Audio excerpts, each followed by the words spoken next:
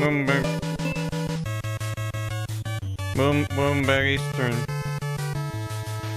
Welcome back to case 3. How you doing? How you doing? Welcome back. It's been a minute. It's been more than 2 days, which means I don't remember anything about what happened. So everything's fine, right? Everything's good? Everything's good. Case 3 is set into my bones. What is with this series? And case 3 always has to be just the most. Actually, it's usually case 2 is when I break. But we've been accused and confirmed guilty. I don't have all of my courtroom knowledge has left me. We've been sentenced. We're guilty of a crime we did not commit, and then while we were being accused of that, another crime was committed, which we have an amazing alibi for, and yet, I guess we're guilty of that too. Yeah, we're gonna have, it's gonna turn into a room escape game, and we're gonna bust out, right? It's good. It's kind of, everything's flimsy. Everything about this case is the most like, what do you mean? What do you mean? We've introduced so much doubt into the case. We're like, well, I guess it had to be you. But anyway, let's get caught up. We're gonna do it. We're gonna do it. It's going. Hope everyone's having a good one. In case you missed it last night, we had another stream on Stod's City of Stod's stream. He likes to stream game shows, and we did a very fun game show last night, called The Hit List, which is from the UK, and basically a name that tune kind of thing. If you missed it, I yelled about it in the Discord. You shop in Discord, I yell about things on there. And there's no VOD for that stream, deliberately. He did not want this VOD to be public because it was all just like actual licensed music. That's how they do in the show. And you know, obviously for the show, whatever. Point being, it was a very fun time, but it was meant to just be a live stream. So yeah, it was good. UK game shows, yeah, I know. Yeah, I knew one or two things. I had very low hopes going into it. Because I mean, I know a lot of music. I've listened to a lot of music, but it's a different skill to be like, I recognize this, as opposed to I know the name of the song and the artist. And so I watched Stod's before ahead of time sent us a YouTube video where someone uploaded an episode from the show, and I was like, wow, yeah, this sucks. Especially I realized like anything that was newer than like mid 90s, especially 2000s, I was like, nope, I might know it. Once you get into 2010s and later, that's when I, like, no longer was just as exposed to pop music and was more just like, I can just listen to exactly what I want all the time. And so that was when I was like, I've either never heard this or I'm like, I've heard it in, like, a store, but I don't know what it is. So, anyway, this one. A tomato-based kitten? What does that mean? Yeah, sure. Hopes going into it. That's why I didn't get high hopes of my pan. That's why I didn't get high hopes of pan. That fucked me up because he was like, this artist has an exclamation point in their name. And I was like, that can only be Pink. And it wasn't.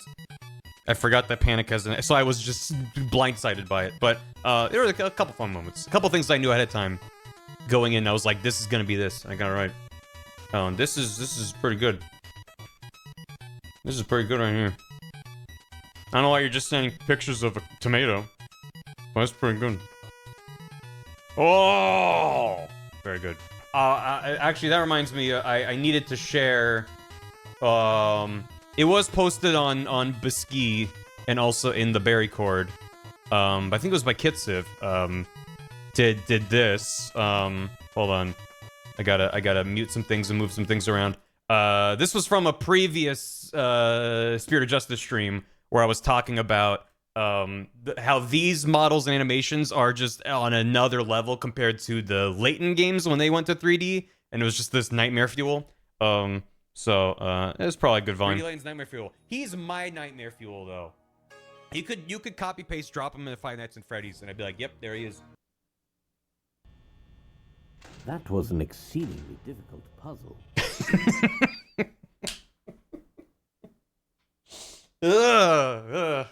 It's good. It's good. I especially love the slight muffle in the audio once the door drops down there. It's very good. That was an exceedingly difficult puzzle. It's good. It's good. It's good is the thing. So thank you for that, Kitsu. There was another thing too. Uflame just posted this in the Barry Court earlier today that they wanted to make this based off of a done bit I did about Inga, where I was like, you have to read between the lines, and then between the lines is just the same thing as the text.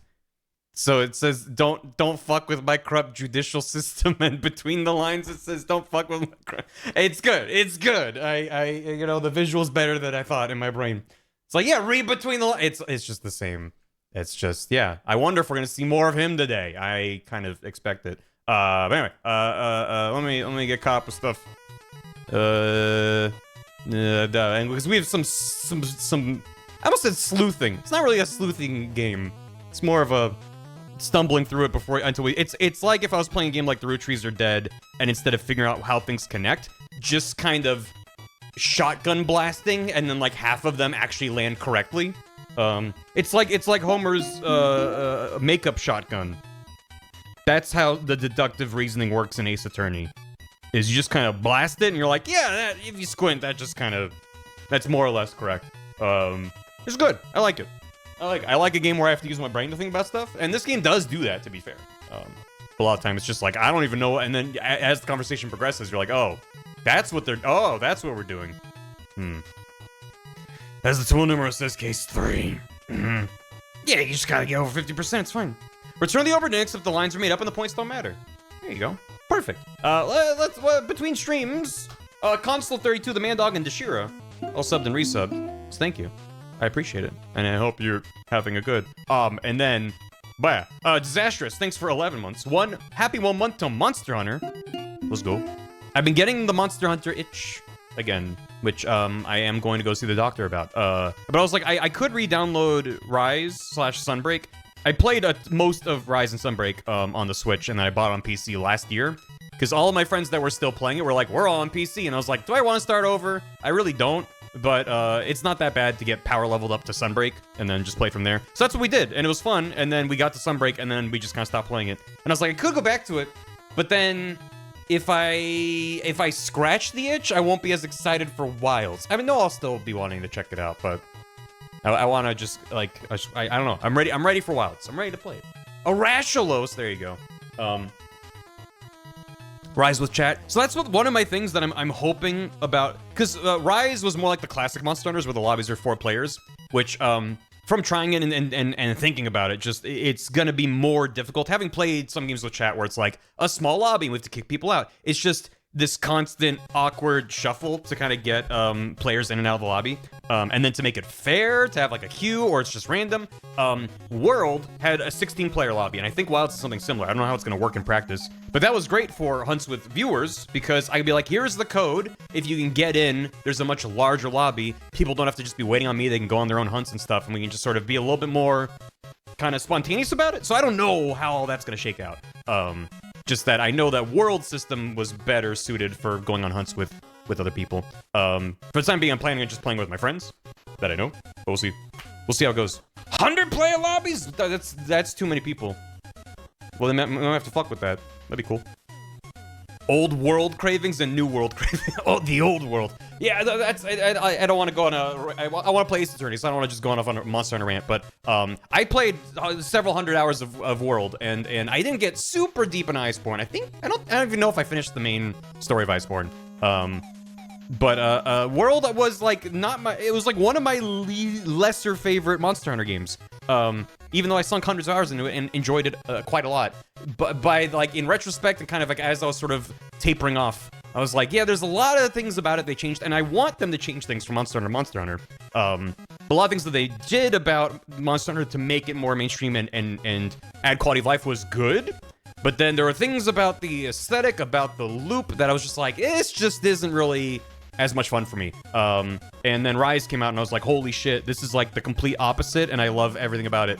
But I'm ready for a game that's kind of in the middle. I'm hoping that Wilds is not just more of World, but I don't want Rise too. I would think Rise is great, but a lot of things that people don't like about Rise, I understand, where it's more arcadey, it's more frantic and fast-paced. You have just all this insane mobility with the wire bugs and palamutes, and I love it, but also there's some part of me that kind of misses the old Monster Hunter, like, preparation of like, okay, I need to take this shit seriously and I can't just wing it on the spot. Which, to be fair, later in Sunbreak, you get stomped really bad.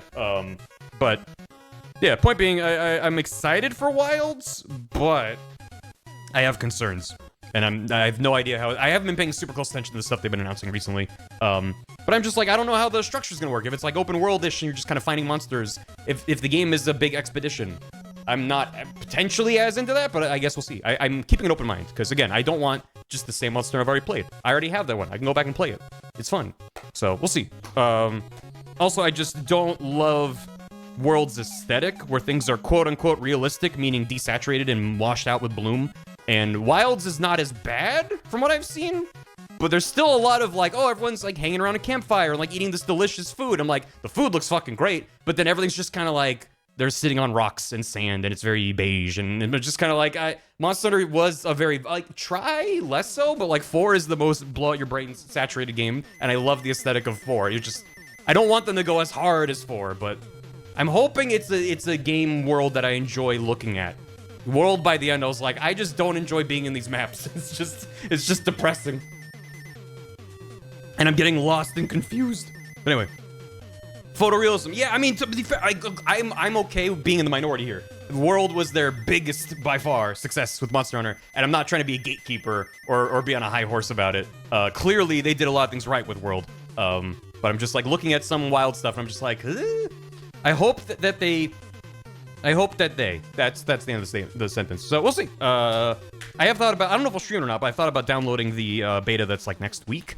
Mostly because I want to make sure it runs on my PC well. Because I know it's not the fully optimized version at launch, but if even on my gigantic brand new PC, if it is like kind of a rough game to run, I'm like, maybe I'll get it on PS5 just so it's like a little bit more stable. I don't know.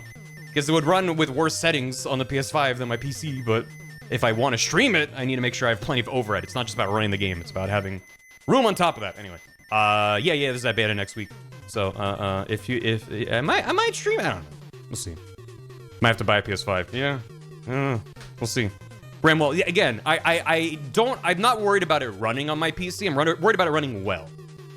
If I have to run it on low settings just to be like, okay, now I have a solid frame rate, and then what? Because if you're streaming, that's just using a bunch of CPU and resources on top of whatever you're playing. Which is why my old PC that I upgraded from could still play almost every game I wanted to play just fine, on like medium settings even, for even larger releases. It was just like, if I'm streaming it, now my game is crumbling and things are lagging, and every time my PC pings some Windows bullshit in the background, everything just kind of crunches and stutters. It's like, I just need to have breathing room. So, anyway. Will it? We'll see. We'll see. I'm still not convinced that this webcam's not gonna freeze on me at some point. I'm just bracing for it, so. Anyway, I said I wouldn't go on a long rant, and that was not a long rant by my metrics. Unclever Title, thanks for 15 months. Bar 3. Zavis TV, thanks for the Prime. Thanks for Prime subbing.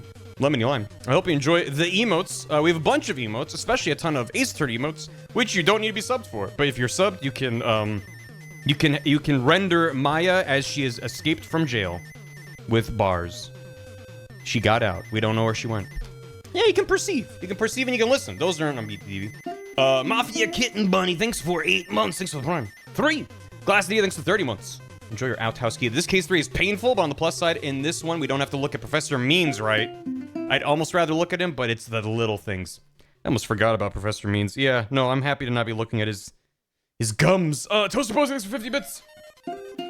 Happy Devil May Cry trailer with Limp Bizkit Day to all who celebrate. Is that today? You, young lad out there, what day is today? Have I missed it? Have I missed DMC trailer with Limp Bizkit Day?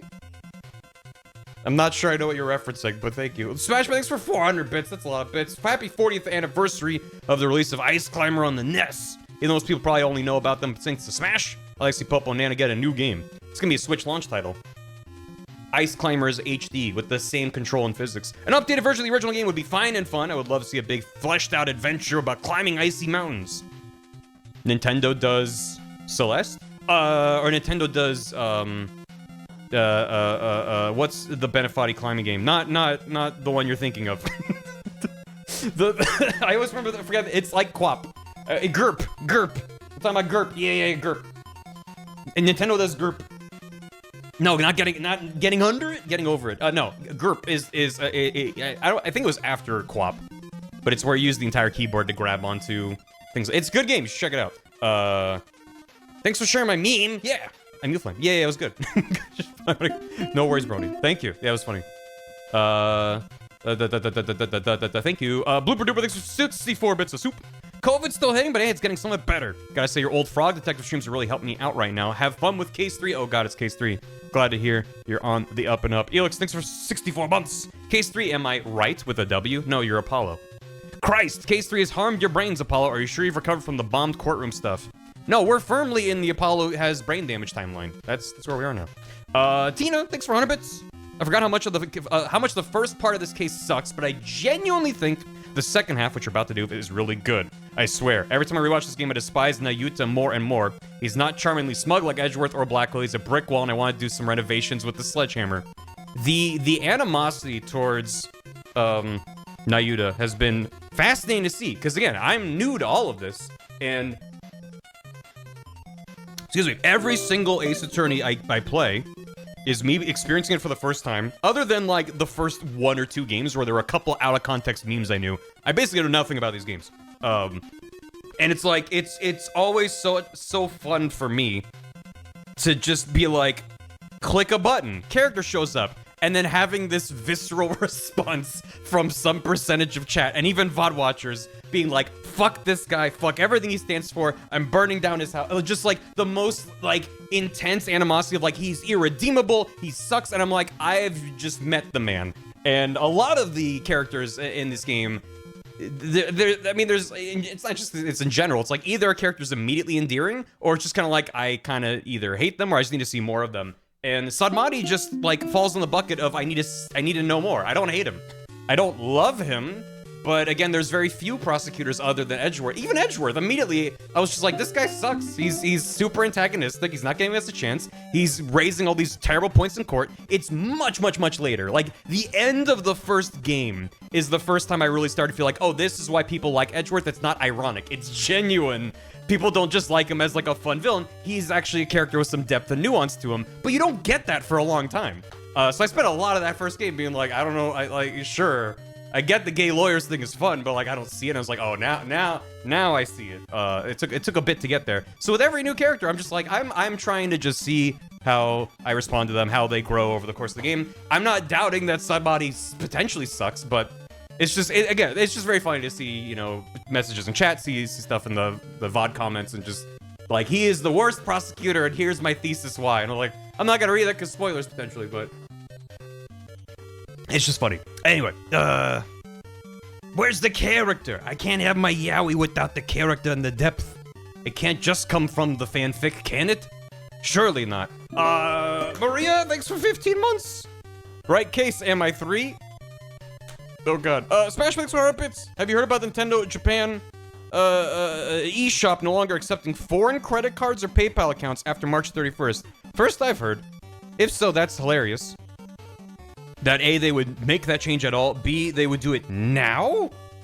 Because for a long time, people have been saying like, oh, just, you know, set up a second profile with the Switch for Japan. Because then, except I don't know if that would impact it. Because the main thing I knew people would use it for was for the different, not virtual console, just like the Switch Online consoles. So if you download the Japanese version of the N64 app, you'll get different games that are only in their version or whatever. So, I don't think that the credit card change would change that, because it's still the account you're paying for. You're just saying I live somewhere else, I think. I don't know how it worked. I never did it myself. I never cared enough about the exclusive games on the Japan one. So anyway, except for random bullshit, go. Fuck tinnitus. Oh no! It's cutting edge and grateful. Hey, hope it works out. Thank you. Isn't the worst? He's pretty collected and chill. He's so outwardly antagonistic to Blackwell, so smug asshole like Godot. Something like the way he talks to people. Godot was a smug asshole with like level 5,000 charisma. So I immediately enjoyed Godot. I was like, and also like case 2 or whatever case it is. You're like, okay, I know Godot is Diego, but like, how did this happen and what's his deal? So it's this interesting mystery around him, but just when he first shows up, you're like, just his design. He's got, like, cyber goggles. Oh, what the fuck is going on with this? It's great. He's just a great design, and he's super smug, and his animation, his sprites were just so good. He's just immediately compelling, as opposed to, like, a tall, stoic figure being like, I'm doing, like, when Sadmati does his prayer no jutsu, That's like fucking delightful. I love it. But normally he's just like very calm and collected. Which just makes it satisfying when he breaks and starts to sweat, right? So it's a different flavor.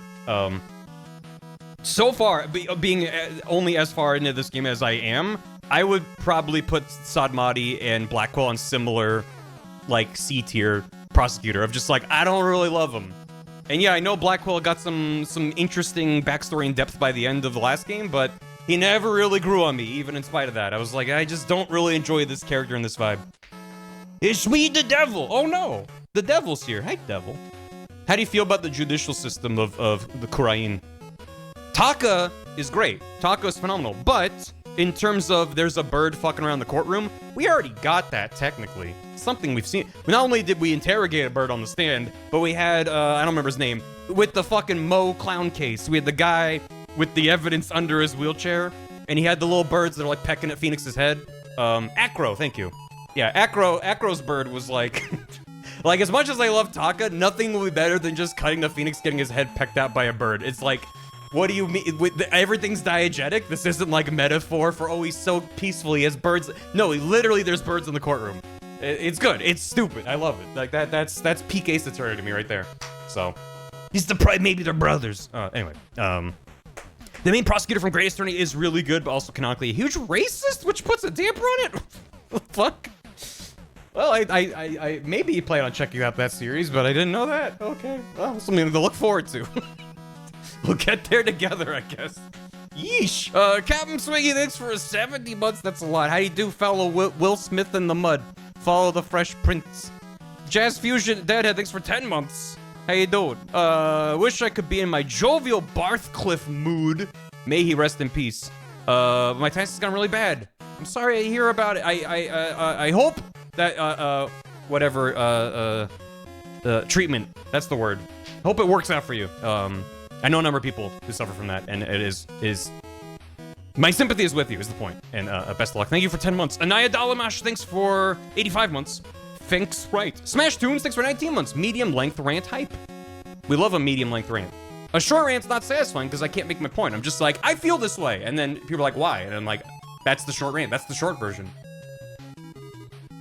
Medium is I'm gonna have like a 30 thoughts collide out at the same time, and 2 will kind of half form and fall out. And then the long rant is I'll get there, but I'll get my point across. It's just gonna take me an hour. Kitsune Civ, thanks for 52 months. Good news, 3D Layton left the door. Bad news, 3D Layton entered the walls and won't stop talking about puzzles. I should just add a bunch of Layton noises to my soundboard that's just all muffled. Just in the walls, talking about puzzles. It's the equivalent of the SpongeBob meme, which did come up when we did Wormtown, which is why I'm thinking about it. Where he's like, I cannot confirm if SpongeBob is alive or dead until we look in the box. And then he's saying, I make crabber patties.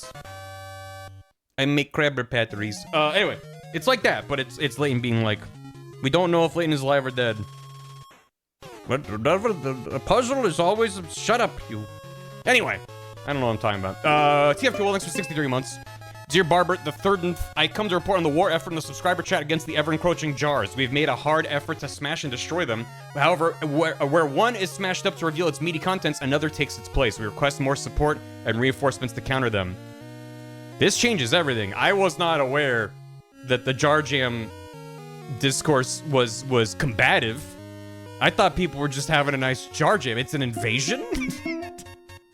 The subscriber chat lore runs deeper than I thought.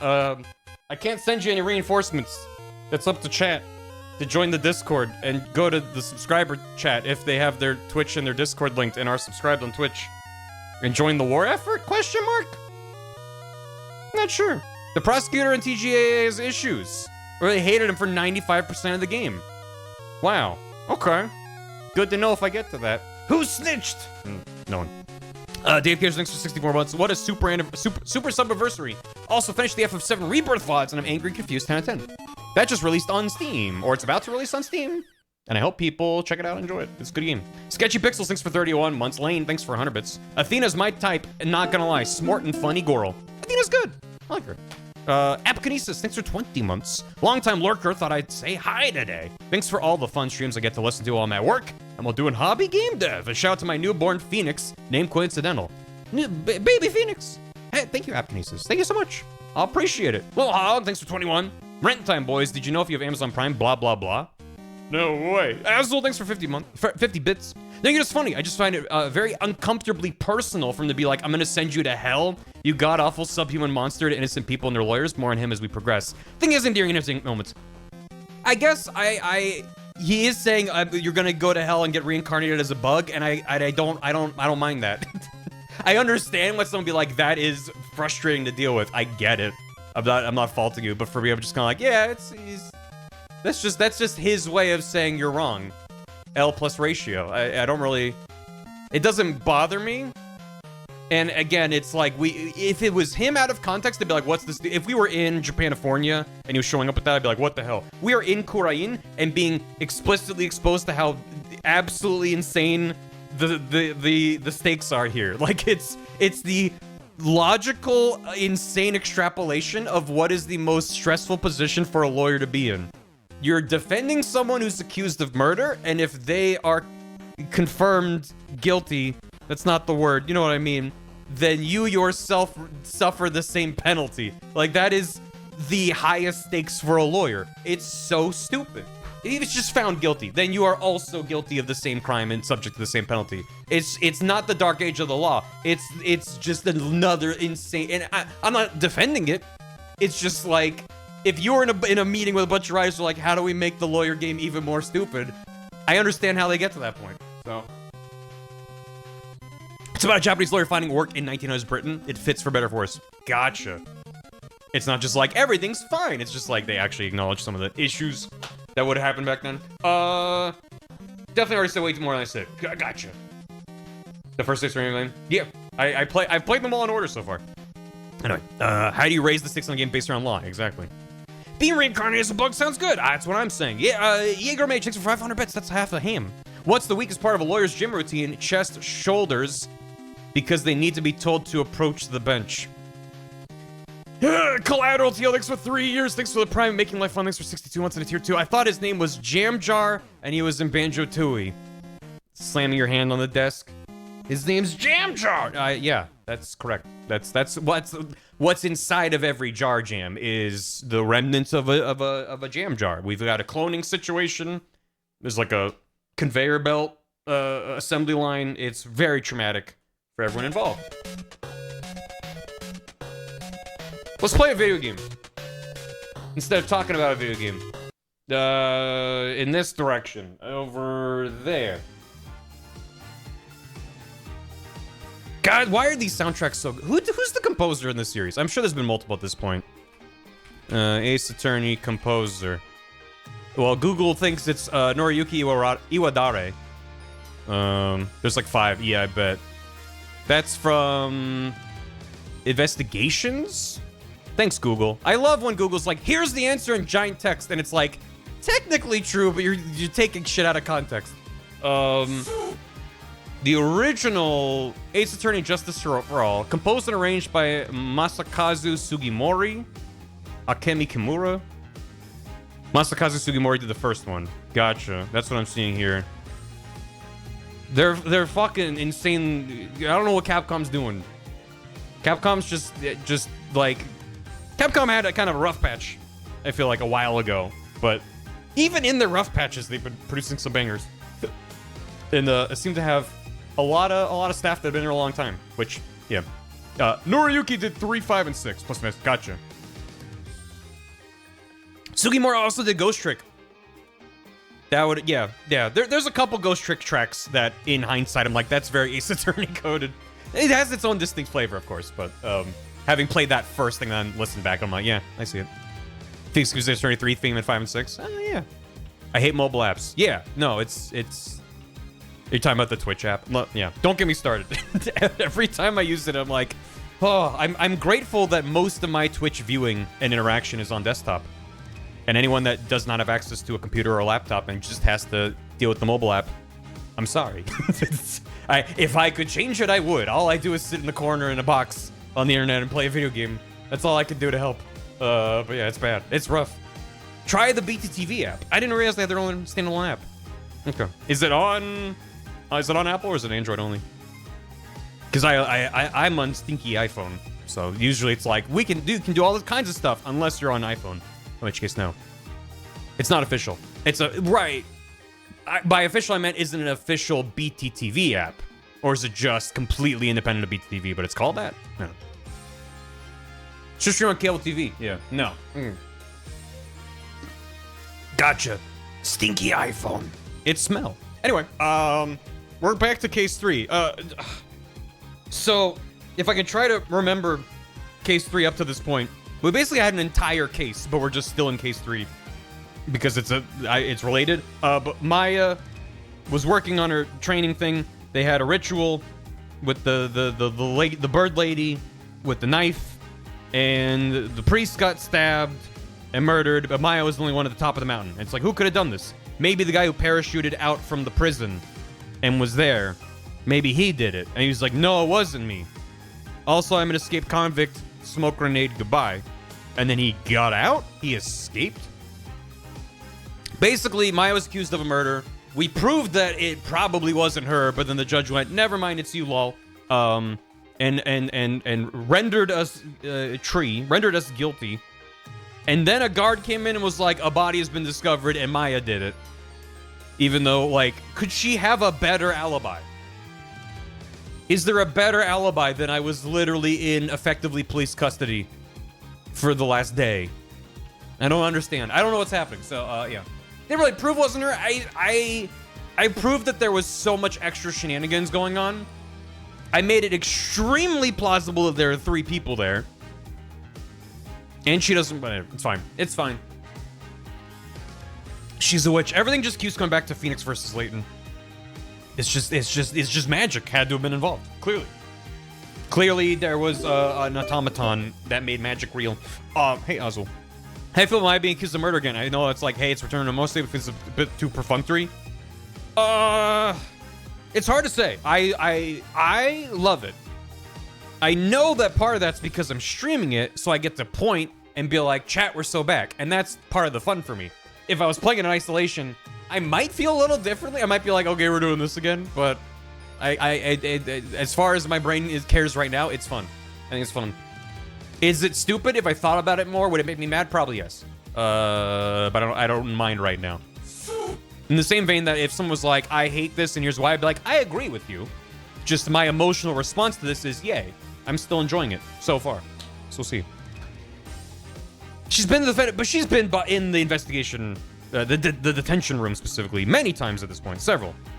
And this time we literally got her behind bars because the detention center in Kurain just has bars. So it's like, I wish I could have been like, actually, I knew about this going in, so wink, I got you. No, I put her in the jail cell. I replaced Barvatar with the Maya based off of a one-time instance.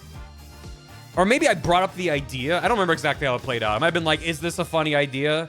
Would it get usage? And chat was like, yes.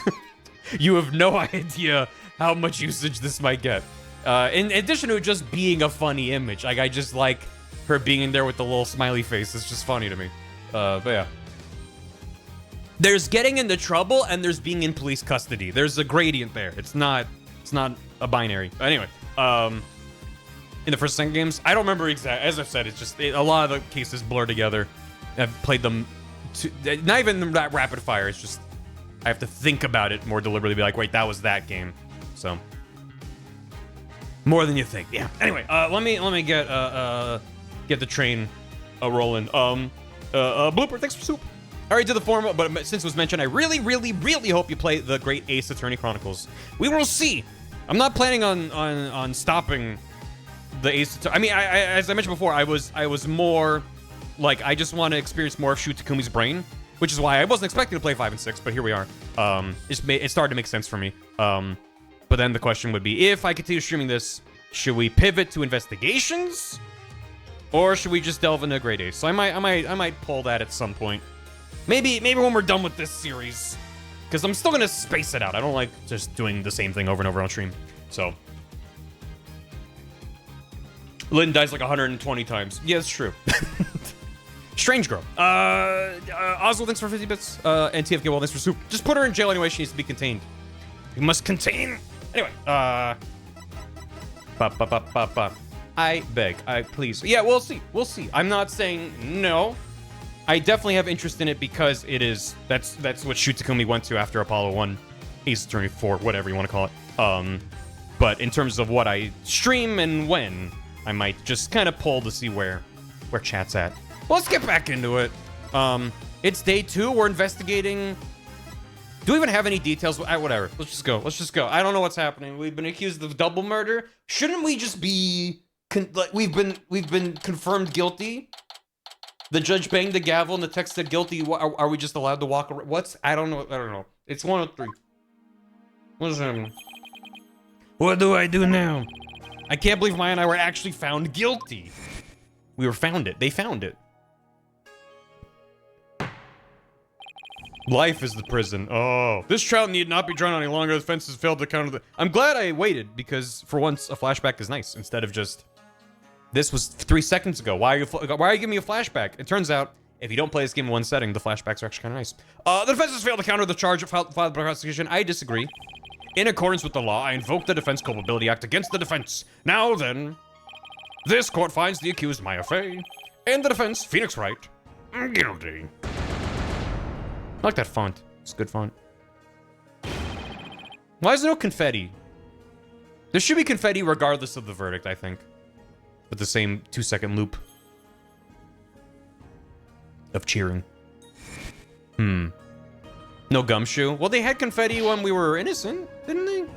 There was cheering. I don't remember if there was confetti. Mr. Wright, Albie, I saw the whole trial. What's going to happen to Miss Maya now? What about me? I'm worried about that too. But right now, there's butterflies. Delicious butterflies. I have a thing to report, Prosecutor Sadmati, which I have to do in court for maximum drama. Yes? This dagger? Right, the dagger which wasn't found. Yeah. It bears the fingerprints of Maya Fey on it. Right now, I need to focus on the next trial. The murder of Acolyte Zealot, right? That's who got murdered. The guy who I was suspicious of and stood out from the background. At least the jury's still out on that one, so to speak. 2 murders are most likely connected. If I can get to the bottom of Acolyte Zealot's murder, it might give me the ammunition I need to overturn Maya's guilty verdict. Let me help you investigate. I want to assist any way I can. I appreciate it, Albie. We're talking about a murder. Yeah, but it's gonna be hard for a foreigner to investigate this on his own. You have a point? He's a child. Wish I knew what to do. It's Rafa. I hope Rafa sees the light and joins our side. Thank you for the bits. For country that's all boy, I can't wait to barbecue that lawyer and look at all these executioners and they're just falling out of the sky. It's weird they're waiting to do until they do additional investigation complete to determine his guilt. Maybe the idea is that we've just, by proving that there's faults in their system, there's enough people within the system to be like, maybe tap the brakes a little before Inga wakes up and he's like, hold on. Why are these unstamped? Isn't that your benevolence? Princess Rafa? Oh, it is you again. Hello. The dead lawyer walking, guilty of abetting a murderer under the Defense Culpability Act. You don't need to be smug when you say that. I see she hasn't lost any of her charm. I like when it just the ... comes out and then the pacing of it kind of has like a ... It kind of has like a little rhythm to it. It's good. Why the long face? A horse walks into the bar. I'm saying the joke out of order. Bartender. Anyway, I thought you'd be glad I was found guilty under the DC Act. I am in no mood to take joy in your suffering. Normally you would, though? For I was unable to defeat you, and I had to leave the job to others. I failed in my secret duty as the royal priestess. I guess that answers my question. Because I'm rendered like this. Have I misunderstood the voice of the Mitama yet again? This cannot be!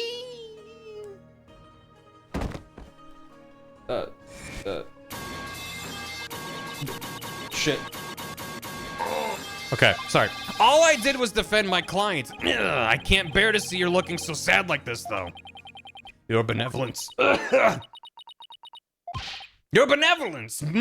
Oh. Barbed head. I thought you had already begun your journey to the Twilight Realm. I'm not dead yet. I feel happy. I still have an investigation to do for tomorrow's trial. What's this? Do you mean to say you have not given up yet? That's right. I'm gonna prove my innocent tomorrow. But why? Why do you refuse to give up? I cannot fathom such obstinacy.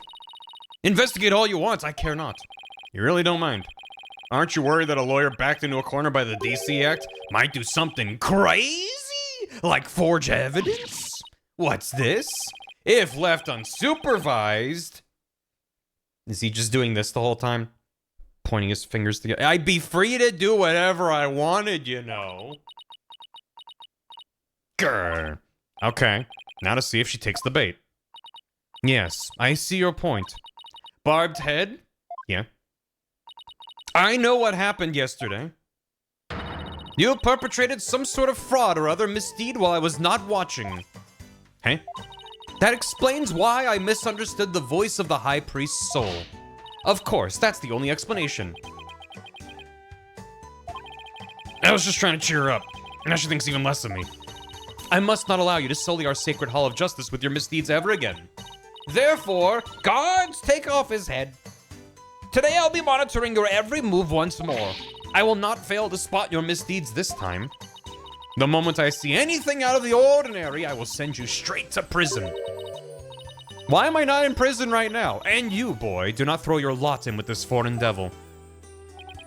But your benevolence, it's okay, Albie. You don't need to worry about me. I'll be back before you know it. But first, I should probably lighten my load a bit. Albie, will you destroy all this evidence? Sorry, would you mind holding on to some evidence for me? Of course not. I'm always glad to help.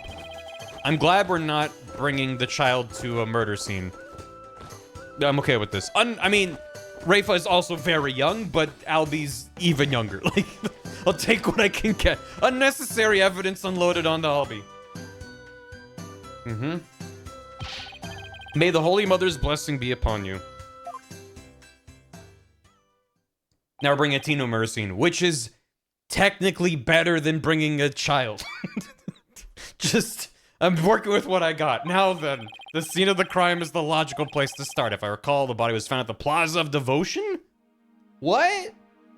Where there were a dozen people praying nonstop for a couple days? What do you mean? What do you mean? What do you mean? None will be able to focus. None. I'm not a Koreanist, but maybe if I prayed with all my might, the Holy Mother will help me. Who am I kidding? I have to figure out how to solve this case myself. I can hear the monks' prayers all the way over here. Maybe the Holy Mother would answer mine if I slipped in with theirs. Here goes. Please let me save Maya. Did it work? Can I hear their prayers because there's a speaker system? I look a little haggard in my reflection. It's like the water showing me how I feel on the inside. Wait, what am I doing? I have to stay strong, especially for Maya.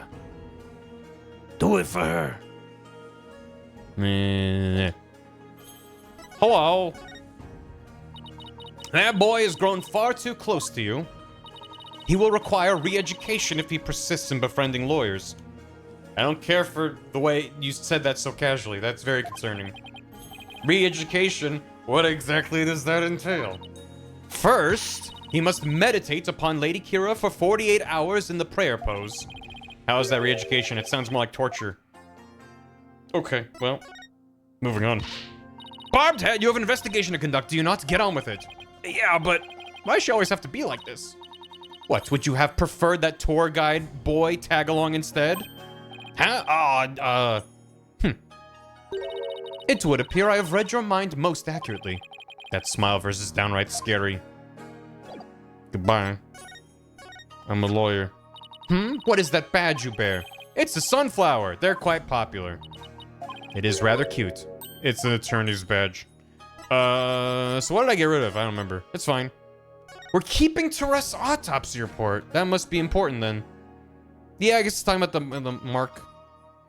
Members have been inflected by... Yeah. Yeah, no, actually, I see why we kept it.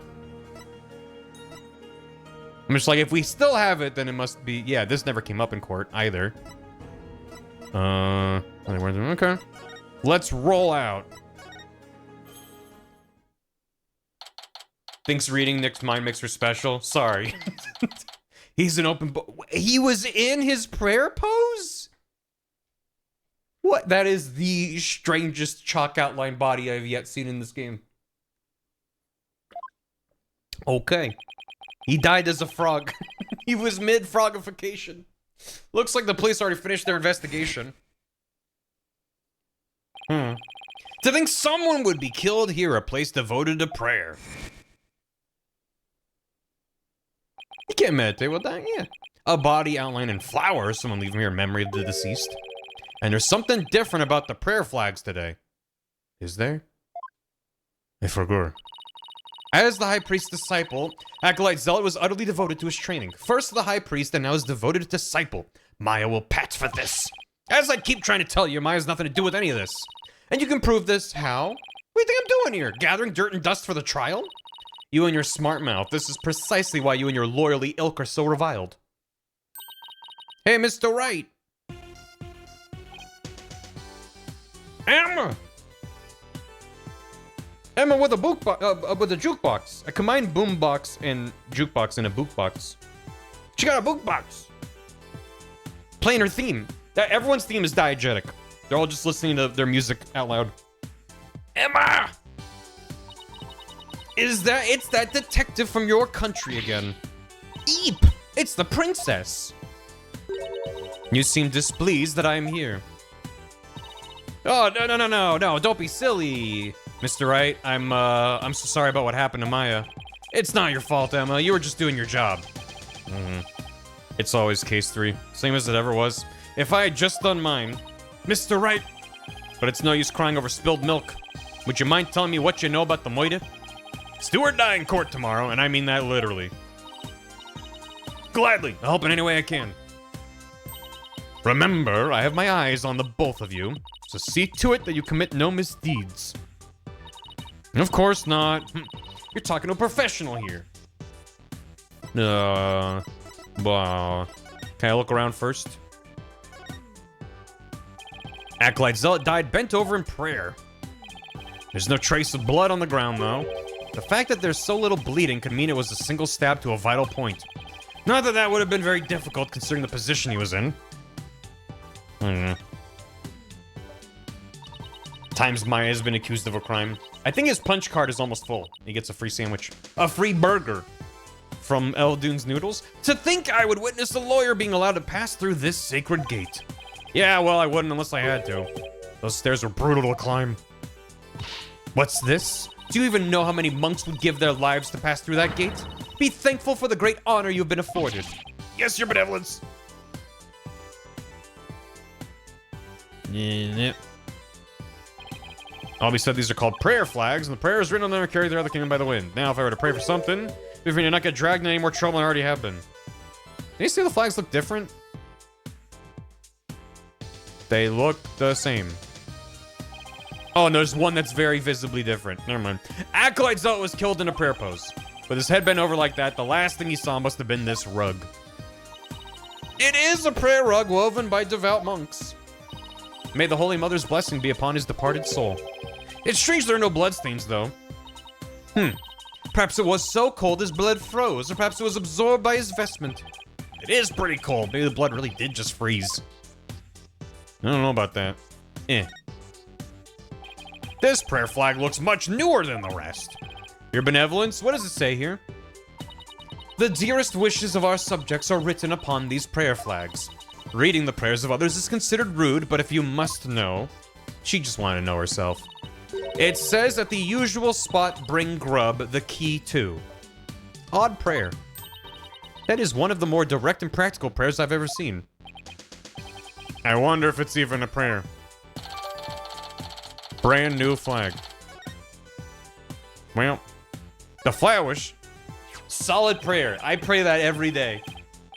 Dear Lord, meet me in the usual place. So these flowers were... Bring grub. These flowers were left here in memory of Zealot. What are they called? They are known as Namanda, and they are given to express sorrow when a life is lost. It seems offering flowers in memory of the dead is a universal practice. The flowers. Anything else? Anything else? Did I miss anything? I kind of wish it gave you text to be like, you did it, instead of examine. I've already searched here. That's usually my cue. There's nothing left. Whatever. Minor detail. I'm an attorney. Congrats on your return. Thanks. Good. Give me the luminol. It looks delicious. It's been ages since you presented evidence. It hasn't been that long. At this point. Okay. Hi. Let's see. How about starting with an overview of what happened? Sure. The victim is Puree Zealot. Did I know his first name was Puree? I don't remember. I might have. He was the high priest's disciple. His body was discovered around noon today. I did. They mentioned that last time. I hope you can forgive me for blacking that out. Right after the Wright wrapped up. So during the high priest's murder trial. That's right. Praise a lot. Or praise zealot. It works either way. Apparently he's been here praying since the day before the Wright even started. Puree! Talk about serious devotion. Yeah, I barely lasted a few minutes. This is a picture of his body. Ew. What's with the tattoo? That dagger in his upper back looks like it would have been particularly painful. Youch. I heard about acupuncture, but this is ridiculous. Ho ho ho. Ooh, Nick, please. Is that a tattoo on the back of his neck? It's peach-shaped. Peaches. Everyone started leaving when the prayer was finally done. But the victim remained bent over in prayer, and when they went over to check on him, they discovered he was dead. So he was murdered while everyone was there, and they just didn't notice? Okay. Crime photos out as a court record, yeah. I'm not gonna pronounce his last name as Zealot when it's by itself. It's just whatever. Anyway, the estimated time of death is May 9th. Sometime between... May 9th? May 9th? It's the 11th. The start of the Wright and the discovery of the high priest's body. Oh my god. Too busy praying. Was he just dead when we first saw him? In other words, we believe the crime took place during the purification rite. And the murder weapon was the same ceremonial dagger. I touched his butt. I touched the dead man's butt, chat. Oh god. Oh god. Oh fuck. The murder weapon was the same ceremonial dagger that killed the high priest. Touching the hams. I what now? I go back to the VOD. The prosecution believes Maya came down the stairs after killing the high priest and then stabbed Mr. Zealot with the same dagger. Circumstantial evidence does point to Maya, but what about the cause of death?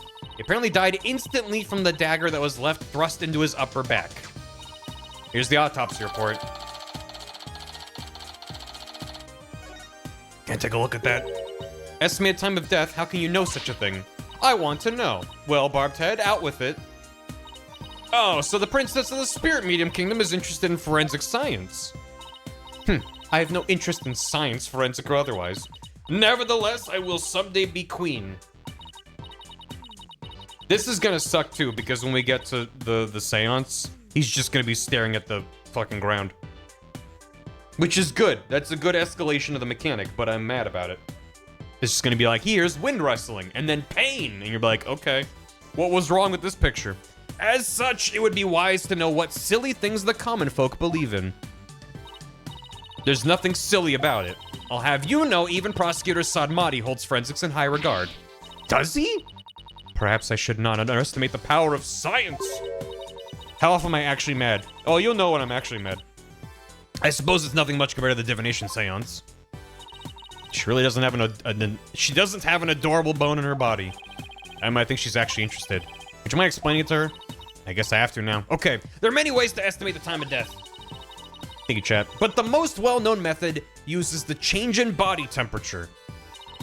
Interesting. Body temperature drops at a steady rate from the moment a person dies. That means we can tell how long someone's been dead by measuring their temperature. I see. That was quite enlightening. Barbed Head, present your forehead now. What? Why? I'm only mad at games when they're not on the start screen. Start screen calms me down.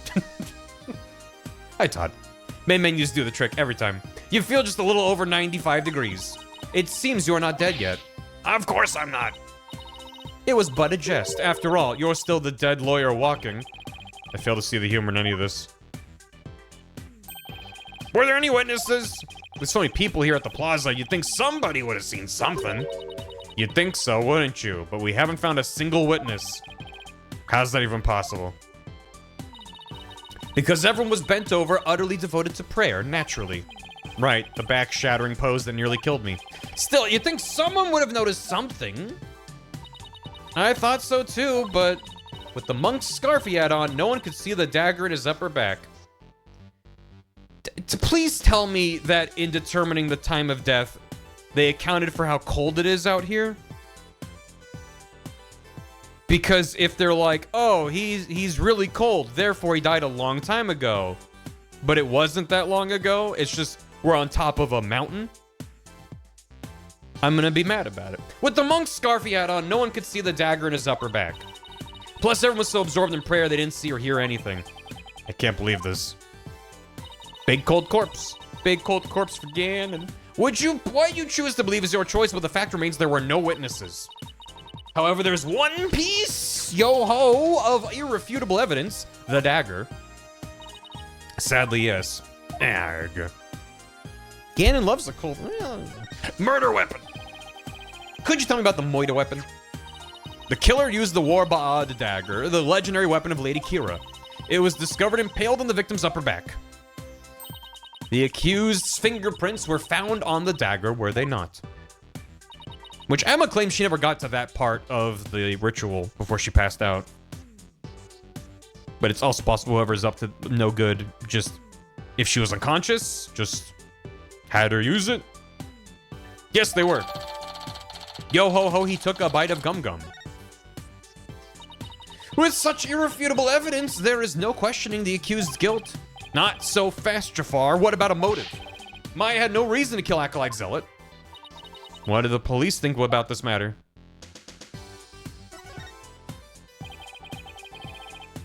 Pirates are cool, but I prefer Euler's constant weevils. What? Maya had no reason to kill Acolyte Zealot. So you say, but let us now hear what the police think about the matter. Pirates. I get it now. The police believe Maya is the Lady Kira figure has been battling the rebels. And since Mr. Zealot was the disciple of the High Priest who turned out to be a rebel, I still don't think he was a rebel, but okay. He too was likely a rebel and therefore met the same untimely demise as his teacher. Brow so it's off that. Thanks for the hydrate. That's how the police currently view the crime. There's no way that Maya is that Lady Kira vigilante. I agree on a personal level, but the police are just going with what today's trial concluded. Ngurk. I really blew it in court today. Okay, that message on the prayer flag seems a little weird, but I think I've seen everything there is to see around here. You have not found or heard anything of particular worth. Are you ready to give up? No, I'm not calling it quits yet. Does it look like you have any hope of winning, Mr. Wright? Emma! I can't really say at this point. All I know is I have to keep investigating. I thought that was crazy enough. My current theory, is that the guy parachuted down from the prison. Somehow Maya got sleepy and fell asleep. He put on the robe, stabbed the priest, and then with the Lady Kira garb, which has like a built-in wingsuit, Batman flew down the mountainside and then landed on top of Acolyte Zealot, and then went, oh shit, really loudly, but then saw everyone was praying and he was like, maybe we're good. And then in getting up, accidentally left the dagger in his back. And then just snuck out of there. I think that's the sequence of events. And Maya accidentally touched the dagger at some point in there, but he was wearing the outfit, which has gloves, I think, so that's why he didn't leave additional prints on the dagger. So it's probably her suicide scene. And then he threw off in dramatic fashion, threw off the Lady Kira cloak and got caught on a breeze and went right up on the top and then landed next to the body from complete blind luck, just complete happenstance. God's cruel joke. That's what happened, Your Honor. I got it in one. What are you two sneaks up to? Dirty little sneak. I would advise you to get back to work if you're done here, detective. Otherwise, I will report you to Prosecutor Sadmati for dereliction of duty. I'm going. Well, see you later, Mr. Wright. And good luck. Good luck. I should really pay a visit to everyone in every place connected with this case.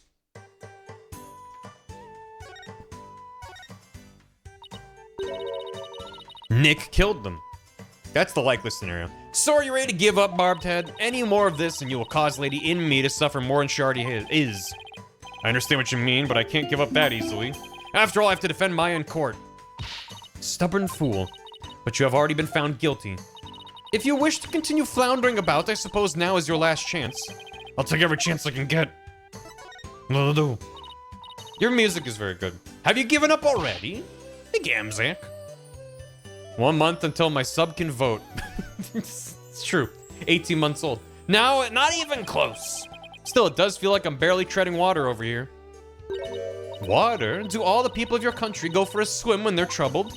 If so, seek the rivers on the edge of town. There you'll find all the water you need. Go ahead, paddle to your heart's content. English idioms go right over her head. He already talked about spilled milk. I thought she was gonna comment on that.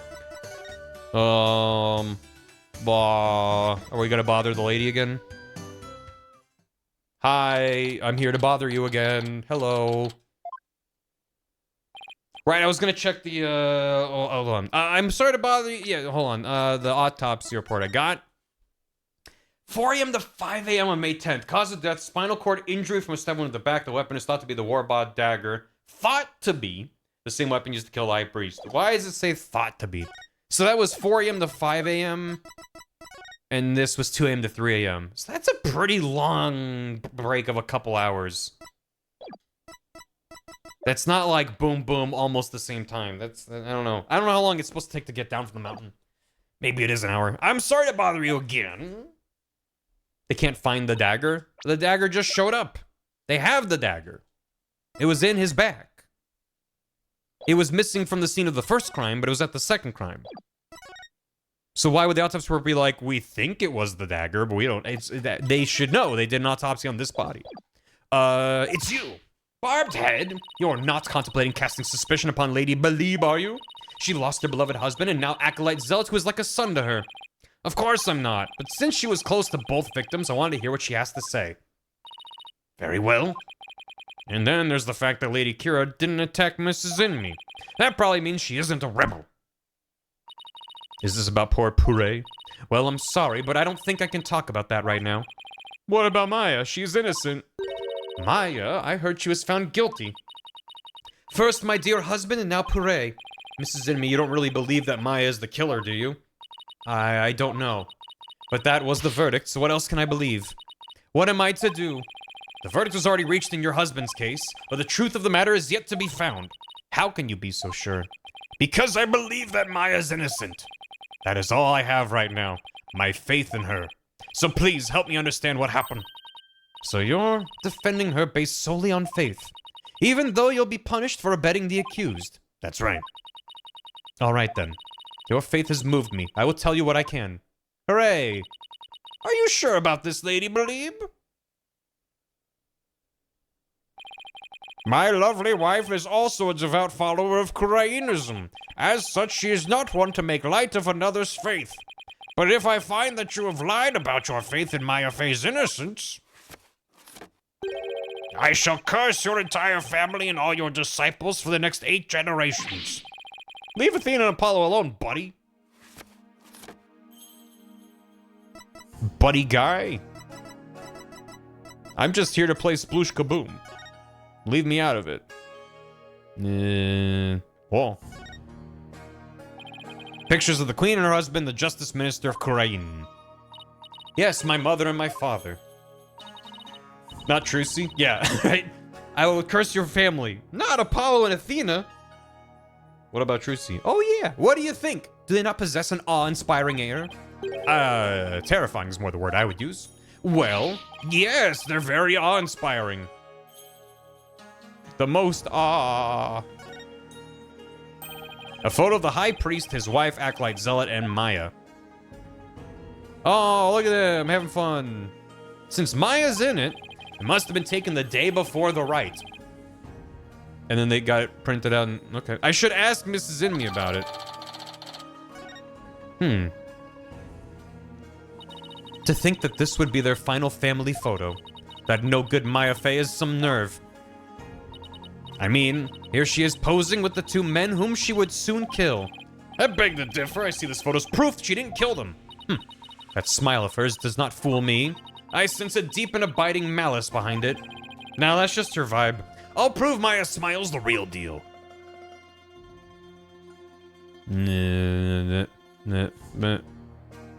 Again? Barbed-head, it appears you're quite fond of rummaging through the garbage. I just thought there might be some other important piece of evidence in here. Oh, is that right? Look, I'm not doing this for fun, really. Doesn't look like there's anything else of interest in there. Or is there? I should check again. Just to make sure. Alright. The bag. Yeah, we had to look at that previously. It's Maya's Steel Samurai bag. What do you think of this dagger? Okay. The photo, though. Can I ask you about this photo? Look at this. It was taken during the Feast of Blessings, the day before the rite was held. She's wearing a Steel Samurai wristwatch. Because of the cultural exchange that Maya told us about. And they made a very important point of stressing the sound that comes from them is slightly different. So that's probably going to be important. It was, oh, is he going to hear that? Did he, wait. When we get to the seance, is he going to hear the theme song? And we have to prove that it's one and not the other? It was taken during the Feast of Blessings, the day before the rite was held. The Feast of Blessings? It's more like an electrum monk. It's an electroplated aluminum monk. Would you mind telling me a bit more about it? How did Acolyte Zealot end up living here as your husband's disciple? About 2 years ago, while my husband was at a spiritual retreat in the mountains, he came across Pere collapsed on the ground. That's when he brought him here. You were always one to help those in need, weren't you, dear?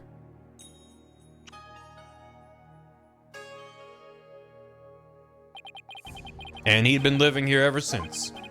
About 2 years ago. That's around the same time Maya arrived in Korean. Yes, he was born into a poor village and had nowhere to call home. Easy come, easy go. My husband felt pity for the boy, so he took him in as a disciple. But not only as his disciple, he was like a member of our family, too. I see. If this is where Acolyte Zealot lived, there might be something I can learn about him lying around. Like the photo. Brass Buddhist? That funky Buddhist. This photo was taken during the Feast of Blessings. He died doing what he loved. The Feast of Blessings. It is forbidden to eat during the days of the rite, so the day before it's performed, we enjoy dishes full of gingyl, an herb known to strengthen the body and mind. You loved the gingyl-based dishes I made, didn't you, dear? Gingyl, I heard you can go 3 days without sleeping after eating some. Yes, but many foreigners don't care for it because of its strong smell. Our customs say that these dishes can only be eaten the day before the purification rite, and only between noon and 3 p.m. specifically. So the herbs were a clock. That's pretty specific. Is it because the smell's too strong? A very good guess indeed. It is to ensure the smell is gone by the time Lady Kira is welcomed the next day. Is it really that strong? Come to think of it, the evening before the murder, an overwhelming odor was all over town. It was like a cross between garlic and mint. As someone who likes garlic and mint, I'm trying to put that in my brain. Would that be... It would be strong, obviously, but like, would I enjoy that? Maybe, I don't know. After the Feast of Blessings, Pere went over to the plaza to begin his supplication. I never thought that would be the last time I would see him. It's a very... Yeah, garlic toothpaste. Well, I'm thinking about mint in terms of cooking with it. But yeah, what was Maya doing at the time? Shortly after Pere left, she went to the temple to prepare for the rite. A diaphanous Dalai Lama? Garlic bread and chew gum. The new flavor of bubblegum. Garlic bread. I don't know what she did after that. Her statement about the feast.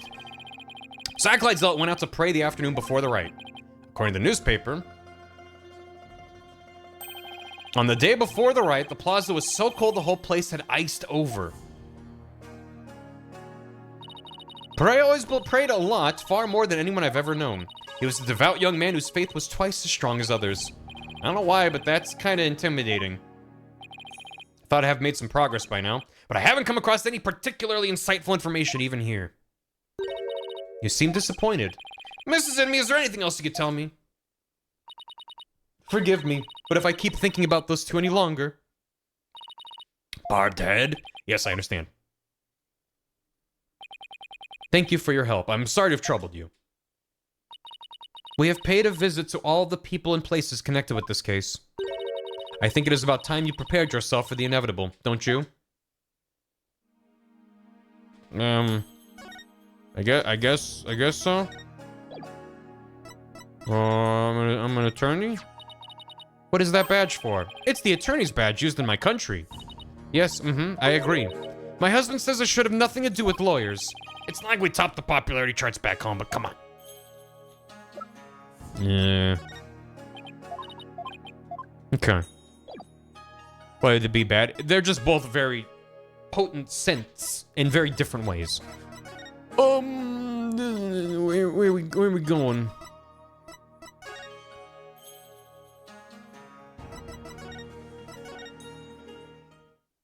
Hello! Maya. I wish the text just typed out Maya. Twitch being Twitch, I never. Yeah, I didn't drop any frames, so maybe Twitch had a hiccup. Maya sure looks tired. I'm sorry, Maya. Oops. I failed to defend you during that trial earlier. No one has a perfect batting average, right? I'm sorry too, Nick. I never meant to get caught up in this whole mess. Even worse, I got you caught up in it too. And you were convicted under that stupid law. Nick, you should really withdraw from this case. I mean, he's in it now. It doesn't really matter. Maybe they'll even commute your sentence if you do. I could never abandon you like that. You might not believe me, but I'm gonna pull off a win somehow. It's not like I don't believe in you, it's just... Don't worry, maybe this extra day in court is a blessing from the Holy Mother. Let's use it to our advantage. Thank God the Holy Mother killed the Acolyte. It might be our lucky break. We'll turn this trial inside out and upside down, you'll see. Okay. You're awfully quiet, your benevolence. It is only a matter of time until your executions are carried out. I simply thought I would allow you to a good talk before you depart from this world. Sorry, we're not giving up yet, and we won't till the bitter end. There is no need to put on a brave face. Your fates were sealed with today's verdict. Worry not of Maya Fey. The Twilight Realm will cleanse the taint from that neophyte's practitioner's soul. Then perhaps the Holy Mother may finally forgive her. Wait, was that her attempt at comforting me? Barbed head, further resistance shall come to naught. Stop your desperate struggle. Accept the judgment that has been passed upon you. She obviously doesn't know me very well. Then perhaps your sentence will be, hold it right there, your benevolence. Why do you always have to be like that? Maya, what are you... What is the matter? I was simply showing some mercy upon your souls. Nick here's risking his life to defend me. And that is why I told you, no, I won't. I told you it'll come to not, no, it won't. Nick is just doing what lawyers are supposed to. He's defending his client no matter what. Enough. There's no place for lawyers in the Hall of Justice, for we have the divination seance. But your insights were wrong. Ugh. Yeah. Oh boy, that's gotta hurt. Nice. Start! Cleanse the taint. Sounds like a fun Friday night. Thanks, Todd. Thanks again for last night. It was fun. That sounds like I'm referring to what you just said as opposed to... Never mind. Thanks, Todd. Appreciate the bits. Don't you get it? Errors are bound to happen if your insights are accepted without question. So I ask you, Royal Priestess, what is your true duty? Do the victims' souls or the Holy Mother herself wish you to judge people in error? Ooh, you dare bring her holiness's name into this? My work here is done. You know nothing, you phony baloney? Whoa, whoa. Mods, whoa. Please, you two, enough already. Guards? Sorry, Nick, I got a little carried away. That's not really like me, huh? Ahaha. No, I should be thanking you, Maya. It's good to have you in my corner. Ban her! How dare you mock me so? You will not get away with this. I was a fool to show you compassion, and to think I could convince you to accept your fate. So struggle all you want in the Hall of Justice tomorrow. You will receive your just desserts. Sorry, just deserts. As the scorn of our kingdom is heaped upon you. I can see straight through that contorted smile on your face, you know. She may say these terrible things, but it's just the way she was raised, I guess. Desert. Could you try to remember what happened one more time? Typo. Woo. I love sand. It's coarse and rough and goes down smooth. I've been trying as hard as I can, but I can't remember anything from the middle of the right onward. Right. Just deserts is how you spell it? I disagree? I disagree, question mark? That's the way that phrase is spelled? What? It's not just desserts? What? Just desserts is derived from French? What? Huh? Then why do we pronounce, wait, what, huh? Take it up with the, huh? Hold on. Hold on. No one talk to me. Just desserts versus just deserts. Merriam-Webster. Despite its pronunciation, just deserts with one S is the proper spelling. Holy shit. I hate English so very much. The phrase is older than dessert with two S's, using an older noun version of desert, meaning deserved reward or punishment. What the fuck? What the shit? Well, never mind. I'm sorry I was antagonistic towards the correction. I retract my hostility. We're so bad at pronouncing shit. Well, yeah, we love stealing from other languages and being like, I made this. But this is your D's. Except that was me just being like, is D's a word? And you're like, fuck you. And apparently it's in the dictionary as an archaic spelling of days. Based on the way the second word in just desserts, the punishment one deserves is pronounced, one would be forgiven for imagining it came about in reference to some form of discipline involving custards, cookies, or petit fours.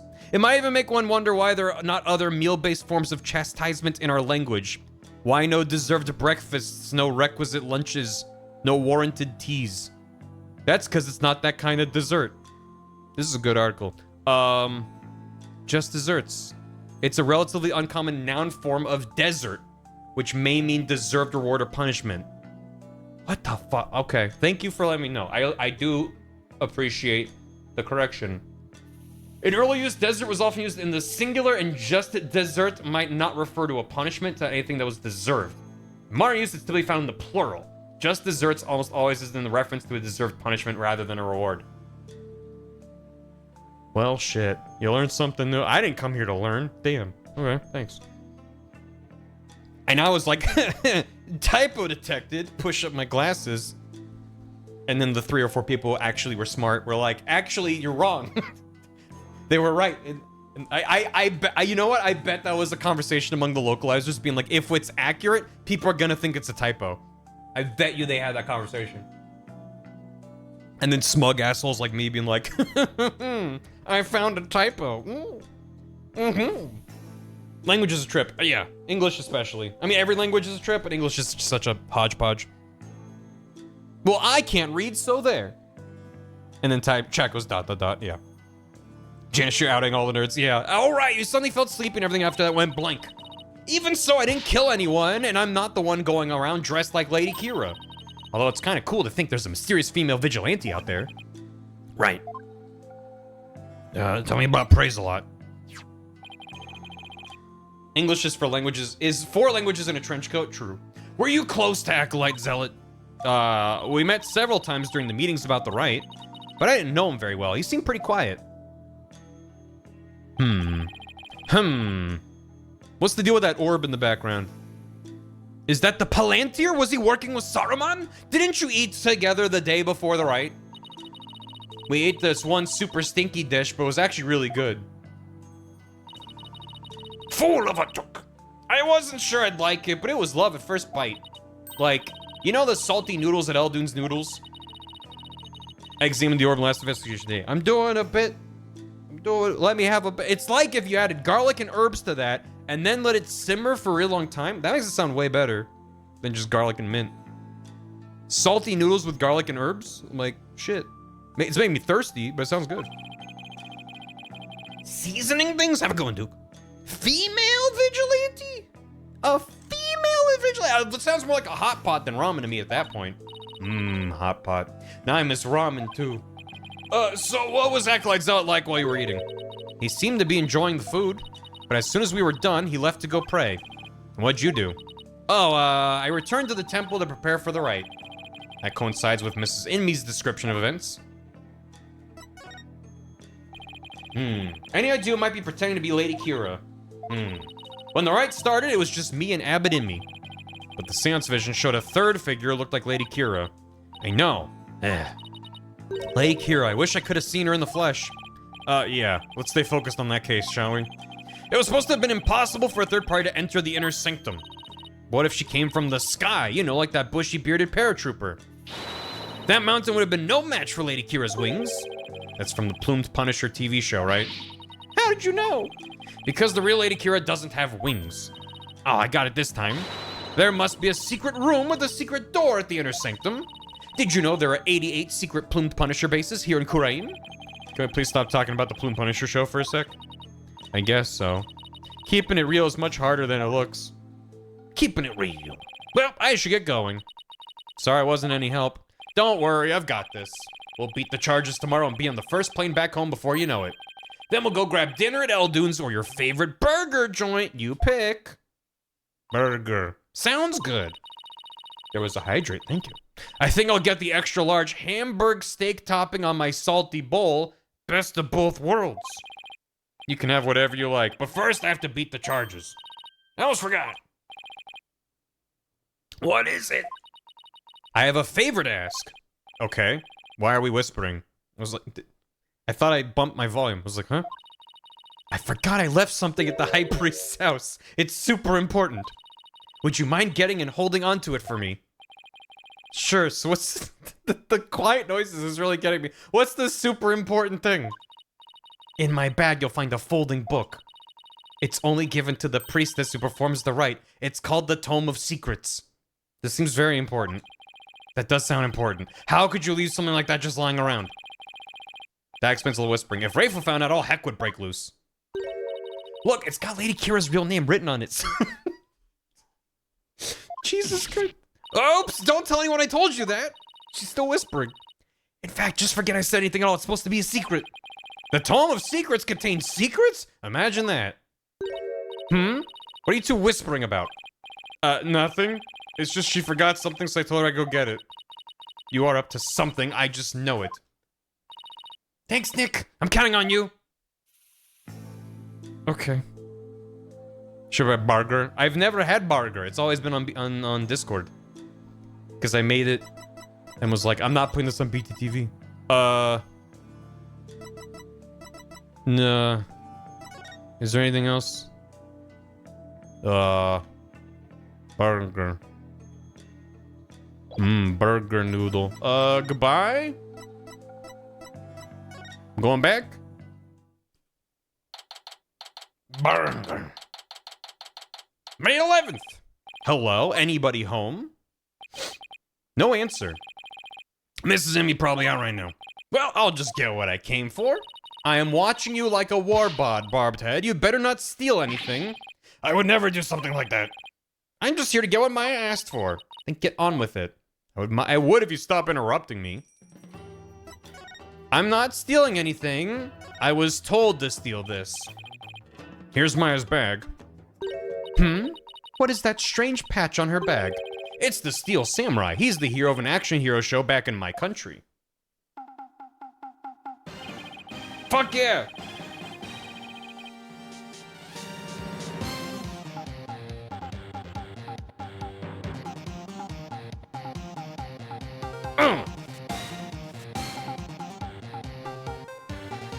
One time he poked the moon out of the sky with his long stick.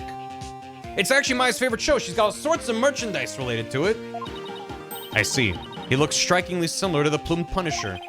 They're similar, but he's definitely came first. Did Maya ever own home here? She stayed in temples for 2 years. Did she stay with them the whole time? I don't remember. Split it in twain. A ramen burger recipe? Sure. I was like, I mean, technically it's relevant. So fair, fine. I try to keep links just relevant to stream. Otherwise, it's better in like the Discord or something. I see how interesting. Rafa seems genuinely intrigued. It's just the original, it's good. There must be a common thread between Plume Punisher and Steel Samurai fans. Come to think of it, didn't Maya mention something about trading with a Plumed Punisher fan? Yeah, but I digress. I better find what she asked me to look for and get going. Let's see here. This must be that Tome of Secrets Maya was talking about. Neat. Well, Barbed Head, are you finished now? Hold on a second. The string around it's coming undone. Oops. Oh. Neat. Doxed. Ah, you fool! Do not lay eyes upon it. Put it away quickly before we go blind. Oh. Relax, my hand just slipped. This is the Tome of Secrets. Are you trying to get us cursed? Lady Kira is liable to swoop down and gouge our eyes out. All right. This book is related to Lady Kira, isn't it? Your Benevolence, would you mind if I asked you some questions? This is not something I would normally speak about to an outsider such as you. Well, can't you make an exception? If you insist. Nina? Oh. It took her a sec to show up, so I thought maybe... What of this folding book? Yes. I see. This very important tome is bestowed upon the priestess in the purification rite. Gulp. Very important? What's written inside? Yes, yes. Yes, I see. Really? Is it all right to reveal that? Your Benevolence? Patience, patience. The book contains Lady Kira's true name. Oh, I'm pretending to be surprised.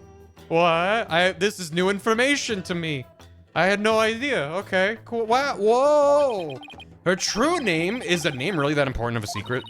To a Karanis priestess, the person's name is one of the most important things to know. What's her name? Her name's Bob. 10 Bob. What's so important about a name? What's in a name? Without a name, a priestess's voice will fail to reach a person's mitama. It is much like trying to send a letter without the recipient's address. A spirit can only be identified once you know the deceased's face and name. So it's Death Note rules? So if, for instance, at the divination seance tomorrow, you're like, let us summon the spirit of Perez-a-lot, and then, I don't know, maybe he's not who he says he was? Nothing would happen? Just throwing that out there as a possibility. I'm just kind of sus of everybody. Spirits can only be identified once you know the deceased face and name. I get it. I've seen the documentary Death Note. It's like when you see someone in a crowd you recognize, but you don't know their name. Or you're listening to 5 seconds of songs and you don't remember the title or the artist. Anyway. That was established in case 3-5. Was it? Which one was theory 5? Whenever people refer to cases as just 2 numbers, I'm like, I don't know what case that is. But if you're like, it's the case with the guy that did this, I'll be like, oh yeah, that sounds right. Poker face. Hey, Matt. Bridge to the turnabout. I also don't remember the names of any. The bridge one. Okay, yeah, the bridge. Okay. The mountain and the fire and yeah, okay. Don't you remember my playthrough? I mean, I remember a good chunk, not all of it. It's more like, if you give me the name of it, I probably won't know what case that is. If you tell me the number, I'll be like, ugh. But if you're like, it's the one with the drawing of the fire, I'll be like, oh yeah, that one. Morgan's Lair to Pearl included a photo of Dahlia. Gotcha. Thank you. It's the name of that one app for the music list. The thing gives you the name. Shazam? The Green Fire. Anyway, yeah, Larry Strong is my favorite part of that case. It was so stupid. It makes it impossible to get there. Just having a primary source being a crayon drawing in court is just excellent. Very good. It makes it impossible to get their attention. Indeed, you must know a spirit's face and true name before you can commune with it. It is the same for Koreanism's most secret art, one that my mother alone may use. The queen is a secret art? It is something a foreigner such as you could never hope to guess. Is it the crane channeling technique that lets you possess the spirits of the dead? And sometimes it gives you great bazongas. Request a cat permit? That's probably better for the Discord or something. I think. In Koreanism, spirit channeling is a secret art that can only be performed by the queen. No one else is supposed to be able to do it. You mean Lawrence Donham? Don't bring me back. I should pretend this is all new to me. Besides, I get the feeling she secretly really wants to tell me all about it. What's the secret? Maya is the true queen. Could you please tell me about the secret art of the queen you spoke of? I so wish to know what it is. Come again? Oh, sorry. Maybe we shouldn't talk about this. It is a secret after all, right? Ahaha. It is the secret art of spirit channeling. Oh, she did tell me. But I suppose those words are meaningless to you. I'm just surprised how willing you are to tell me about it. I mean, I am too. A third-rate lawyer could not channel spirits simply by learning of the technique. Third-rate's a bit harsh. I'd even settle for second. What is it? You have the look of a tentacled hag frog upon your face. Is that a real... I'm not doubting anything anymore in this game. Tentacled hag frog. Whoa! What? What? Whoa. Whoa. I don't think it's real, but it showed me a frog from Baldur's Gate 3. It's an adult frog saying the word hag. I love the internet sometimes. It's like, these keywords belong together. And I'm like, okay. Hag is gone. Happy. I haven't played enough of Baldur's Gate 3 to know anything about what's happening here, but I love this. This is good. Is what that is. Anyway. It's just like, not expecting anything to show up and it being like, here's a Baldur's Gate 3 screenshot. Was just not expecting. What is it? What the heck is a tentacled hag frog? Spirit channeling? That's where a medium lets a spirit possess her body to return to our world, right? Playing 3 months of BG3, that's what it would be. Legit. Well, now I see you've done your homework. Oh, I guess I studied a bit. Rubbing the back of my head. With the power of spirit channeling, one can bring back even the most ancient of spirits. It is quite a magnificent power, is it not? I've never seen her eyes light up like this before. You should fight that. I want to fight a frog. I imagine they're pretty shocked when they come back from ancient times. Indeed. A spirit's memory is cut off at the moment of death. So even a spirit that's brought back after centuries doesn't sense any gap in time between the moment of its death and the moment it's channeled? Yes, and yet, it clearly recalls all of the memories it had in life. Thus, even heroes and scholars of antiquity can be channeled and directly learned from. Our queens have also used this power to help the rulers of neighboring lands seek counsel. That is why we have never been invaded and now how we have maintained our unique culture. So spirit channeling is a really effective tool for international politics. It is indeed. And that is why only those with the power to channel spirits may rule our kingdom. But of late, there has been an endless influx of illegal immigrants from neighboring lands. The fools come seeking the same great power as my mother. Illegal immigrants. Yes, it is becoming quite a problem. Some have lost their way in life and look to Koreanism for their salvation. Among them are also those of dubious nature who have been driven from their own lands. Dubious? Driven from their land? Gasp and Pain definitely fit that bill. But they sure weren't treating him like an illegal alien. Can you channel spirits, your benevolence? I am but the royal priestess. There is still much that I must learn. As of now, the divination seance takes me to the very limit of my ability. So spiritual power doesn't measure up to Maya's. You were just mocking me in your mind, weren't you? Did Pain get executed? I'm assuming. I'm assuming he fled the country. I don't know. He came here and was like, I'm the best lawyer now. And we showed up and we're like, nuh-uh. Don't be ridiculous. It is written all over your face, you impudent nincompoop. You can't use that kind of language. The divination seance was once one of the important roles fulfilled by the queen. That is what my mother taught me when I was little. So the queen can perform the dance of devotion. That'd be a sight to see. Someday I will be a powerful priestess and queen, just like my mother. And the divination seance is a vital part of my training to prepare me for that day. Forgive my ignorance, your benevolence. You shall see. It will not be long before I too master the secret art of spirit channeling. I will be a magnificent queen who unites her people for the greater good of Khurain. Now I see. Spirit channeling is something she really aspires to. I'm gonna ace that test and become the next master. After all, I can't let my clan and the other villagers down. How's Pearl doing? It looks like she actually has something in common with Maya. I hope Pearl's still at that aquarium. Are you quite through now? There are more important things to do than stand here and talk about spirit channeling. That's true. It doesn't have anything to do with this case as far as I can tell. Oh no. Does it have something? Or does... oh no. Or did I? If the queen is a spirit medium... Are you about to suggest my mother was channeling Lady Kira? Eck. I guess she saw that one coming. She lives with the penguins now. Lawyers are indeed a witless breed. On the day of the rites, my mother was engaged in other duties at the palace. Of course. My mother is a very busy woman, and the idea itself is preposterous. Do you truly believe the Queen of Khurain would personally battle the insurgents?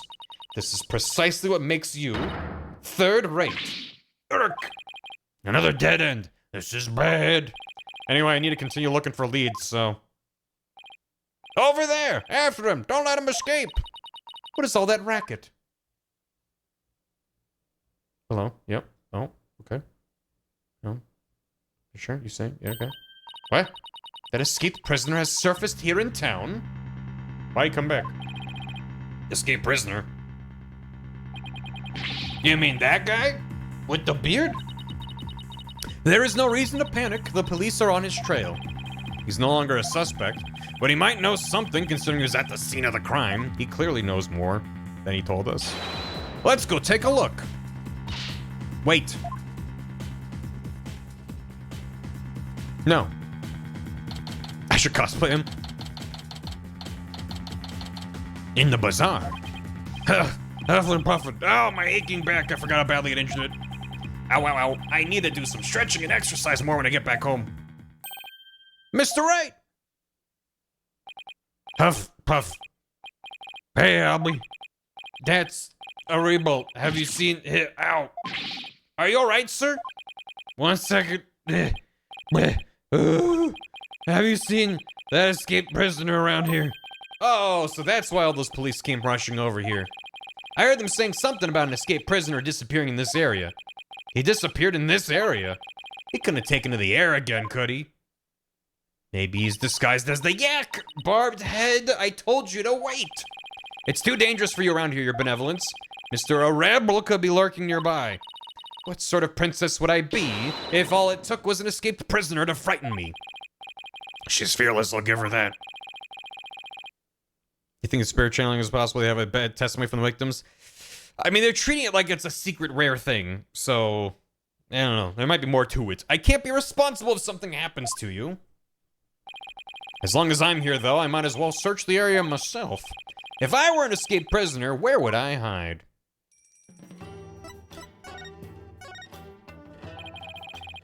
Nick, Ollie, Rafa, and Nana. Just a huge crew.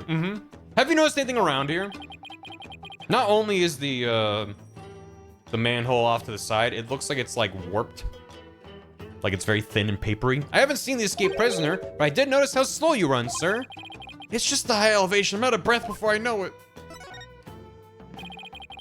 The police said the escaped prisoner vanished right around here. There aren't any real good hiding places, so where could he have gone? Maybe he melted into the crowd. Assassin's Creed style. You should be careful, your benevolence. You need not tell me that. I'm not a child after all. Okay, okay.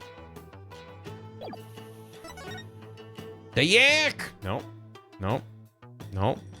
Where could he have gone? Where could he be? Guess he's gone. That manhole cover, it's open. Shadow? What is it, boy? What is it, Shadow? Even Shadow seems surprised.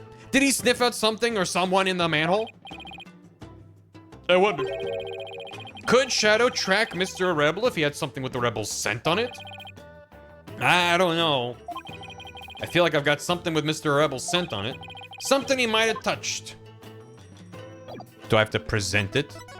What did he touch? What did he touch? Is it obvious? Is it obvious? Warning from my Akira Abadimi. It's capable of entering the priest's home. Could have delivered it. On a strap, place the Punisher theme. The prayer flag.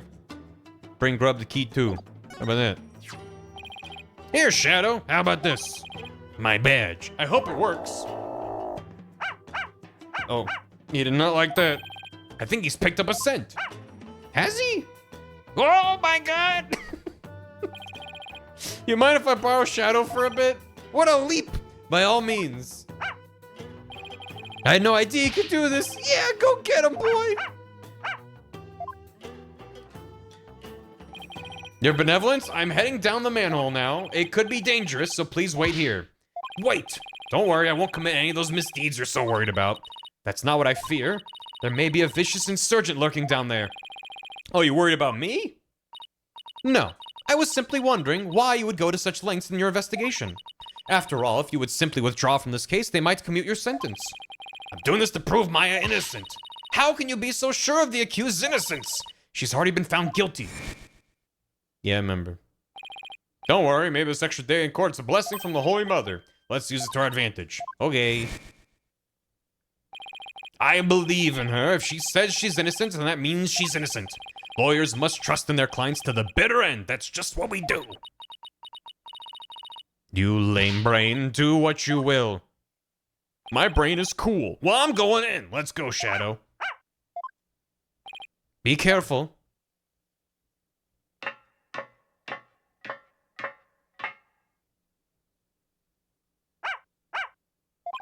Wait, come back. It's pitch black down here. I can't see a thing. Oh. Egg! Well. That was quicker than I thought. I thought we would, like, find something and then maybe it's like, literally open the door and got bonked on the head. Ow, wow, wow, wow, wow, wow, wow. Ooh. What happened? I went down to the manhole and then... Oh, you finally came to. Ah! I'd remember that face anywhere.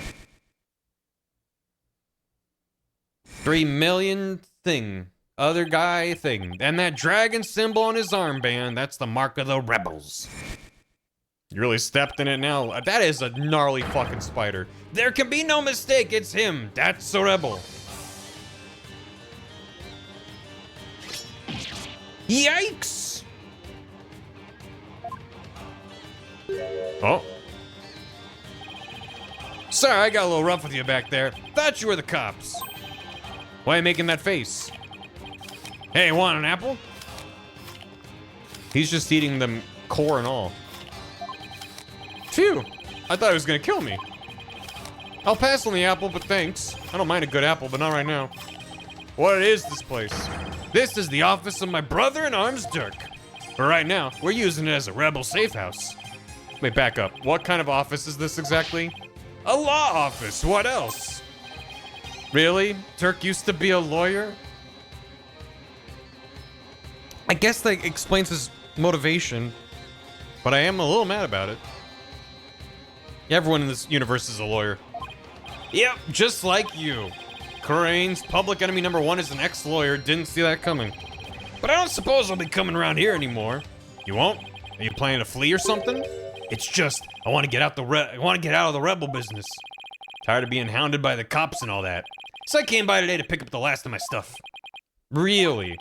I'm gonna sell Dirk's info to the Minister of Justice, then slip out of Corain. Wait a second. Oh my god, he is... Without the hair covering him up, that is a lot. You're a key person of interest in this case. You can't go running off like that. Relax, will you? I'll tell you whatever you need to know. I'm sorry about punching your lights out back there. My bad. So, Mr. Lawyer Man, what do you want to know? Tell me about the murders of the High Priest Tarust in me and his acolyte Perez-Zalot. Sure, I'll tell you whatever I can. Don't know if it'll be much help, though.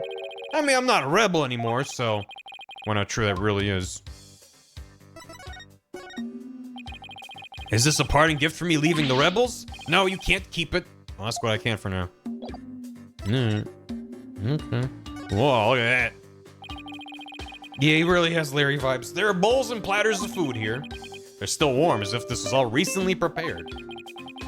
Thank you for the bits. Like I'm more than Larry. If Larry wasn't extremely obnoxious, it was just a huge goof. I mean, this guy's a bit obnoxious.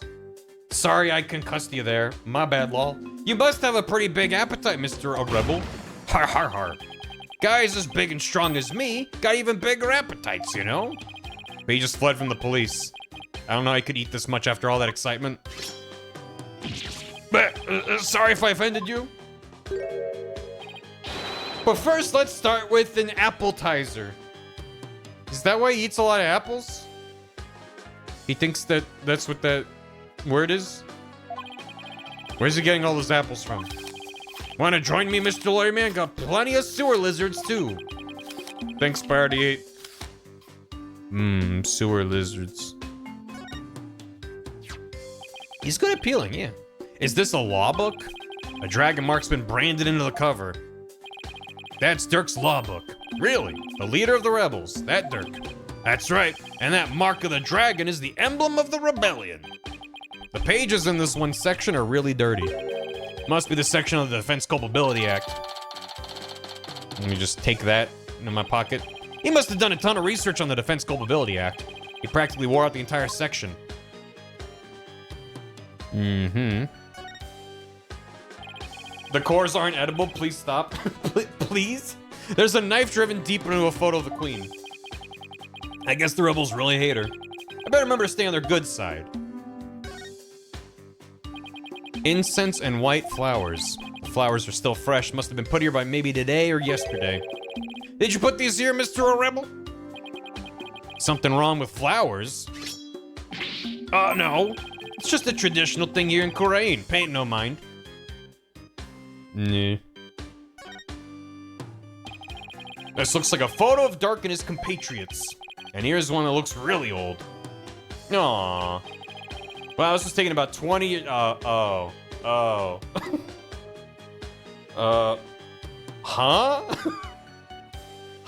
Huh? I know they established that there's history between Apollo and Sanmati, but huh? This was taken about 20 years ago. And those are Dirk's sons? Really? So this is the rebel Dirk in the center. He doesn't look so evil. And both of his sons look kind of familiar. That one on the left is Yudi. Oh, but you know him as Prosecutor Sanmati. Prosecutor Sanmati is Dirk's son? That he is. Yudi was once a rebel too. That, you know, we're getting a little bit of depth to his character. He used to really respect his old man, both as a father and as a lawyer. Not gonna look at that one? We'll get to that. Then why did he become a prosecutor? Being a lawyer in this kingdom is the same as signing your own death warrant. On account of the Defense Culpability Act, right? Yep, that's why Yudi decided to be a prosecutor instead. He wanted to spark a revolution from the inside, so he dove right into the enemy's den. I would have never guessed it looking at him now.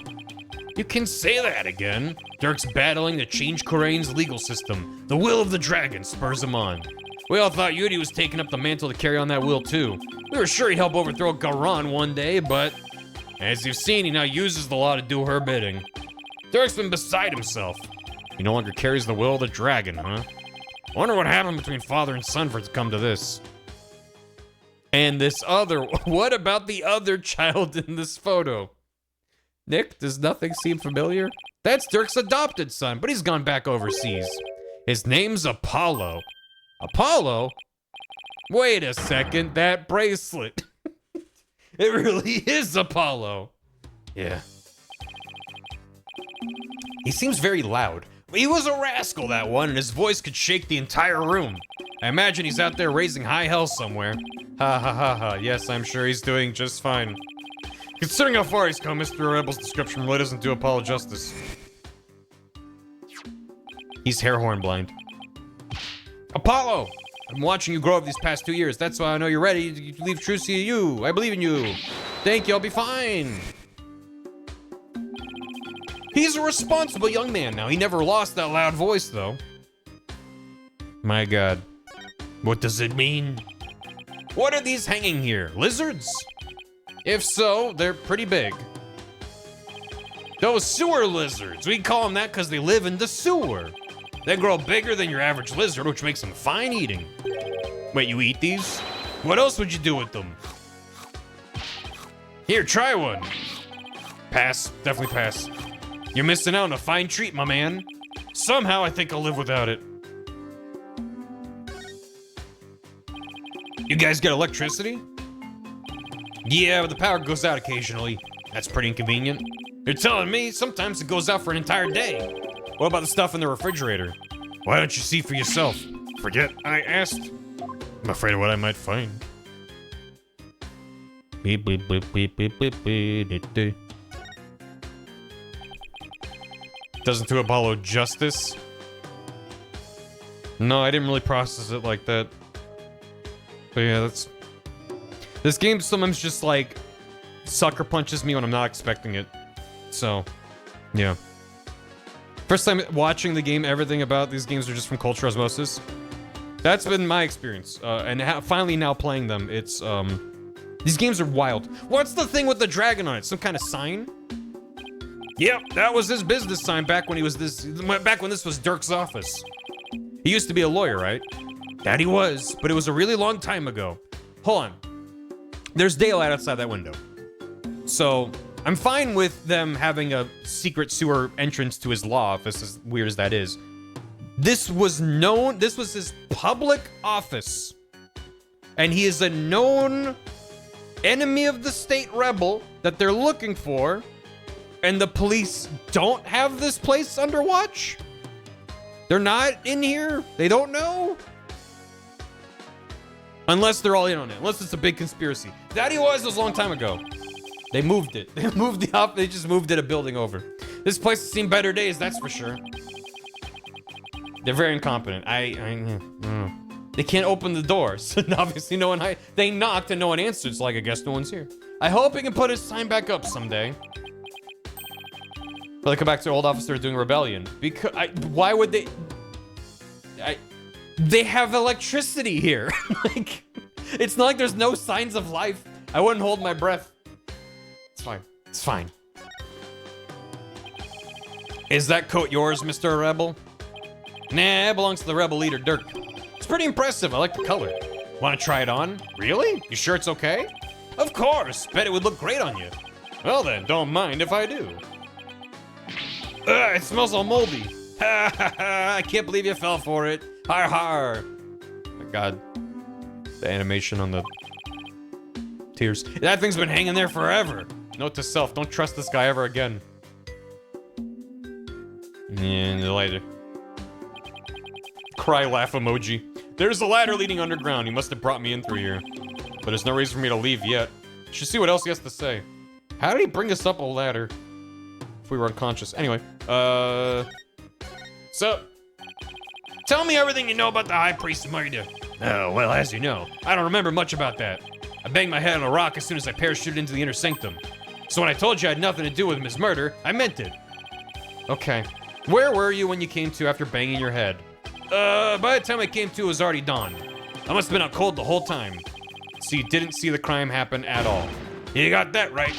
Then why'd you say you did when you testified?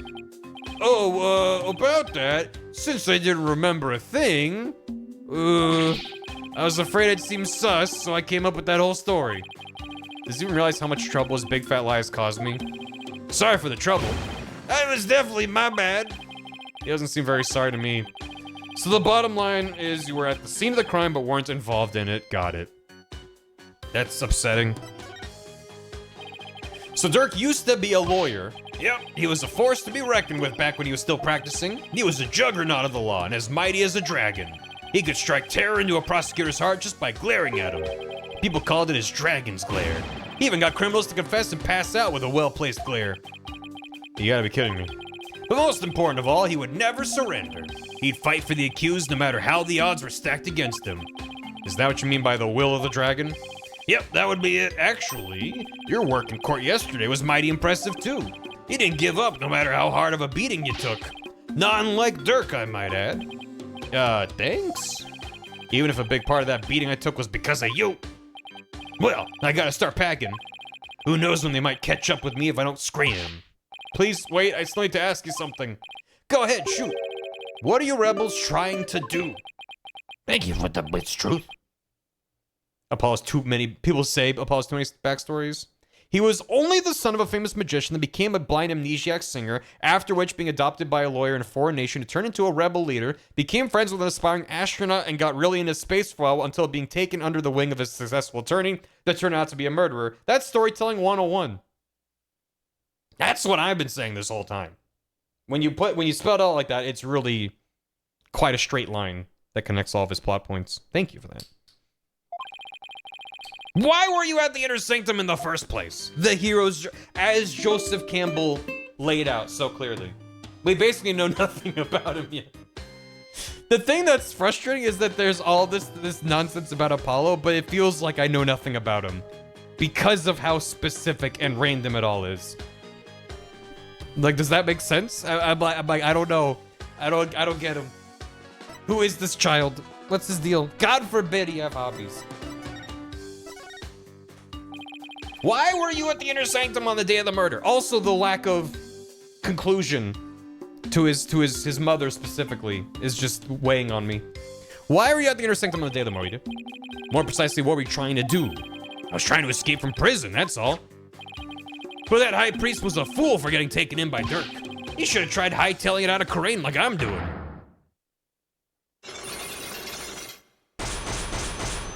Oh. It's wild that he's been talking out of his ass almost nonstop, and now we get Cyclops. Mr. Rebel's hiding something, but I won't know exactly what. I guess that was the head injury. Makes you immune to Cyclops. I won't know exactly what until I do the locks. What exactly are you trying to hide? I'm not hiding anything. No way, no how. I'll just have to use my Magatama on him then. The perfect topper for my Psych Bagels. My Cyclops. Thank you. I get LOX locks. A bagel, some locks, and some schmear would do me good right about now. Put some Cyclops and some Psych schmear on that Psych Bagel. That's plan. I'm gonna ask you again. Why were you at the Inner Sanctum on the day of the murder? Or more precisely, what were you trying to do there? You can keep asking, the answer's still the same. I was trying to escape from prison, that's all. But that high priest was a fool. He fell for Dirk's line and sold his own country out. How can you say such things about him? He helped you escape, didn't he? Don't you even care about what happened to him? Nope. I was getting out of the rebellion anyway. He should have opened his eyes. We never stood a chance against the Garan regime. Do you really believe what you're saying? Didn't the High Priest's death really hurt you on the inside? Like I just said, I couldn't care less about the whole thing. I beg to differ. This wouldn't be here in this room if he didn't feel a thing. The flower. Take that! The flower. I heard these flowers are offered in memory of the dead here in Khura'in. The High Priest's death hit you hard, so you've been grieving here alone, haven't you? Well, hee-ho! Those flowers don't mean anything, it's just a Khura'ini's way of saying goodbye. Why hide the fact that you're mourning his death? You're reading into this too much. I told you, I'm done with the rebellion. I haven't even heard from Dirk or the rest of them for a few days. And tomorrow I'm planning to kiss this kingdom goodbye. No, I know you've been in contact with the other rebels lately.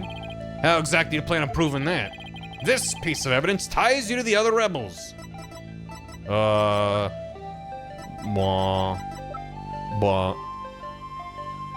I don't think it's the law book. Also, I should maybe save, because we've been doing a bunch of stuff. I don't think I get punished for this anymore, like in the earlier games. Which, that was annoying. Yeah. Oh, this. Take that! Obviously. I found this prayer flag at the Plaza of Devotion. Retail Sisyphus, you got too much poop. We'll take it off your hands. Thank you. That's a lot of poop. You wrote a message on it and left it behind for your fellow rebels, didn't you? Gulp? Did you just say the word gulp? They brought this food for you at your request. So you're lying about leaving the rebels. You're still involved with Dirk and the rest of them, aren't you? Nyarg! Like meow. Are you ready to tell me the truth now? Oh, you're good, Mr. Lawyer Man. I admit it. I requested the grub, but I was just taking advantage of him, that's all. What do you mean? With my face plastered all over the place, I couldn't stay out in the open anymore. So I just took advantage of my former comrades for some grub and a place to hide. I was gonna kiss this kingdom goodbye tomorrow. I'm not buying it. You're obviously lying. I can tell just by looking at you. The white-hot flames of revolution definitely still burn on inside of you. But that's ridiculous. Those flames burned out a long time ago. This proves the flames of revolution still burn on inside of you. Is that the book, maybe? That may be the book. Take that! I mean, it could have just been left here, but... Dirk's Law Book? I'm no lawyer. What's that got to do with me? Look at the mark branded on the cover. This mark that stands for an unwavering commitment to the revolution. It's Dirk's way of representing the will of the dragon. Yes, what of it? You have that same mark on the scarf tied around your left arm. But you wouldn't be wearing that if you were no longer a rebel. I forgot to take it off, that's all. Now, as a wanted man, that should have been the first thing you took off. The fact that you haven't hidden that mark yet proves you're still a rebel. Ooh! Ha! Think what you want, but you don't know nothing about me. No, you're wrong. I know nothing about something. You wear your heart and your beliefs around your sleeve, just like me. And this is what I believe in. My badge? Take that!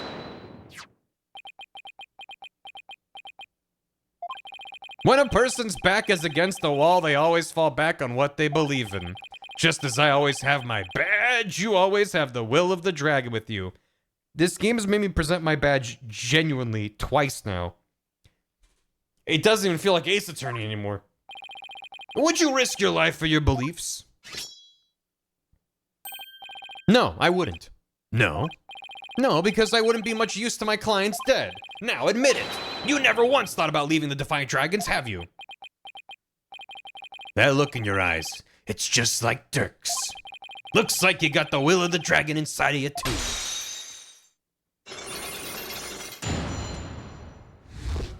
Tasty locks. And then, what's your plan? I had planned to take you out if you turned out to be on the side of the Royals. The will of the D. Yo ho ho. Da gum gum. But I think I can trust you. I can't believe I was that close to getting shanked here. It's like you said. I have no intention of leaving Dirk's group. In other words, you were testing me. You're a foreigner and a lawyer who's been charged with abetting a criminal to boot. And I've seen a fair share of lawyers get pardoned after weeping at the feet of the Queen. Well, I'm gonna keep fighting till the end. Yeah, I can see that now. Sorry I ever doubted you. So what are you doing here anyway? I came to get the secret hideout key from a helper. A secret hideout?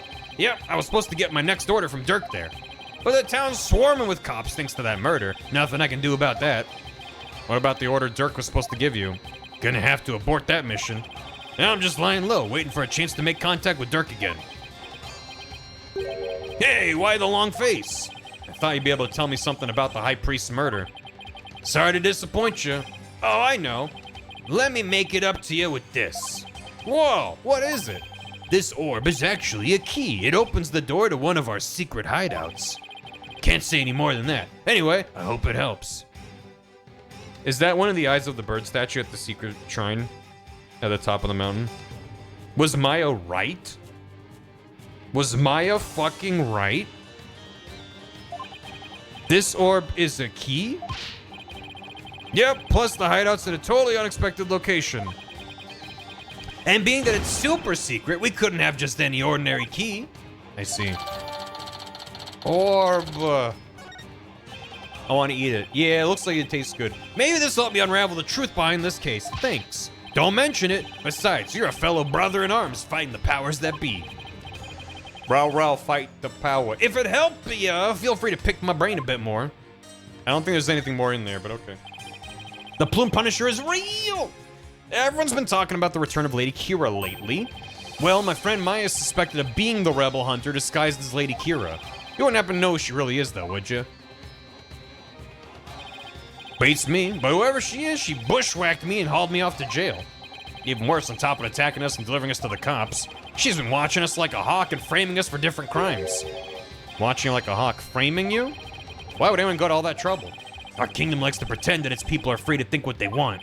Because of that, the authorities can't arrest you just for sympathizing with the rebellion. So they resort to framing people for things they didn't do.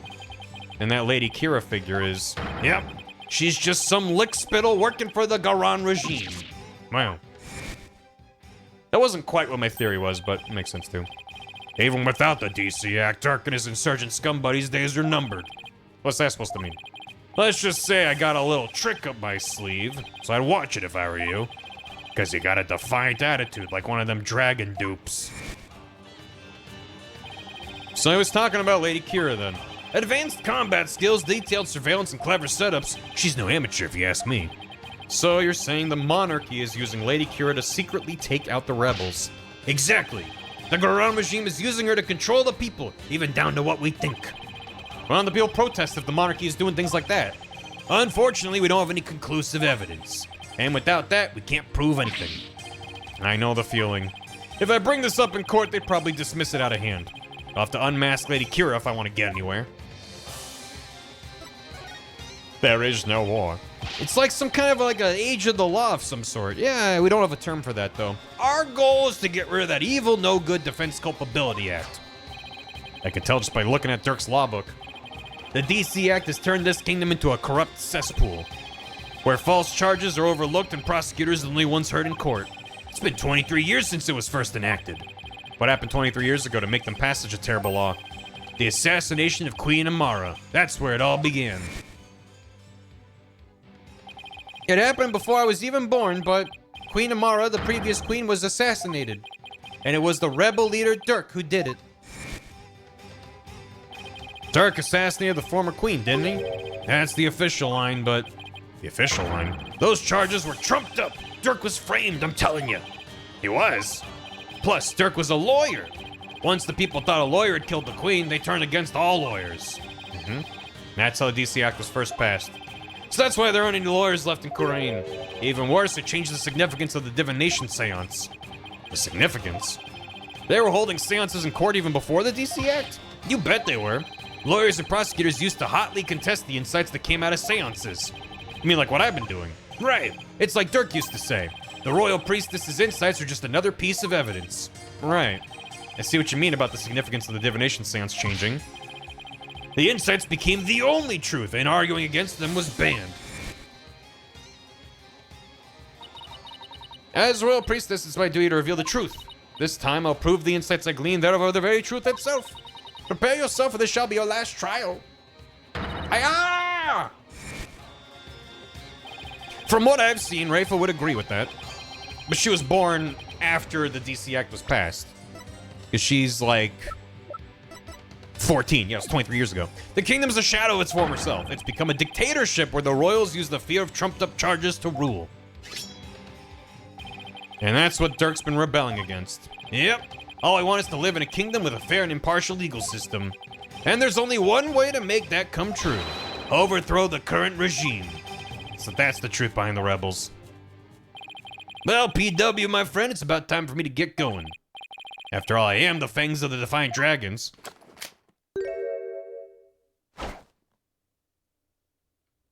What are you doing?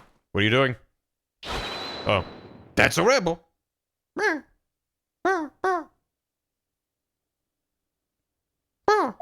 You're not gonna do that alley-oop thing again, are you? I was just getting to that. See you when I see you. Yoop. He's just standing there. Why does he have to jump like that before running off? Well, I guess we're friends now. But enough about that. I've already spent way too much time here. We gotta go. He's gonna transform. May 11th, the bazaar. Hey, I'm back. What I miss?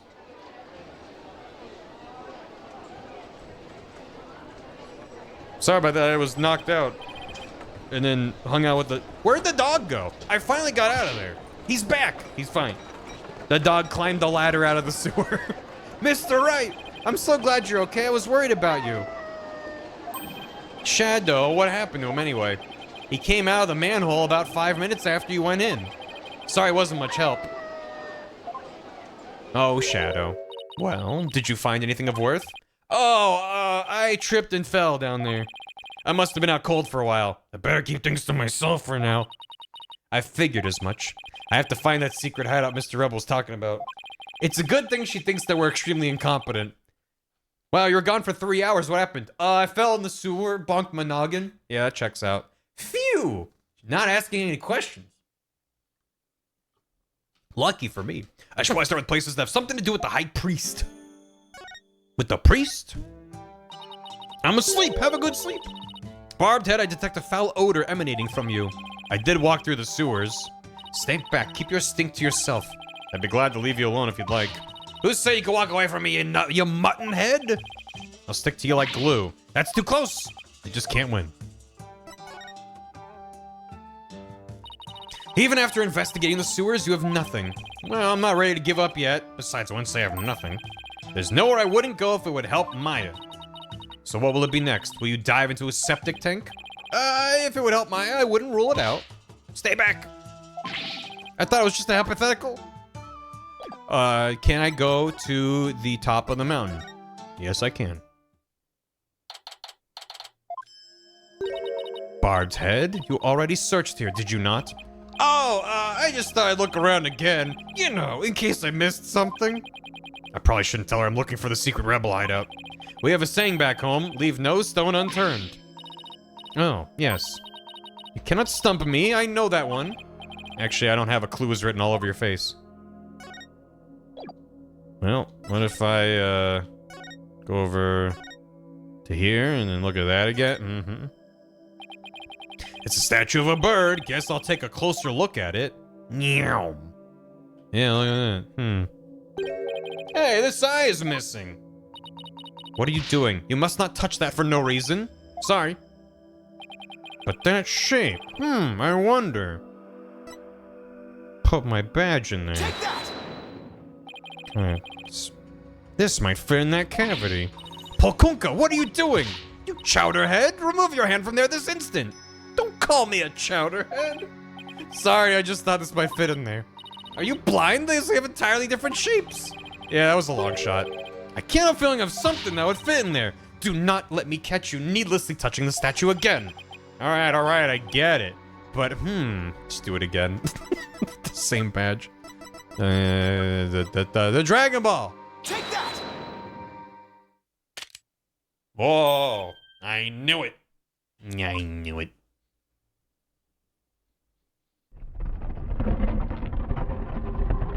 Maya was right. What?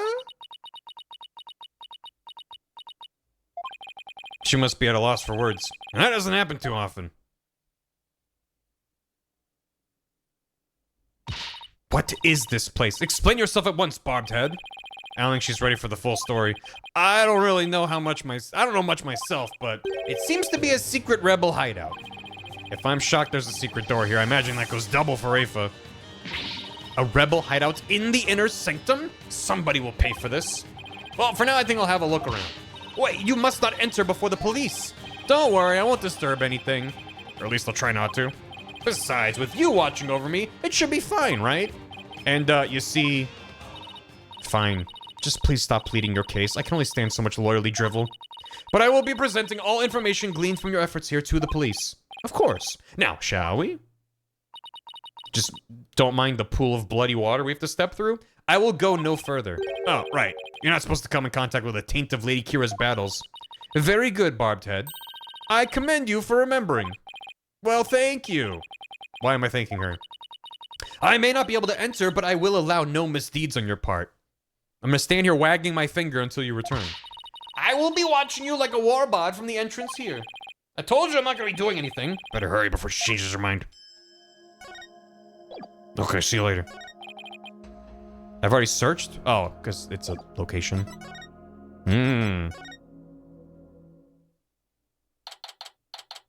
Huh. Secret hideout in the mountain. I believe this to be a sacred space that enshrines the source. Is she shouting this? I believe this to be a sacred space that enshrines the source of the spring water. There is a clock. Oh no. Oh no, there's a plumed whatever clock. That makes sense. The rebels must have converted into a secret hideout. Yeah, right. But what about that warbot revolving door? It's spin. It's spin. I wonder if that too was originally intended to hide and protect this sacred space. To think those filthy rebels were scheming their schemes in this most sacred space. It is a desecration upon Koreanism itself. The Defiant Dragons will pant for this. I suppose only natural she'd be upset, but the investigation must go on. I think I'll start by taking a picture of the place. Good thing I brought a camera to snap some souvenir shots. Stop that! You must not take photos here without permission. Rafa's really fired up. She's sticking her head in as far as it'll go. I guess she won't be tainted as long as she doesn't touch anything. Just go into the other room. I would. Now to search every nook and cranny. Barbed head, just because it's hard for me to see your every move, do not use that as an excuse to touch and break things. I heard you the first time. Sheesh. Well, she. Ooh. Looks like an order from Dirk. What's this? Let me see that. I thought you're not supposed to touch anything in here.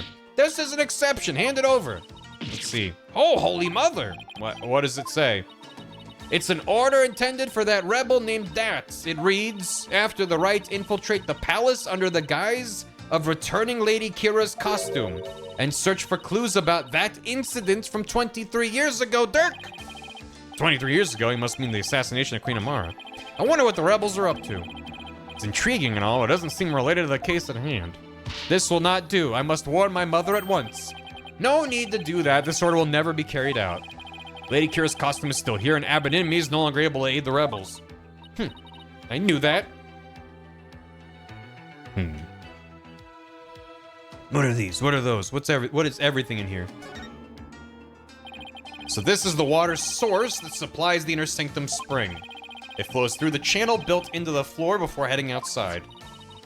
Lady Kira uses this sacred water to wash the taint of battle from her body. It's also not red like the water in the spring.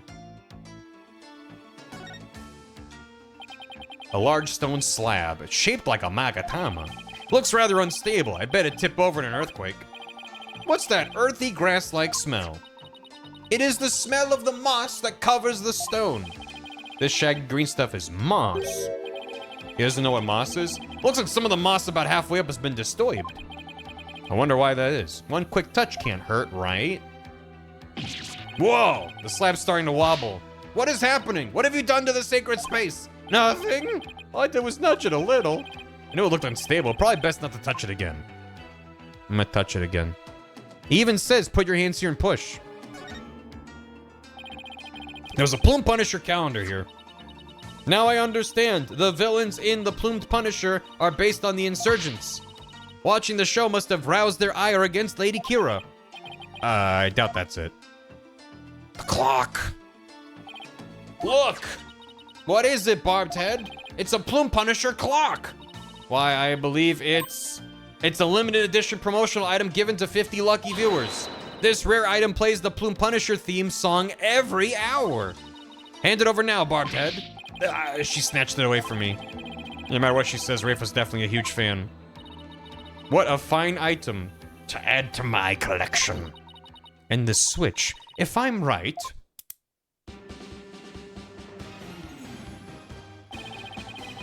It's the Plume Punisher theme song. Long arms. Yes, now I see. The insurgents who use this room must be Plumed Punisher fans. That may be so, but I don't see how it's relevant to the case.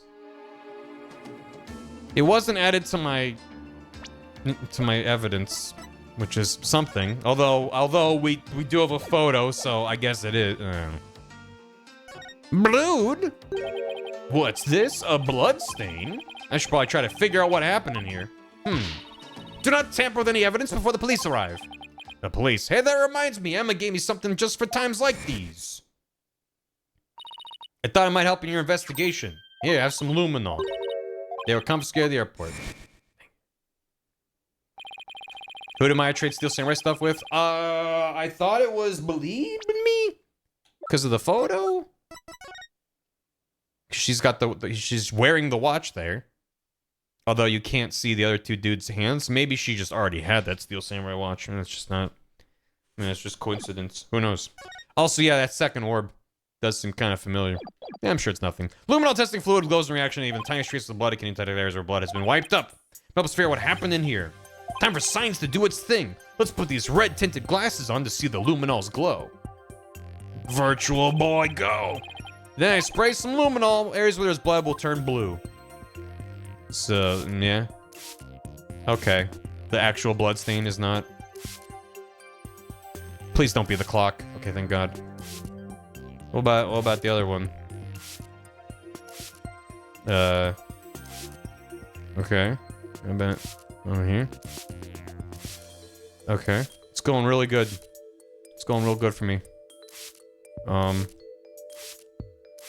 Hello? Only highlights secret blood. Right.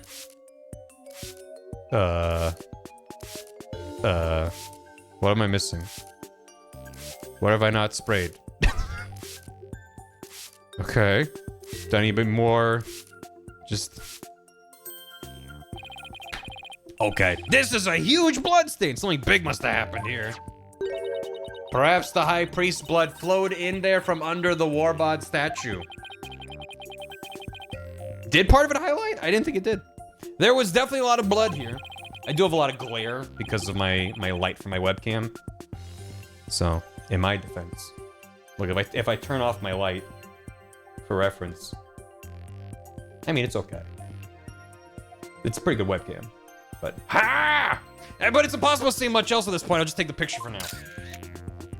On the left side. Oh, there was blood on the left side? Luminol doesn't show up in photos. I'll have to take some notes. That should do it. I didn't notice before, but the bloodstain looks like it was smeared away in one place. Is it because the Warbod's revolving door passed over it?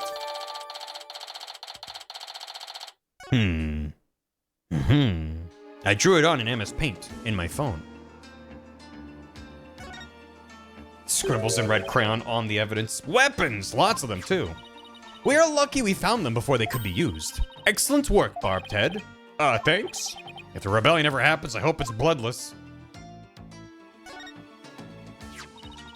How dare those filthy insurgents raise their banner amid such a sacred space? Barbed Head, you must burn it at once. Didn't you tell me not to touch or damage anything? This is an exception. Very well, if you will not do it, then I will. Your benevolence, I thought you're not supposed to come in here. Yarr. For once, the strange customs of this kingdom are working in my favor. There's something under the banner. A microphone? What's this doing here? Was someone trying to record something with it? Well, I think that covers everything here. But we're just... Huh? Mr. Wright, you shouldn't have come in here before the police. Sorry, but I was in a hurry. I didn't do anything I wasn't supposed to. Her benevolence can attest to that. It is your fault for being so slow. I expect the police to work faster and more efficiently. Did she notify them? How did... Sorry. Well, Barbed Head, have you not already seen enough? I guess it's about time I got back to the temple and go over everything I've learned. Is that it? Nothing else here? Alright. I'm more confused, which is always my favorite part of an Ace Attorney case. Here's more information. That doesn't help? My job here is done. I'm more confused? Welcome back, Mr. Wright. How'd it go? Unfortunately, I didn't find anything conclusive. No way.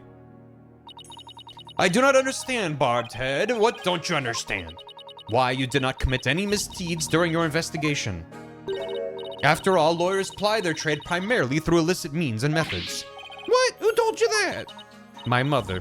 Are you saying she was wrong? No, that cannot be. You must have committed some sort of misdeed right under my nose. If that were so, she wasted her whole day following me around. I bought a Miles Edgeworth CD set in Japan for 5,500 yen. I'm just finding out it has a whopping 5 tracks. Well, that's like 1,000, that's 1,100 yen per track. What a deal. What is it? It's 10 bob. 1 yen equals 10 bob. Prosecutor Sarmati has need of me. What's going on? I must go perform a divination seance for Pere Zalat.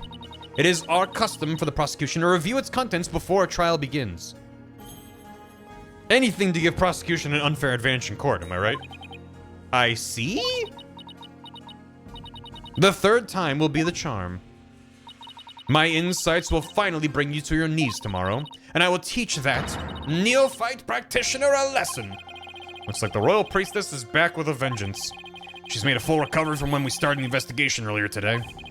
I look forward to seeing you in court, your benevolence. Your overconfidence will be your downfall. You will not look so confident when I am finished with you tomorrow. Great. Actually, I'm not really looking forward to seeing her tomorrow. Especially without any solid evidence. Why don't we go over everything you know so far? Alright. Let's see here. Acolyte Zalt was killed during the rites with Lady Kira's dagger. And Maya's fingerprints were found on it. That doesn't sound very good. I know. It's the very definition of being up a creek without a paddle. The day before his murder, Zealot enjoyed a meal with the High Priest, his wife, and Maya. I also learned about spirit channeling here in Kurain. None that sounds very helpful. Oh, but I did hear something interesting. That the rebel hunting Lady Kira might be working for the Justice Minister. What? Really? Don't tell anyone, kid.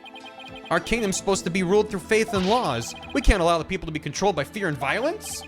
Oh, I mean, that sounds like something a rebel might say. It does? But if that Lady Kira really is one of Minister Inga's subordinates, that would exonerate Miss Maya. Unfortunately, I have no way of proving it in court. That's too bad.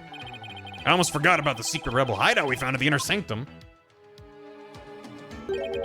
There was a blood stain inside, but I don't know if or how it's connected to this case. A secret room at the Inner Sanctum? That would be a huge hit with tourists. This kid really is an entrepreneur at heart. What I mean is that hideout could be important to your case? Maybe, but still too early to tell.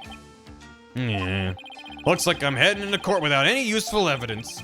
We'll just have to pray something appears during tomorrow's trial. Princess Raifa's divination seance might be my only hope. There could be some new information in it that might help. I'm not counting on it.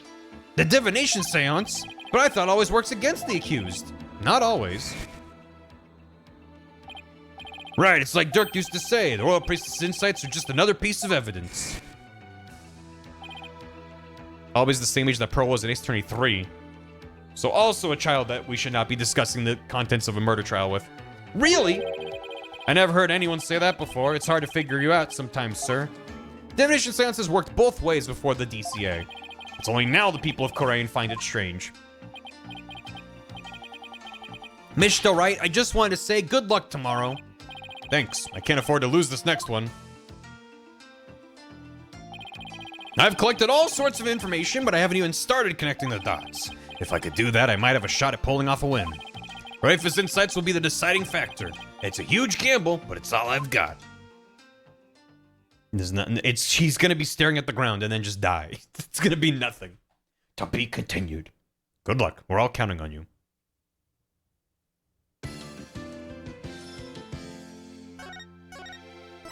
Did I add that beat TV emote? Good luck. I think I did. I don't remember. Yeah, there it is. Thank you. Alright. Here we go. Here we go. May 12th, 9:34 a.m. Maya! We do have an emote for that. Good luck. I really should upload a version that's just like mid-turbulence when it's all really shaky. Maya looks exhausted, but I can't blame her. Nick, I was thinking about it all day yesterday. I never properly asked you to defend me, did I? It doesn't matter. I'm on this case till the bitter end. I know. That's why I wanted to officially ask you for your help. You got it, Maya. Let's do this. We gotta wrap this up and get back home so you can make your dream show come true. The Steel Samurai versus the Plume Punisher, right? You bet. You look as if you did not sleep last night, Barbed Head. It's written all over your face. How can you expect to put up a respectable defense like that? I'm all fired up and raring to go. I guess Maya's not the only one looking exhausted. Was she thinking about burger? Yeah. Thank you, chat, for shaking this around. It's good. Rafa doesn't seem in the best spirits herself. Go ahead, feign confidence now while you are still able. For I will see to it that your last rites are read to you this day. Yeah, we'll be fine. Yeah, I guess it was just my imagination. Ready, Nick? Okay, Maya, let's head on in. It's gonna go great in there. I got a good feeling about it. I think the very first thing we learn is gonna be good news.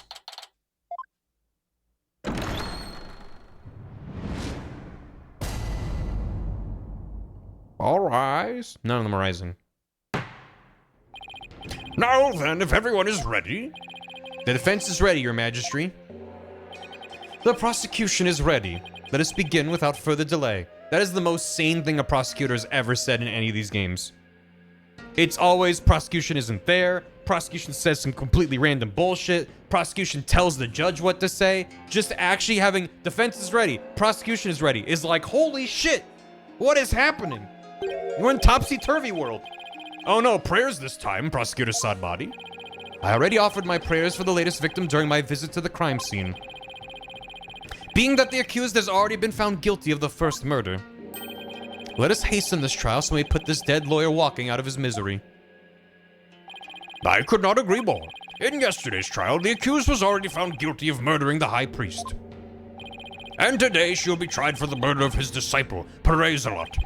Now then, Prosecutor Sadbadi, your opening statement, if you would. Certainly. The accused has now slain 2 of the most devout clergymen in Koreanism. Even the lowest level of hell, the hell of tickling, would not be punishment enough.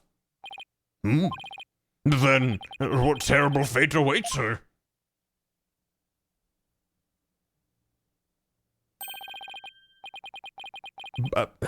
Balgipokon hell. Balgilpokon? Balpoo hell, the realm of eternal agony. There she will suffer the endless punishment of Jagar by the Galoon of Pulmoten. Furthermore, Guljama. Enough, enough! I have not been doing a bit. No! My favorite thing to do with these games is to say my jokes in the same tone as when I'm reading the text. So if anyone's listening in the background, they don't know when the game's actually just that stupid. My blood runs cold at the mere thought that such a terrible place exists. I was gonna ask for a translation, but on second thought, ignorance is bliss. Now then, please continue, minus the part about the terrible hell awaiting the accused. You asked. As you wish. The victim of this heinous crime was the high priest's disciple, Perezalot. He had been training under the high priest while living at the priest's home. I had met him a number of times, and he seemed like an earnest young man. How tragic that he met such a terrible end. He loved his peaches. The murder occurred at the Plaza of Devotion during the purification rite. It was a bold crime carried out while the plaza was full of the faithful deep in prayer. The Warba dagger was found impaled in the victim's upper back. The stabbing caused a spinal cord injury that killed him instantly. Ah, the Warba dagger, Lady Kira's weapon of choice. Praise a lot, yeah. I mostly read it as zealot, but it is also praise a lot. We have already established the accused prints were on the weapon. Incredibly damning evidence in itself. No, I didn't do it! Hold your tongue. Now, being that the accused, Maya Fey, is a serial killer... I mean, she will murder a bowl of cereal. The prosecution believes the death penalty is the only possible sentence. Would the defense care to respond? Nuh-uh. The accused is innocent and nothing can convince me otherwise. After all, the crime scene was packed with worshippers. How could my client possibly have committed this murder without a single witness? At least the judge asked. True. That's more than our judge back home would do. The accused's fingerprints on the murder weapon alone is enough to render a verdict. As such, I see no need to debate this any further. But... well, once Her Benevolence conducts her seance, it will be clear for all to see. Your Majesty, might I have a word? I fucking knew it. I was like, he's gonna advise against the seance, isn't he? Is something the matter, Prosecutor Sadmari? It is about the divination seance. Your Benevolence! Stop right there, Prosecutor Sadmari. As you wish. Forgive me for overstepping my bounds. What was that all about? Barbed head, have you made peace with your fate? For this time, the divination seance will bring you to your knees. I'm ready, and I accept your challenge. The only problem is, I have no weapons at my disposal. Our only hope now is what we can glean from the seance vision and Rafa's insights. He knows the real killer, just want to remove Maya. I don't think he knows who the real killer is. I'm thinking either the seance won't work because we have the name of the guy wrong, or it will work and it just doesn't show us anything. But then secretly there is, I don't... The divination seance, if you please, Your Benevolence. Let us begin. I mean, she already gave the seance for the prosecution, so I don't think she would do this if it wouldn't work. I think that would only work if mid-trial we're like, we need a new seance. There was another dead body or something. Whether you have the wrong name. Oh, Holy Mother, we hold this divination seance in your name. Mostly because they established it as a requirement for the seance. You need to know their face and their name, which granted, if we knew Lady Kira's face and name, we could use that with her, but I don't have a strong theory. It's just like, you gave me a Chekhov's gun and now I'm analyzing it. Let the eyes of everyone here be clear and our ears be unstopped. Unstop your ears, Oh, chat. dance of devotion, guide the victim's soul to me, so that we may receive their final memories in the pool of souls.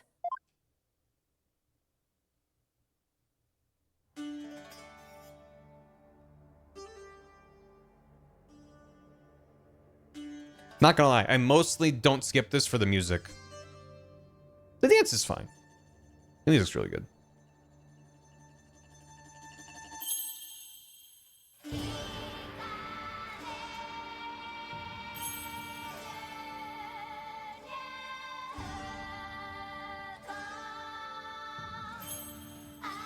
Do you think the dance is necessary? Or this is just, they're all like, okay, priestess. The only thing you have to do is the very last part.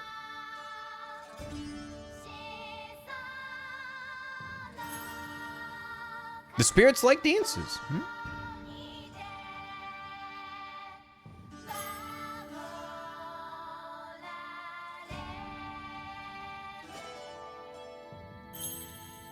She just does it naturally.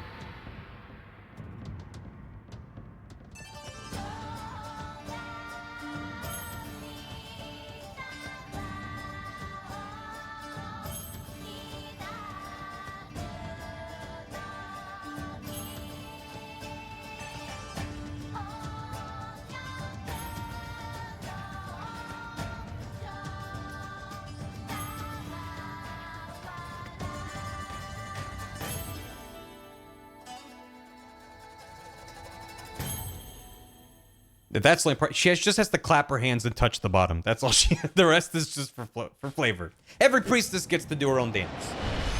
All right. What you got for me? Show me that carpet that he's staring at. I'm so ready.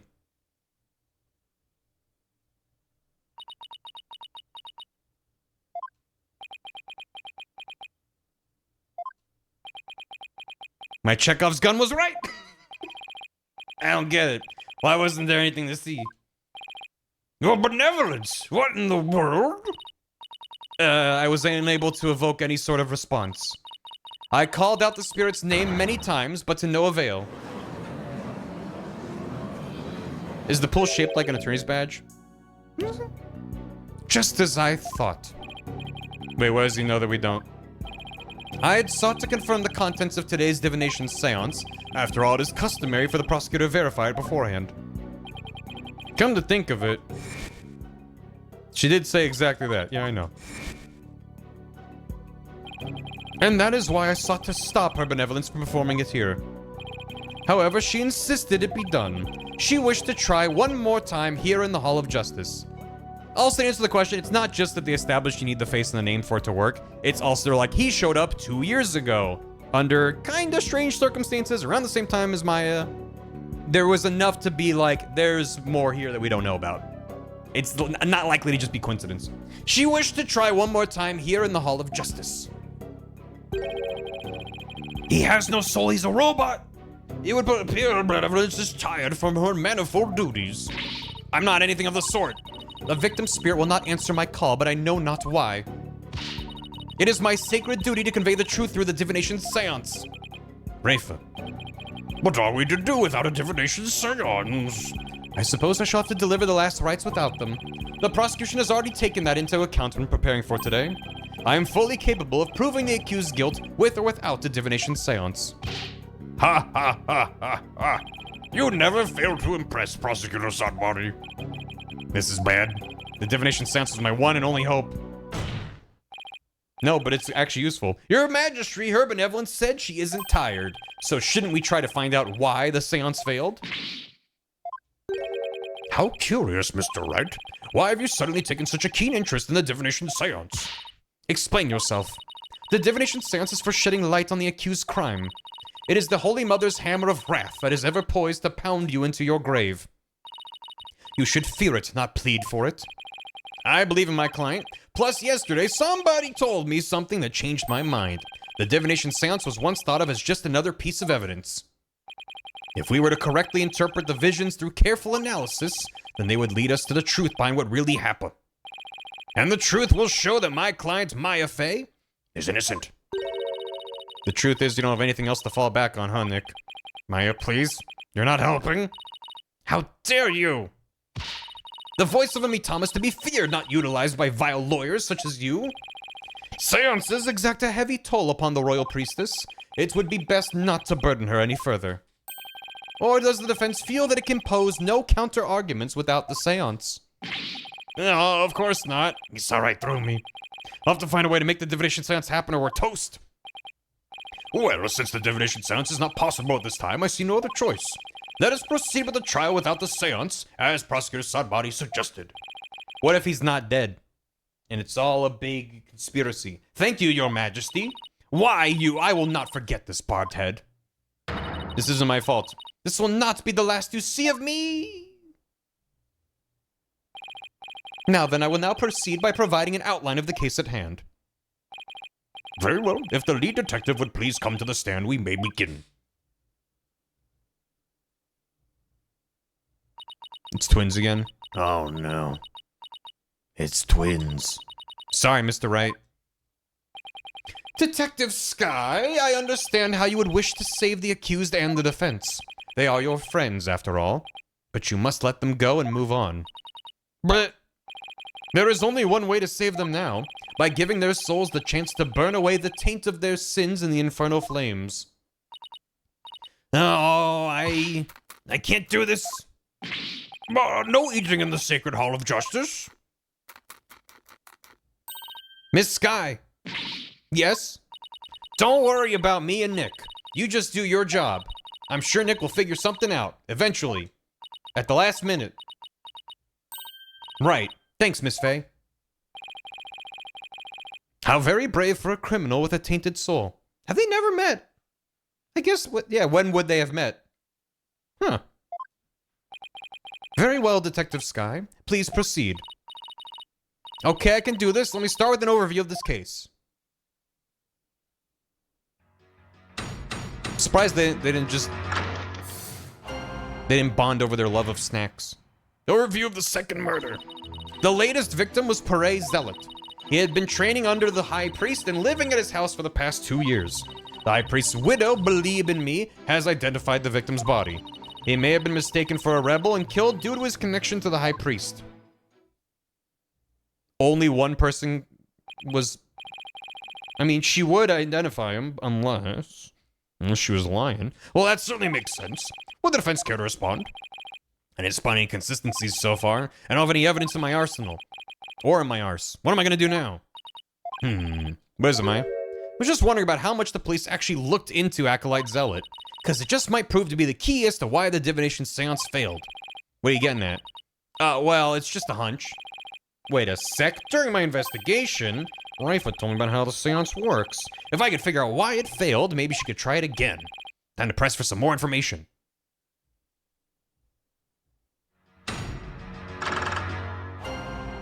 I got to find the truth.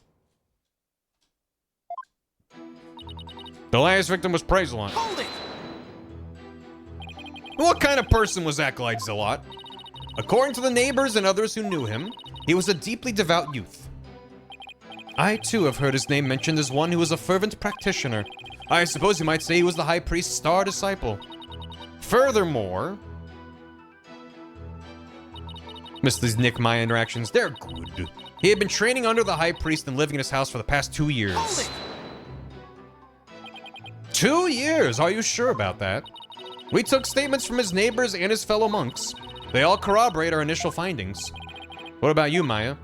Well, when I first came here, I saw Zealot praying under the high priest's instruction. I see.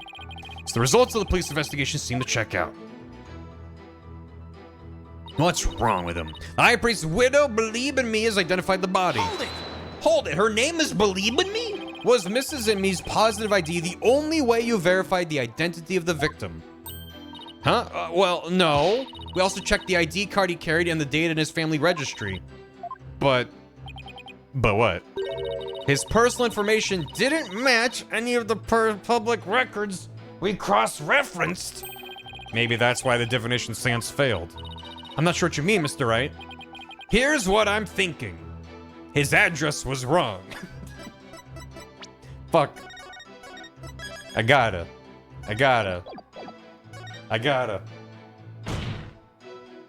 The victim's address was wrong.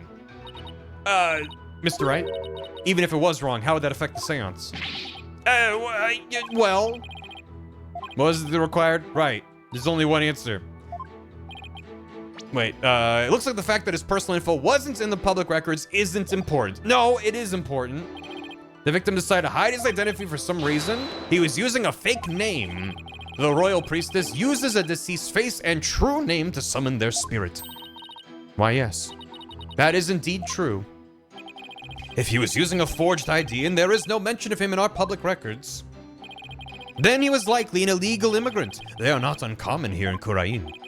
An illegal immigrant? Come to think of it, Rafa mentioned something about immigrants yesterday.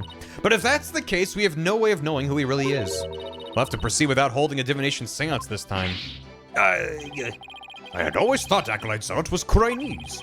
Oh, how the high priest must be lamenting his disciples' deception in the Twilight Zone. Well, Mr. Wright, what do you think? Should we add this to the testimony? Yeah, of course. Yeah, huh?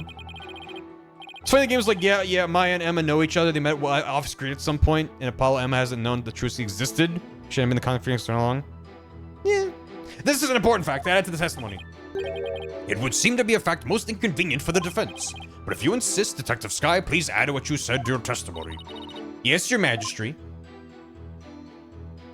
He was an illegal immigrant. We don't know his real name. Hold it! Isn't there some way to track down his real name?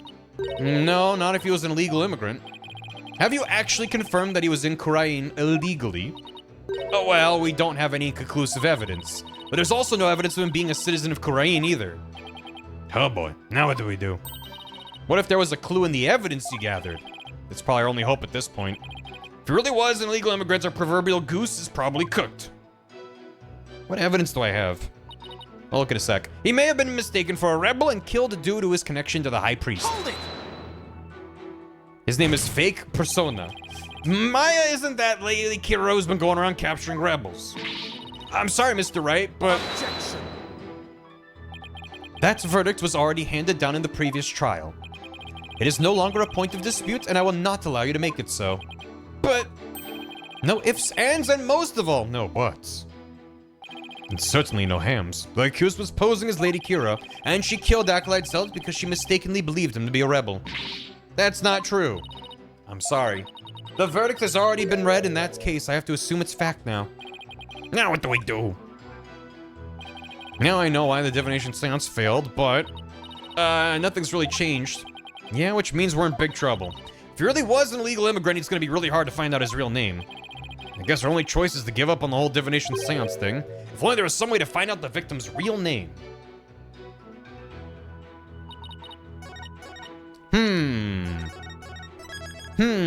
What do I got? What do I got? My badge.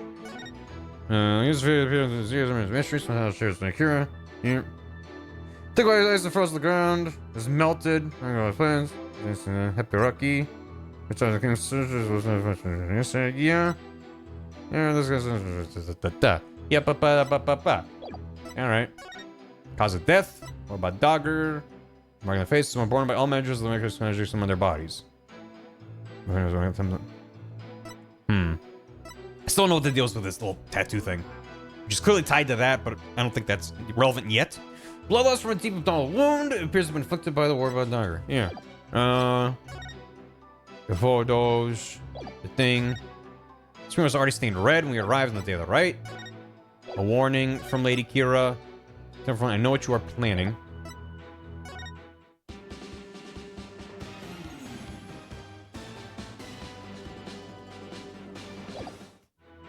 Good. Great. The thing. The thing. That thing. The this. The that. The thing. Cause of death. Spinal cord injury. The dagger. The photo. Is there anything here that indicates who he is? Who are you? I am. Who are you? Who are you? The family photo was taken during the Feast of Blessings, where it's customary to partake in dishes made with gingle. Dishes only prepared during the feast. Must be finished by 3 p.m. the same day. The thing. Oh, I didn't read this. The priestess acting as Lady Kira's representative must know her name. That name is Imsan. Speaking this name is unforgivable. Lock this knowledge deep in your heart and devote yourself to prayer. Ah! In the name of evidence, those who would support criminals will be deemed just as guilty. For the secret double hideout, there's no law near the entrance. Yeah. Oh, it's just that. My bad. You're all cursed, lol. I don't know. Nothing's jumping out at me. What did he say again?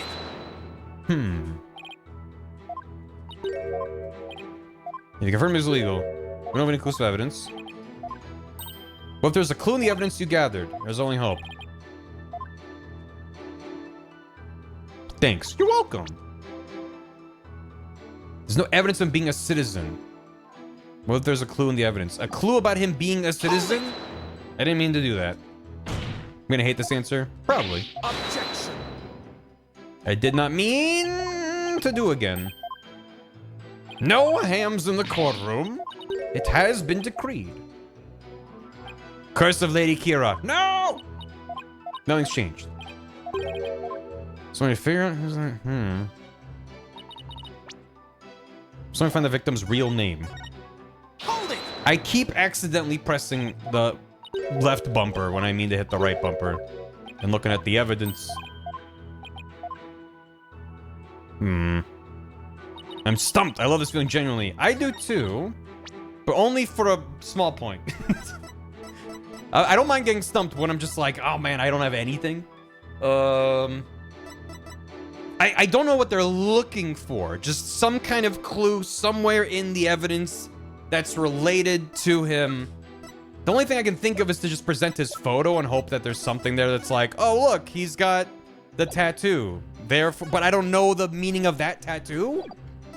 I don't have a thing that's like, here's what they all mean. And the photo of him, he's just hanging out. So I don't know. Some match tattoos? Yeah, it's, where is it? I was just looking at it. I don't remember where I was. The mark on his face is one borne by all members of the Kyreni's clergy somewhere on their bodies. Records of who has what mark and where are kept at the temple. So that's because he... I can't look at the... Whatever, I have the photo. He's got that mark on his face, which is kind of Peach-like, I guess. But couldn't he have gotten that within the last... I don't think it proved... Whatever, fuck it. Objection! I have to try something. Sorry, Detective Sky, but the police missed something important in their investigation. Did they? This doesn't feel good. What are you talking about? The victim was undeniably a Chinese native, and this crime scene photo proves it. But he couldn't he have gotten the tattoo in the last 2 years? It does. It's a little hard to see, but look closely. You'll see clear proof the victim was Chinese. Where? I don't see anything that would prove that. This proves he was Chinese. Because he's on his knees. I rest my case. Yeah, if it's not this, then I don't know what it would be. Look at this tattoo. Why, that's a tattoo of a peach? Peaches. I would like you all to think about the meaning of this tattoo. The victim really liked peaches? Well, peaches are a favorite delicacy here in Korean. They happen to be a personal favorite of mine. The sweetness of their abundant nectars and the softness of their perfectly ripe flesh. They are a blessing from the Holy Mother herself. Nick, I've suddenly got a craving for peaches. After the trial, Maya. Right now we have bigger fish to fry. Bigger peaches to fry? Unfortunately, that is not a tattoo of a peach. It is not a peach, you say? Then what is it? Take a closer look. Haven't you seen something like that before? Namely, the tattoo on the High Priest's brow. Oh my. What? This mark is only borne by members of the Koreanist clergy. Objection. So that is what you believe it to be. But are they not utterly different shapes? Sure, they're shaped differently, but there's a reason for that. The victim had the peach-shaped tattoo inked over an existing tattoo for some reason? However, the dark red portion is exactly the same as the mark all Koreanese clergy bear. Hey, you're right. Until about 20 some odd years ago, everyone did get one, didn't they? I myself bear one on my right buttock. That is entirely too much information, Your Majesty. He got a ham's tattoo. Information on everyone who enters the clergy. Nice. Is maintained at the temple. Bowser also likes peach. Peach? Aztec. Let me see that. Information on everyone who enters the clergy is maintained at the temple. All we have to do is look up a monk with a mark in the same spot. I'm on it. I'll let you know if I get any hits. That will not be necessary if you seek information on the clergy. I have it all right here. Oh my, you never cease to amaze. So tell us, is there anyone who fits the bill?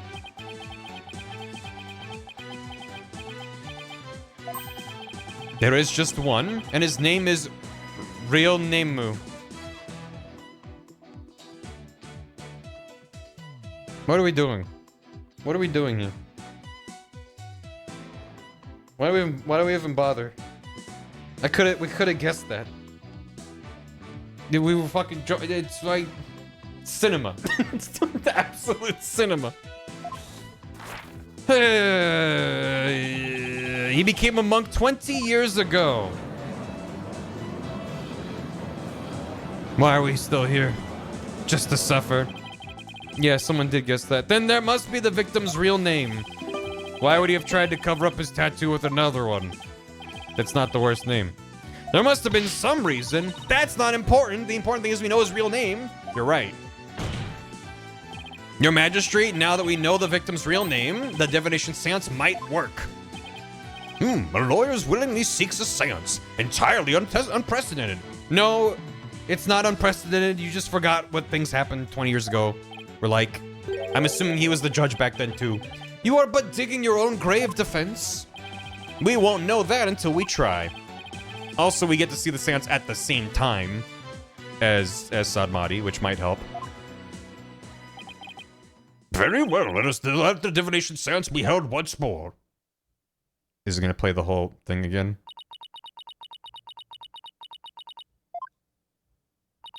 Why would a lawyer work so hard to see the divination seance be held once more? You are a fool, barbed head, and your foolishness shall yield no gratitude from me. For with the truth revealed by my insights, I shall gladly seek your demise. Bring it on, princess. Because I will correctly interpret each and every one of your insights. You will regret ever thinking you could use my sacred insights as evidence.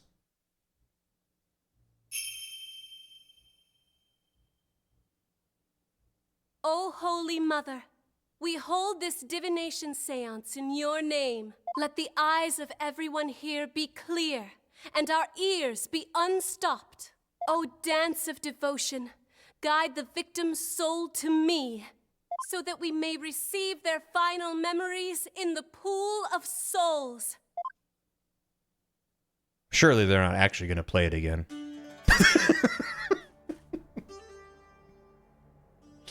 Yeah, okay, alright, okay. Alright, that one we can skip. Okay. Yeah, alright, okay. Yeah, alright, I get it. A pipe crash, please? No. Not yet. I'll know when the he smells Gingo. Plumed Punisher theme. Heavy. Pain? Okay. That's actually quite a lot. I missed it the first time. Go back to the VOD. It is just as Mr. Wright surmised. Perez Zealot wasn't the victim's true name. And now at last we've seen the victim's final moments. But all we could see was the ground. You seem terribly disappointed. I take it you did not find any fodder for one of your infamous turnabouts? I, on the other hand, have discovered something. Conclusive evidence that establishes the accused's guilt. You did? Ha ha ha! A most surprising surprise attack! So tell us, Prosecutor Sadmadi, what is this conclusive evidence you found? The Plumed Punisher theme song the deceased heard. Oh, you think that's it, huh? Please consider this item here. It was confiscated from the accused during her interrogation. Hey, that's my Plumed Punisher strap.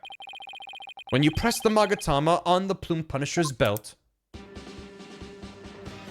Listen, only the intros are different. Maybe you just didn't hear the intro.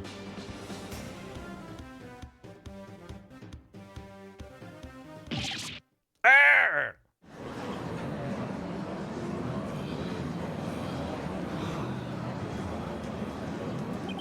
It seems the accused inadvertently pressed the button in the midst of her crime. This strap is an extremely rare item, is it not, Miss Faye? You better not break it. There's only one of those in the whole wide world. My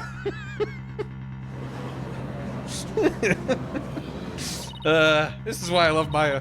It's just as I said. Your flights of fancy have come crashing down on you. She sure seems to be enjoying this. Yeah, I've never seen her look so thrilled before either. It is time to accept the fact that the divination seance is far more than mere evidence. It is the very truth that brings the hammer of justice down upon the accused. That is as conclusive as evidence can get. Now then, if there are no further objections... Objection! Slow down there, your majesty. At least let me make a counter-argument. What's this? Do you take issue with the divination seance? Oh, I have issues with it. I just don't know what they are yet. But that's never stopped me before. The divination seance is not the absolute truth. It only becomes the truth after it's been interpreted correctly. Yeah, you do not know when you are beaten, do you, you foolish lawyer? I am the only one who speaks for the Mitama of the deceased. If you believe there to be errors in my insights, then let us see you prove it. Yeah, okay. Gladly, your majesty.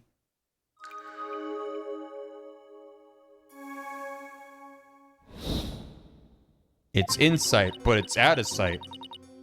The victim was offering up his prayers. It was the night of the rite. Though it's dark, the pattern on the plaza's ground was visible. Then someone was there, and the theme to the Plumed Punisher filled the air. The accused held the defenseless victim down and plunged her knife into his neck. The blade struck true, and in that instant, he departed from this world. Wasn't dark? I mean, a little bit. That is everything the deceased experienced in his final moments. Her benevolence's insights have painted a detailed picture, both vivid and true. I didn't notice any holes there. As they stand now, those insights are really stacked against us. I'll just have to go over each and every one of the deceased sensations very carefully.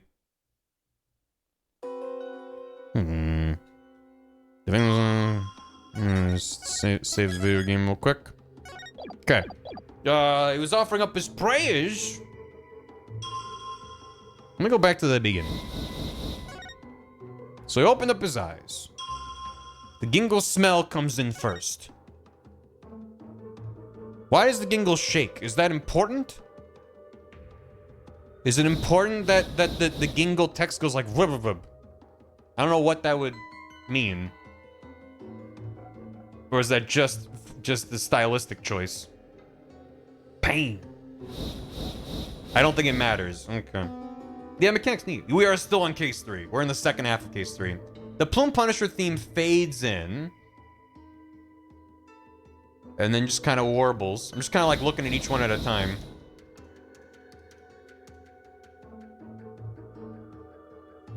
Heavy.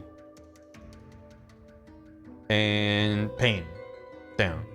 So, I have 2 points that I'm thinking about. One is that it probably wasn't the Plume Punisher theme. It was perchance the Steel Samurai theme. However, it's also the matter of the Gingle. Which I don't remember where that evidence is about the Gingle. This. The dish is only prepared during the feast, which starts at noon. The Gingle is a clock and is going to help us determine when the murder actually happened. So I think it's important to point out that how could he smell the Gingle if it was the following day when they say that it actually happened? But I don't know if it's that simple or if I'm like not thinking through things properly. This is only prepared during the feast, which starts at noon on the day before the rite and must be finished by 3 p.m. the same day. There's only a 3-hour window, and they give it like a day to clear out. I mean, I'm gonna try it. What statement would it be? It was the night of the rite. Yeah, and I'd be like, nuh-uh, because of the Gingle they smell. Objection! If that's not it, then we can try other things. Was it really the night of the rite? Let's go. Then it was night rite. Nick it right. What do you mean? It could not be otherwise. The accused slew Acolyte Zealot after killing the High Priest during the purification rite. The night of the rite. The only problem is the deceased spirit does not corroborate that. What's this? Take a good look at what the victim smelled. Do you see how it says Gingle? Acolyte Zealot shouldn't have smelled any Gingle on the night of the rite. What do you mean? Let me back up my statement with some evidence. This should explain how the victim couldn't have smelled Gingle on the night of the rite. Is it her explanation of the statement? The High Priest's wife, Believe in Me, told me about the Feast of Blessings. The feast includes a number of Gingle-based dishes, and they're only supposed to be served at a certain time the day before the rite. I believe you're right. I'd completely forgot. During the feast, the unique smell of Gingle pervades the entire kingdom. The fact that the victim smelled it means he was murdered between noon and 3 p.m. the day before the purification rite. Well, the smell lingers. It didn't need to be then. It just was sometime thereabouts. I am not so easily fooled. Did that autopsy report not make it clear? The estimated time of death was during the rite. All right, I taught her about that yesterday. Forgive me your benevolence, but the estimated time of death is just that, an estimate. Depending on the circumstances, it's possible for it to change. What's this? Like, if a body was kept cold, the slowed rate of decay makes the death seem more recent. They did not account for the body being on top of an icy mountain. I'm mad. I'm mad. I'm mad about it. I'm mad about it. I'm allowed to be mad about it. I believe I've heard something of the sort before. Barry gets smug. It's the name of the VOD. It's as if Mr. Wright claims the estimated time of death in the autopsy report will have to be revised. How long have I waited for me to be the source of the updated autopsy report? How long have I strived?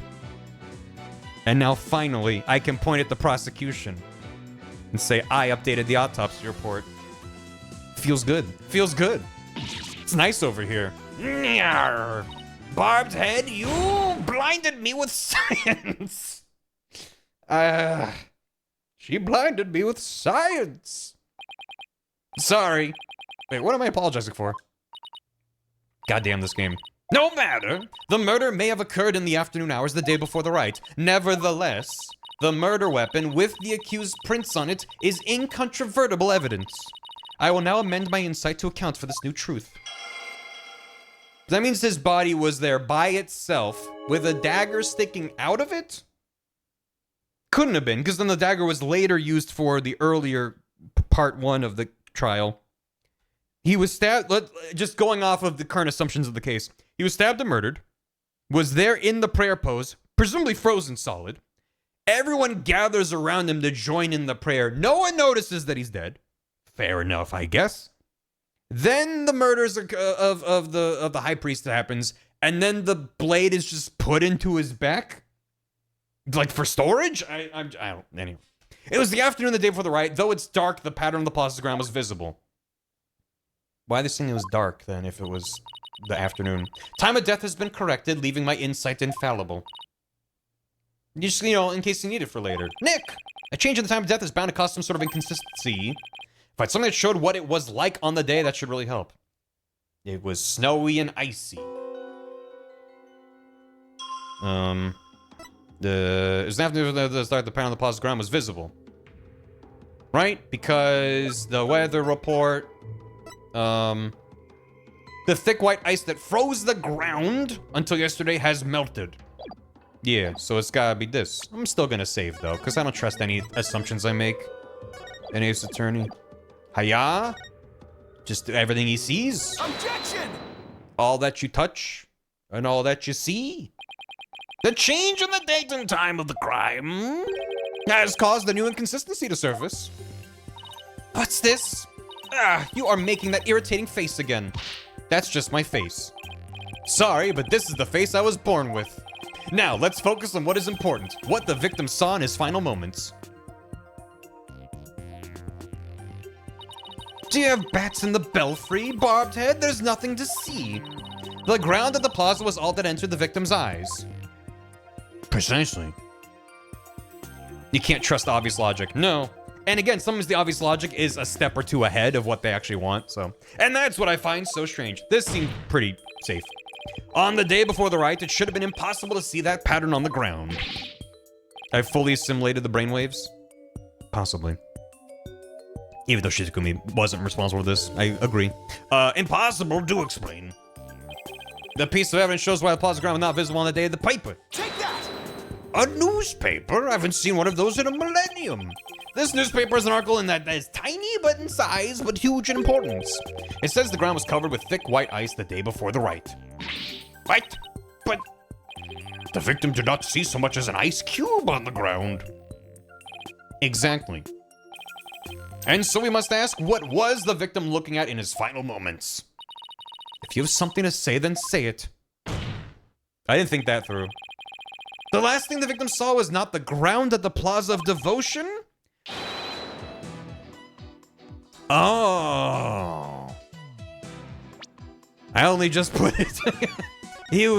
That was his hands.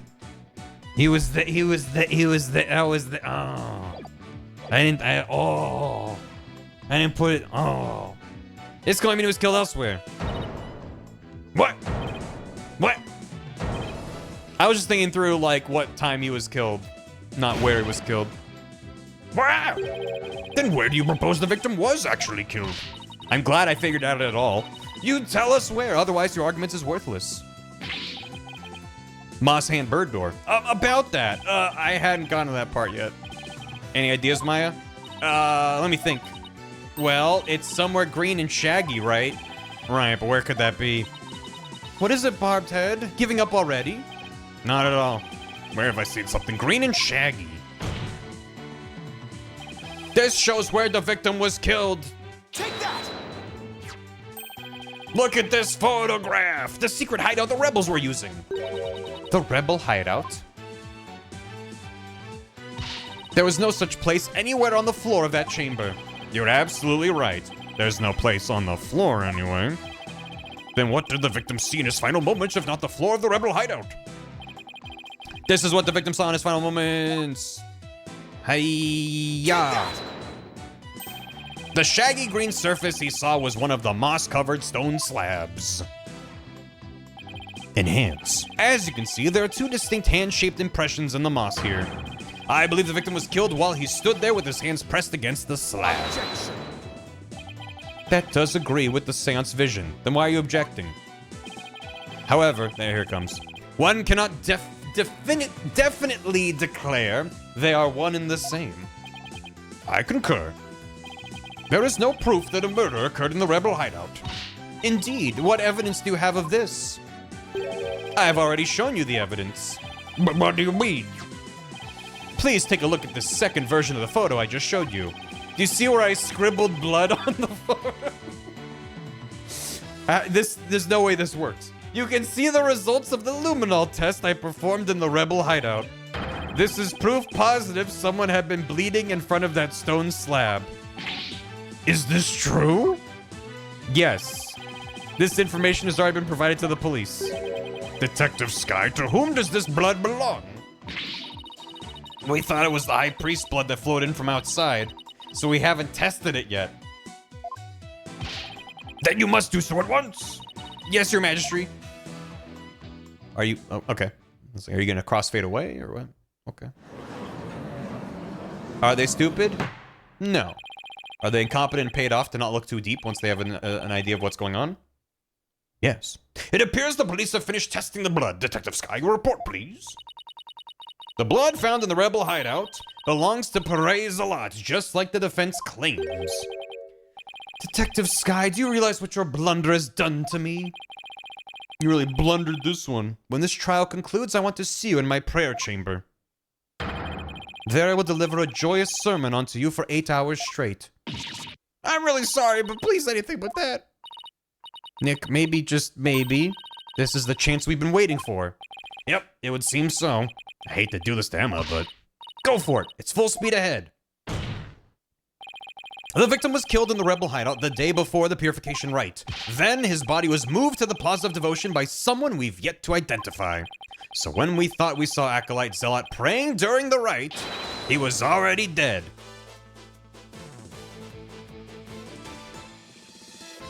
All that's flashing back in my head is tapping on his butt. Which was by mistake. But I just tapped on a random person thinking it would just count. And then the game was like, oh, that's Acolyte Zealot. And I was like, that's stupid that his name is that. And also, it's really important. Because he stands up in the background and they named him. And also, I touched his butt. So, I'm just going through a lot of it right now.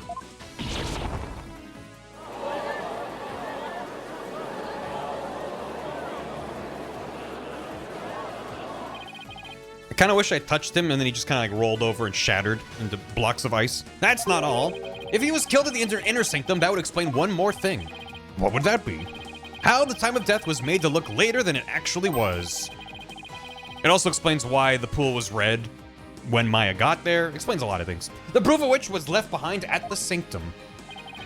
This points to how the time of death was made to appear later than it actually was. What? Huh? This points to how the time of death was made to appear later? What? The dagger? Take that! Do you truly believe that could affect the estimated time of death? Well, it makes it seem like the sequence of yeah. And why not? Then let us test this idea on your body.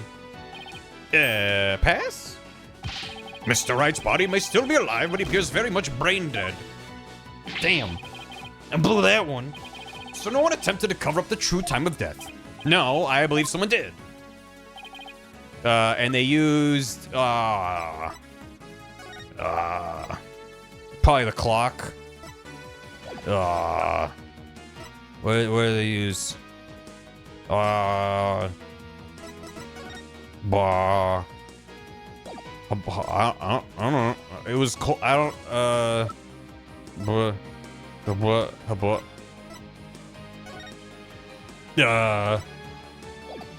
I don't know what they want.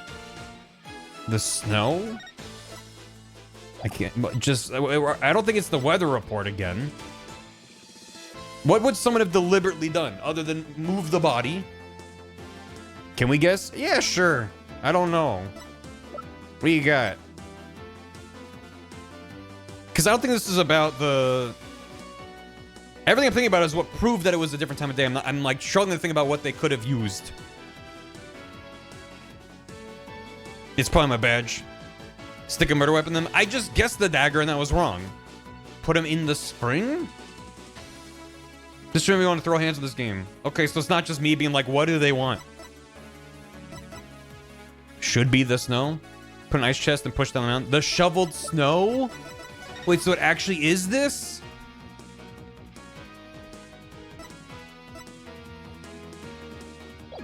Take that!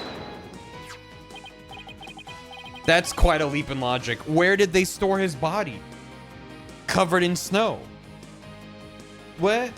Nah, this is kind of obvious. Maybe to you, not to me. Why are there photos? These are photos of the sanctum. I'd like you to focus on this one. The proof is right here in this photo. I would have gone eventually, but from just guessing random bits of evidence. I don't think I would have pieced that together. This is how the time of death was made to appear later than it really was. To be fair, when we first went there, I noticed like that does not seem to be just natural snow. There's clearly been movement and there's footsteps and stuff, but I was not thinking about it in those terms. Get chilled, idiot. You see how the snow has been removed from this one spot only? That's because it was used to keep the victim's body cold. And that's why the time of death wasn't what it seemed. It's image almost number 2, which is why it's sneaky. Yeah. The time was mistaken and the place, and just what do you believe that proves? That my client is innocent? Trust my hitman instincts. What of her fingerprints on the dagger and the plumed Punisher theme the victim heard? We'll get to that. You have failed to address these 2 key pieces of evidence. I see your point. Wasn't this your big chance?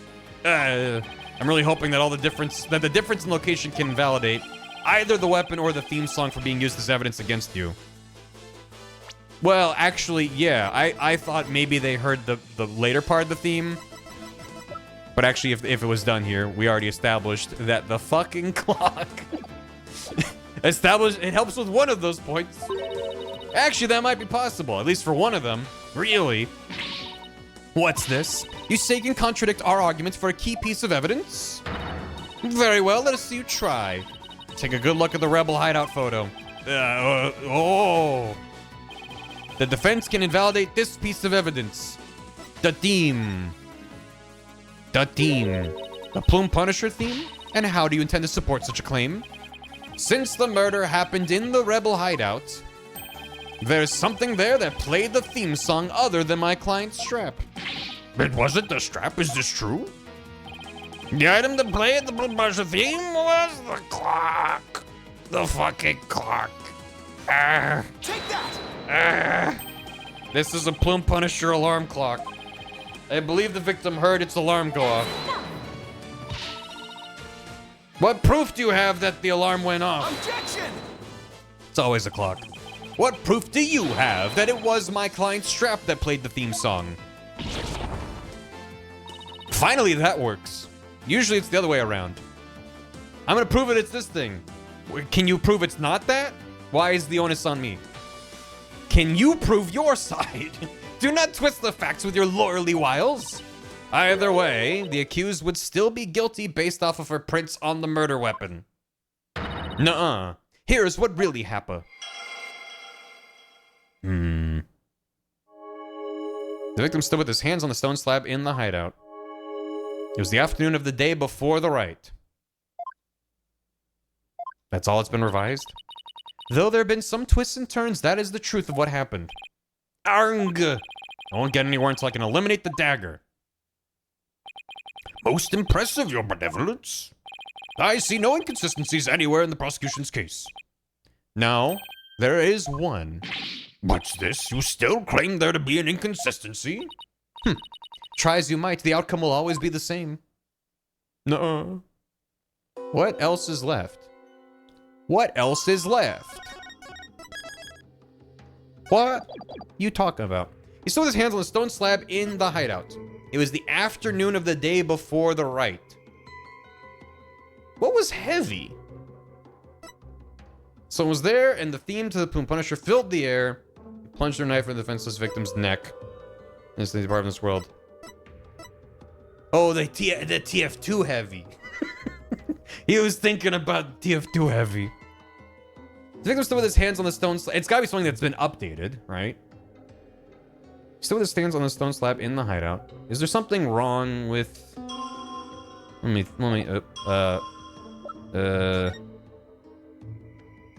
first of all, is he standing in the water? Or is he, like, straddling the little creek there? I guess it's fine.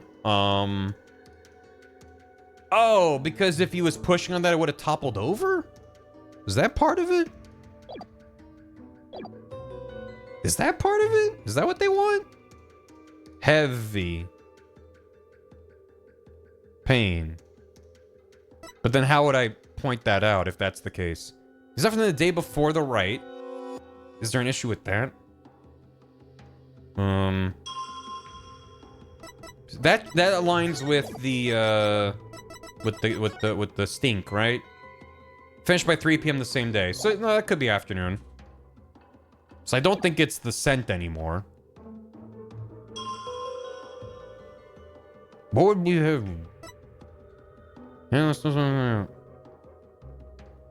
This feels like a stretch. Objection!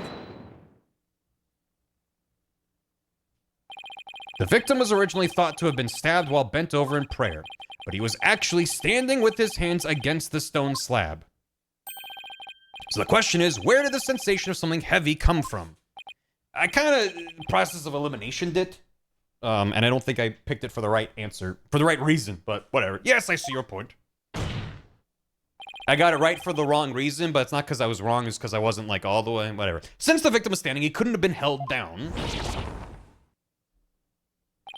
Then tell us, Mr. Wright, what was that heavy sensation felt by the victim? What caused the heavy sensation Zealot felt? Any thoughts, Maya? I agree that sense of heaviness seems important, but it's also the matter of Zealot's hands on the stone slab. Why were they even there? Could be related to the cause of the heavy... Was it falling onto him? Was he holding it in place? Well, Mr. Wright, do you have an answer for us? Of course. If I just envision the state Zell was in when he was killed. The cause of the heaviness the victim felt was... the falling stone slab. The culprit jumped him. That also explains why the heaviness, like, built up over time. The only conceivable cause is the stone slab falling over, trapping the victim underneath. But... oh. The stone slab came falling down on him, crushing him underneath. That's not even what I... right. That was the cause of the heavy sensation the victim felt. Objection.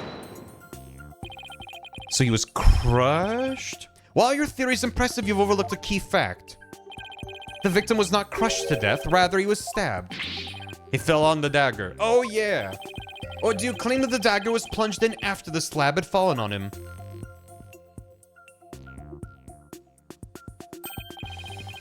No. No, you know what? No, okay. This has been going around in my brain like barotate for a bit. It'd been cooking in the background and now it finally clicked. From part 1 of the case. I don't know if I have... yeah, I do. The bird was covered in an absurd amount of blood. And it has this big stabby spiky bit, you know, sticking out right there. And so that didn't really match up with his death or anything we learned up to that point about Zealot's death. But now it finally makes sense. It had been spun around because that spins, and he was holding the thing and then stumbled backward and got impaled on the back by the bird. And then presumably someone then found him and was like, oh shit. And then I don't know what happened after that point, but a million holes. It's just the one that sticks forward, I think, in the front. I think the rest are to the sides. And then they later use the knife to frame it a certain way.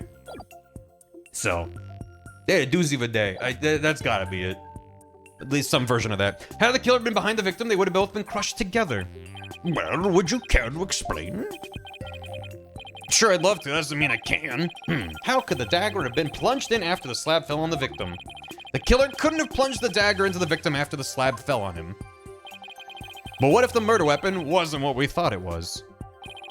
Well, there were other weapons in the rebel hideout. But the entrance to the hideout is right by the stone slab. There isn't enough space between the two to use any of the weapons found within. Yeah, there's not much space by the entrance, is there? It's also very sneaky on their part that, the bird is not in the frame. It was like half open. So, It's not showing part of a bird statue off to the side there. So what was the real murder weapon then? I better think of something. If the murder weapon wasn't the dagger, then the dagger must have been plunged into the victim after he was already dead. That means he was stabbed at least twice, but the autopsy doesn't mention that.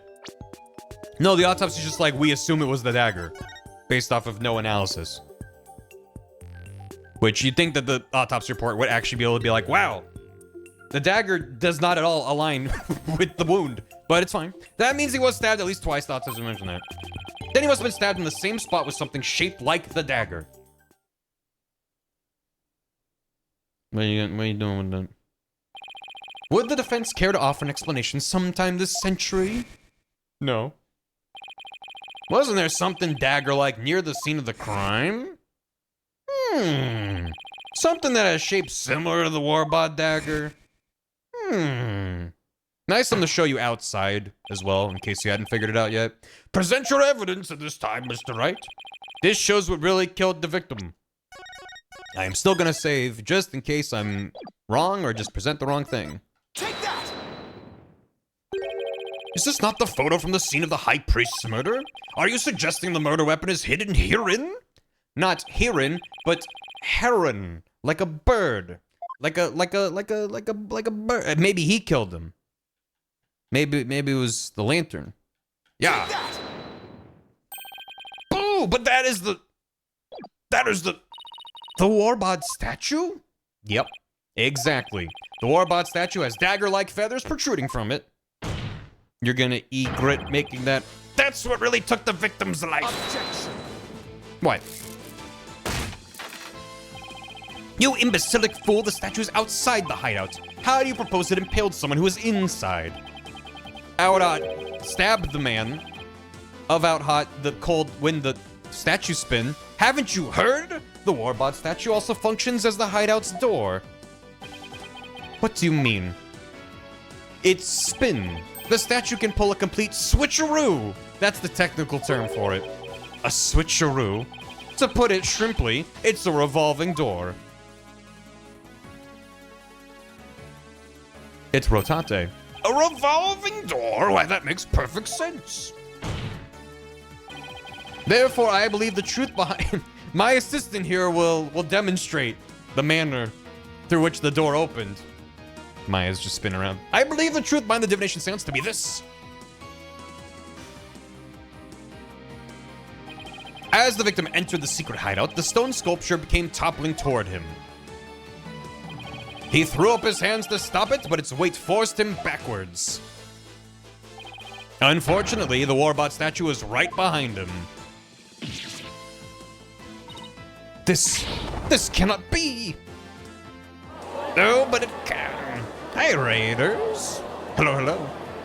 Thanks for the raid, Tooligans. Howdy, howdy. Hope you had a good stream.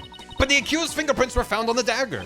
She had held it while rehearsing for the rite, which is when her prints got on it. Oh. I thought it was some sneaky other thing. This is a shocking turn of events. Perhaps a turnabout? There's a great deal of circumstantial evidence in the defense's favor. Thank you for the hydrate. I believe we must accept that the Warbot statue was what killed the victim. Let's go. It's also a door. At least it's not a clock. The Warbot statue is out of the court record. Now that we know how Acolyte Zealot really met his demise, there's no basis for claiming my client committed this crime. Nice work, Nick. How can this be happening yet again? The divination seance is the only truth. No, your benevolence. It's not the truth itself, but it is a means for shedding light on the truth. Yeah. Do you understand now? Your kingdom needs lawyers so that they can interpret your insights. But that means I have been misinterpreting the voices of the spirits all this time? Yeah, you got a lot of innocent people killed. Your benevolence, are you unwell? All the colors streamed from your face. Just tried out Honkai Star Rail for the first time. I spent entirely too long with it. Nice. My wife has gotten fully gripped by the gacha. By the Honkai. Bath is now playing Honkai and ZZZ Well, I think they're kind of taking a break from ZZ, but they also recently started Wuthering Waves. I was watching them play a bit of that. Which I just think of Wuthering Heights. I'm like, what do you mean you're using the word wuthering in the title of your thing? Specifically, they got ripped by Sunday. Yeah. No more time to grind. Thank you for the bit. This is the first time someone in series has to dwell on the sheer amount of bodies they've caused. Maybe. Possibly. That was your fault, Ram. How dare you. Anyway, it'll be fine. How does one wither? Continue your proceedings without me. Okie dokie. There she goes. I feel kind of bad for her. Now then, I would have the defense continue. Please explain what you have learned now that we know about the victim actually died. Acolyte Zealot was killed in the hideout before the High Priest's murder. That means the body found at the Plaza of Devotion was moved there by the real killer. But only after the Warbot dagger was thrust into him, to make it look like the murder weapon. That does seem to agree with what we now know. But why would the real killer go to such lengths? I believe stabbing Acolyte Zealot's body with the dagger and moving it to the plaza was a warning from the Twilight Realm. I'm not even reading options 2 and 3. It was a warning from the Twilight Realm. You know, something like, thou shalt not leave bodies lying around the inner sanctum. You putrid-headed lawyer, have you already forgotten? The High Priest's body was left lying in the inner sanctum. All right. If the killer did not wish for bodies to be left at the inner sanctum, they would have moved the High Priest's corpse as well. He's not wrong. How's this for a warning? Thou shalt not offer half-baked answers. Next time I better look before I leap. Seems the reason why the body was moved will remain a mystery. No, I believe I can explain. It was a crime committed for fun. Maybe this was a crime committed for fun. The killer is someone who loves watching people react to murder scenes. That explains why they placed the body where so many people would see it. It was for the lulz, Your Honor. But then why would the killer bother meddling with the estimated time of death? That's a good point. Sitting through your silly answers is no fun, but I do enjoy levying penalties afterwards. Arg! Yeah, right. Load it up. Load it up. Load it up. Boop, boop, boop, boop. Load it up. All right. It was an attempt to make my client look like a serial killer. That's right. The real killer planned all of this. This forged serial murder case. They planned him getting crushed by the thing and then stabbed by the thing?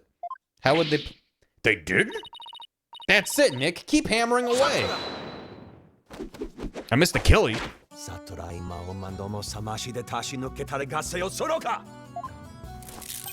Your reasoning has more holes in it than that cheese you foreigners so enjoy. You leave our cheese out of this.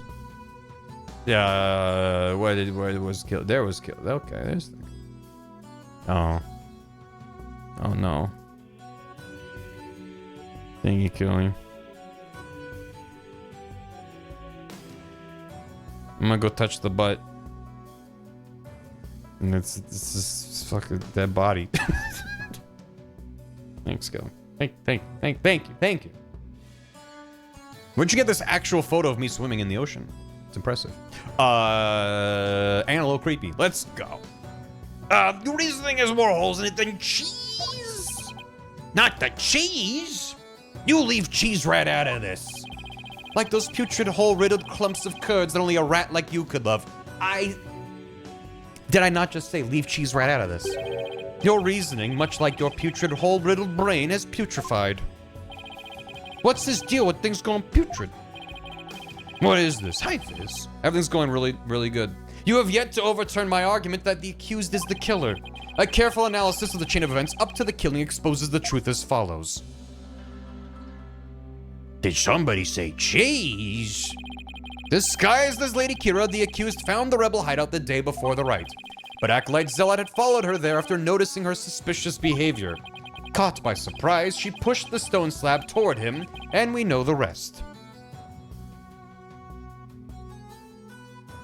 Down to F tier he goes. I've never been to the rebel hideout in my life. When the High Priest arrived at the sanctum the next day, he realized what she had done. That is when the accused murdered him in order to silence him. I believe Prosecutor Sadbari has posed a compelling scenario.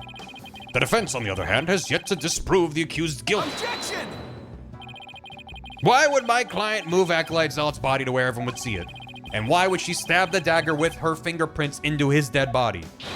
She had no reason to do any of those things. The dagger in his corpse was likely a warning to the rebels. Something along the lines of Lady Kira will slay the Defiant Dragons. So that is why she moved the body to the plaza for all to see. Now he has the judge, except no one noticed he was dead. Now he has the judge convinced too. I thought I finally make some headway. Well, Mr. Wright, about time for one of your groans of distress, is it not? Groan of distress? It kills me to admit this, but I've got nothing to counter his argument with. I still haven't disproven the allegations against Maya. Is it not time to end your futile struggle? You were already judged guilty yesterday. That makes you a dead lawyer walking. Accept the death that now awaits you, and in doing so, finally know peace. A dead lawyer walking indeed. Then again, are not all lawyers who practice in Kurain? But I must admit, I misspoke earlier. Allow me to amend my statement. I had said the defense's reasoning had a putrid, cheese-like smell. But I now realize the stench was from his own putrid body on the verge of death. At least he left the cheese out of it this time. Now I'm a rotting zombie. Think, who could have killed Zealot the day before the Wright? Who knew about the rebel hideout and could gain access to the inner sanctum? Only those involved with the Wright can enter the sanctum, so... Wait a second. Only a rebel would have known about the secret hideout. And the only person who was involved with the Wright had access to the sanctum. And was suspected of being a rebel is... Did somebody come to mind? Yes, except there's one huge problem. A huge problem. What are you two going on about? Plotting your escape from this sacred hall? I would not put it past you, considering you have no means to raise further objection. Also, we literally watched the dude escape from this hall yesterday, and he didn't get caught. If I don't do something, Prosecutor Samari will have this one in the bag.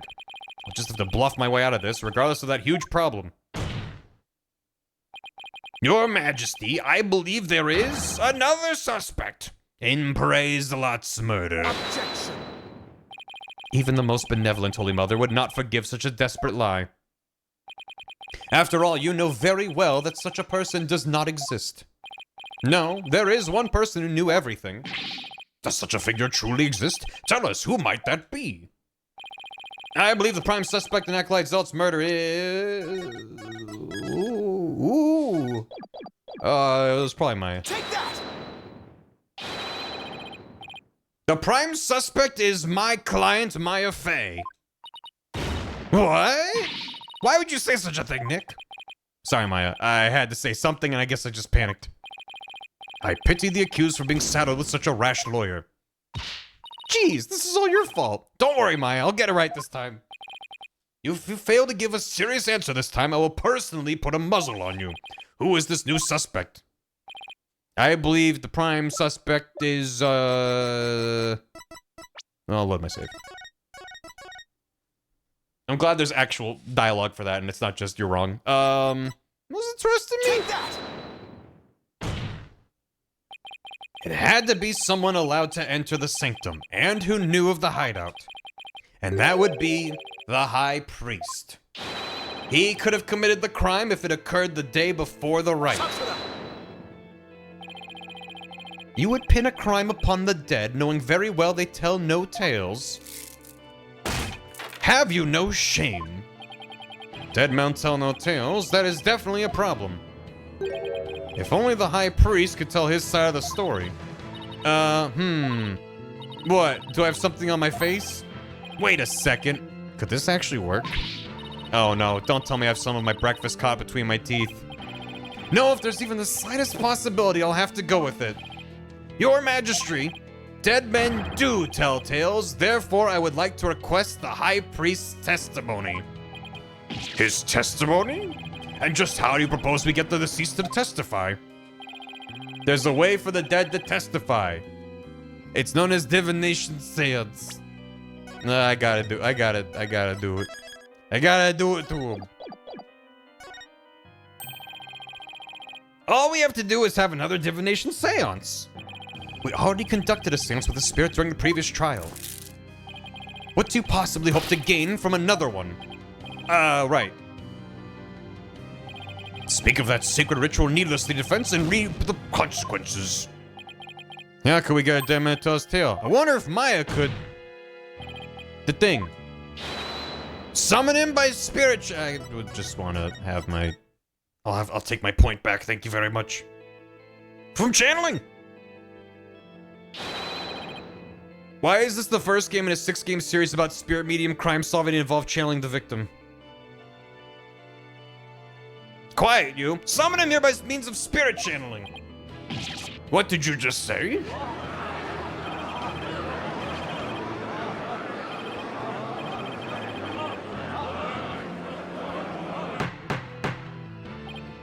Peace! I am frankly astonished to even know of such a thing. But spirit channeling is a secret art that only Her Eminence Queen Garan can perform. And Her Eminence is far too busy with other duties to perform it at our pleasure. I mean, it's kind of important, but, you know. I suspected as much. That means our only hope is... It's okay, Nick. You can tell them. Okay, phew. But Maya! I thought you wanted to keep it a secret here in Kurain. Don't worry. It's not like it's against the law or violates some religious precept, so... I don't think we'll be punished. At least, I hope not. It's not gonna be good, but this is a crucial period for you. It'll decide whether you become Master of Kurain. We don't have any other choice now, do we? If I'm found guilty, it'll be a lot worse than not becoming Master of Kurain. Alright, thanks, Maya. Actually, there is someone here who is capable of channeling spirits. Would they even trust that Maya's not doing a bit? Think of it from their perspective. They think only the Queen can perform spirit channeling. The person who's already been convicted of one murder and accused of a second murder is gonna be like, ooh, the spirit of the priest says I did it. Like, why would they ever believe her? But even Her Benevolence Prince Rafa finds the divination seance to be a challenge. Who could possibly have greater spiritual power than she, aside from the Queen? That would be me. There's some sort of a joke? A foreigner cannot have such power? No way. It does change the body. That's true. That's kind of hard to fake. Peace, I say. Is this true? Is the accused capable of performing the secret art of spirit channeling? Well, yes. Yes, I can. Now, Your Majesty, we'd like your permission to begin.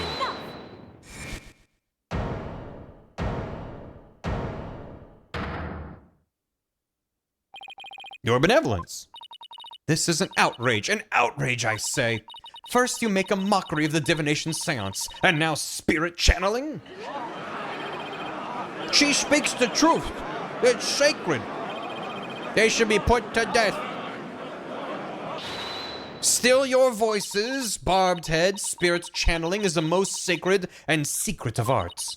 Are you prepared to face the consequences of what you propose? Yes, I am. Your Benevolence, are you saying you approve of their use of spirit channeling? I will judge whether their claim is true. If this is but another of their lies, they shall be executed on the spot. Very well, then. Your Benevolence? What if the accused accidentally calls forth an evil spirit? Do you truly believe this foreigner is capable of channeling spirits? Well, no, but I wanted to be sure as I am responsible for the safety of all present. Well, an inexperienced practitioner could inadvertently call forth a dangerous spirit.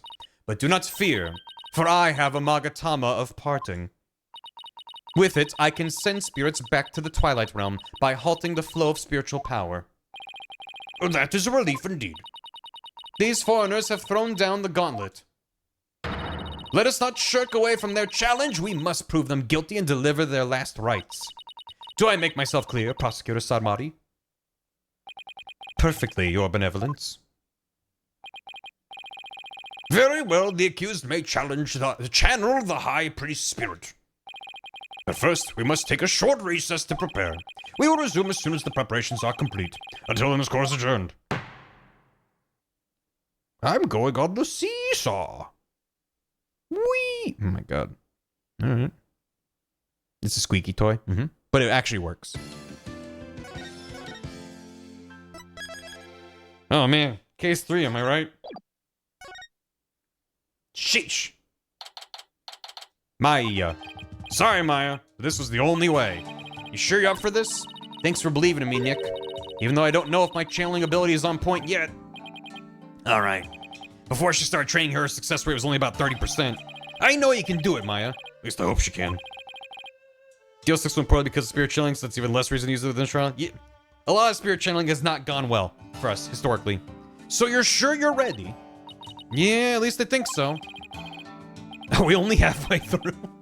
You don't sound so confident. What about all your training? Training's one thing, actually doing it's another. I see. Uh-oh. If she fails to channel the High Priest, we're as good as dead. Relax, Nick. You can count on me. I'll show you what my training's done for me. This will be the moment you never forget. Okay. Just hope it's unforgettable in a good way. Once we hear Abbot Imy's story, I'm sure the truth will come to light. Hope so. He was hiding the fact that he was a rebel, so... I doubt it'll be as cut and dried as all that. They're ready for you. Please return to the Hall of Justice at once. We're in the Hall of Justice. We're in the lobby. Okay. Okay, Maya, I'm counting on you. You got it. Here we go. And then she can't do it and we get executed. The end. This is the lobby of justice. The lobby of the Hall of Justice. We have received official approval for the accused to channel a spirit here today. Now, if you will, Miss Faye, please proceed. Yes, Your Majesty. I can't believe this. Only the Queen should channel spirits. Execute them.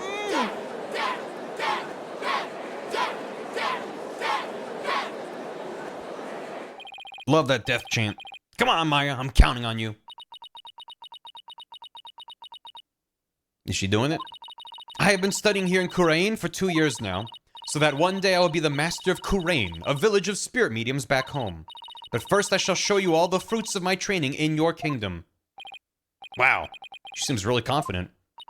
A neophyte practitioner such as you could not possibly channel a spirit. Okay, your benevolence. How about this? If I succeed, will you stop calling me a neophyte? Very well. If you succeed. Oh, I will. Just you watch.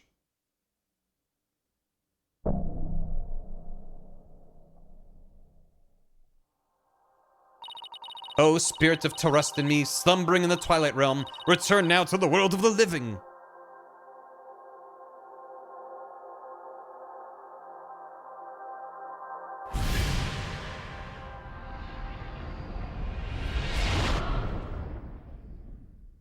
Zoom.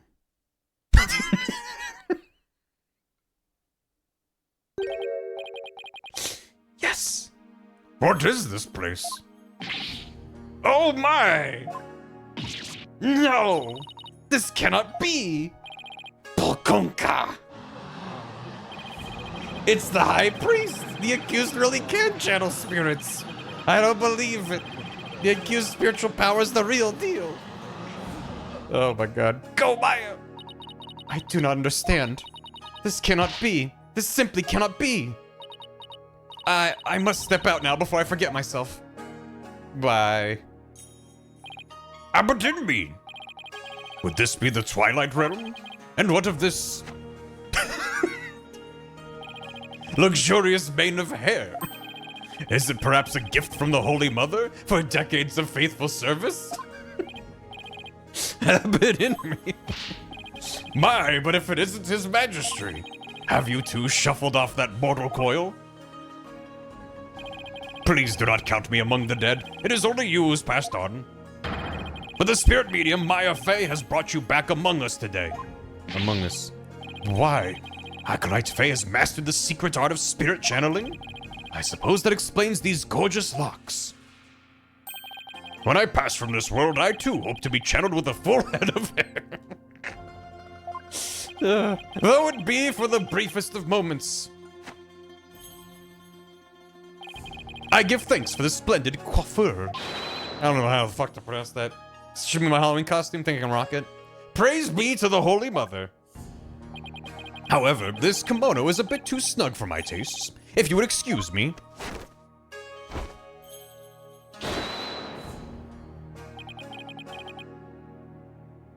You're gonna undo that before you stop the channeling, right? There, that is better. Can we get to his testimony now? Technically, I wish he kept his top on. Why are you are that foreign lawyer the people speak of as of late.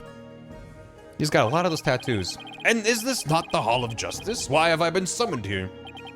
Forgive us for calling you back from your eternal rest.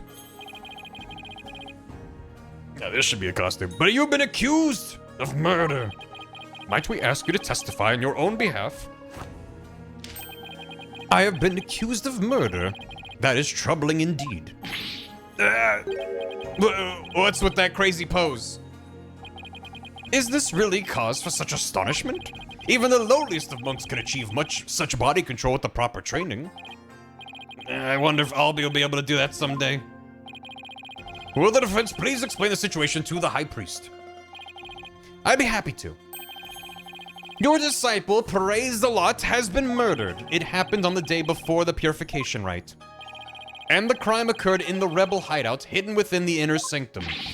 Acolyte Zealot, he has been killed. Who would do such a thing? Someone who knew of the hideout and had access to the inner sanctum. In other words, you, Abbot and me. After all, weren't you secretly a rebel?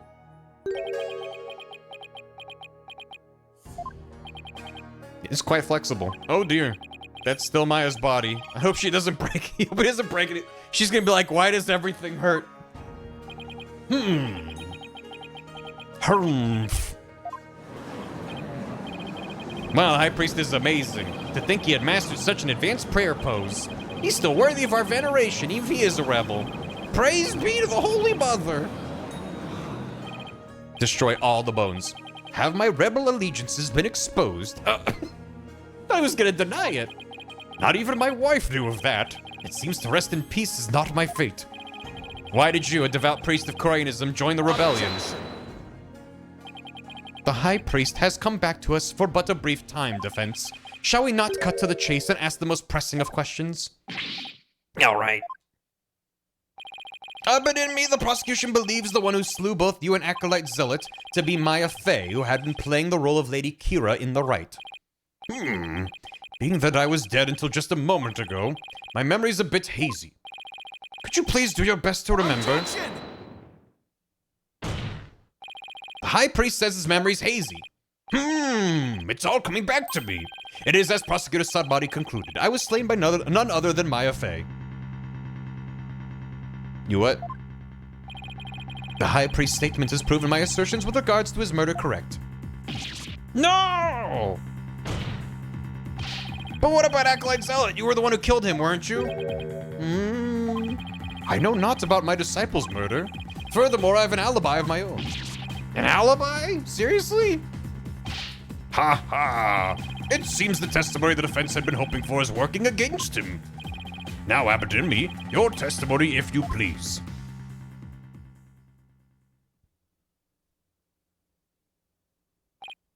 Yes. Yes, of course.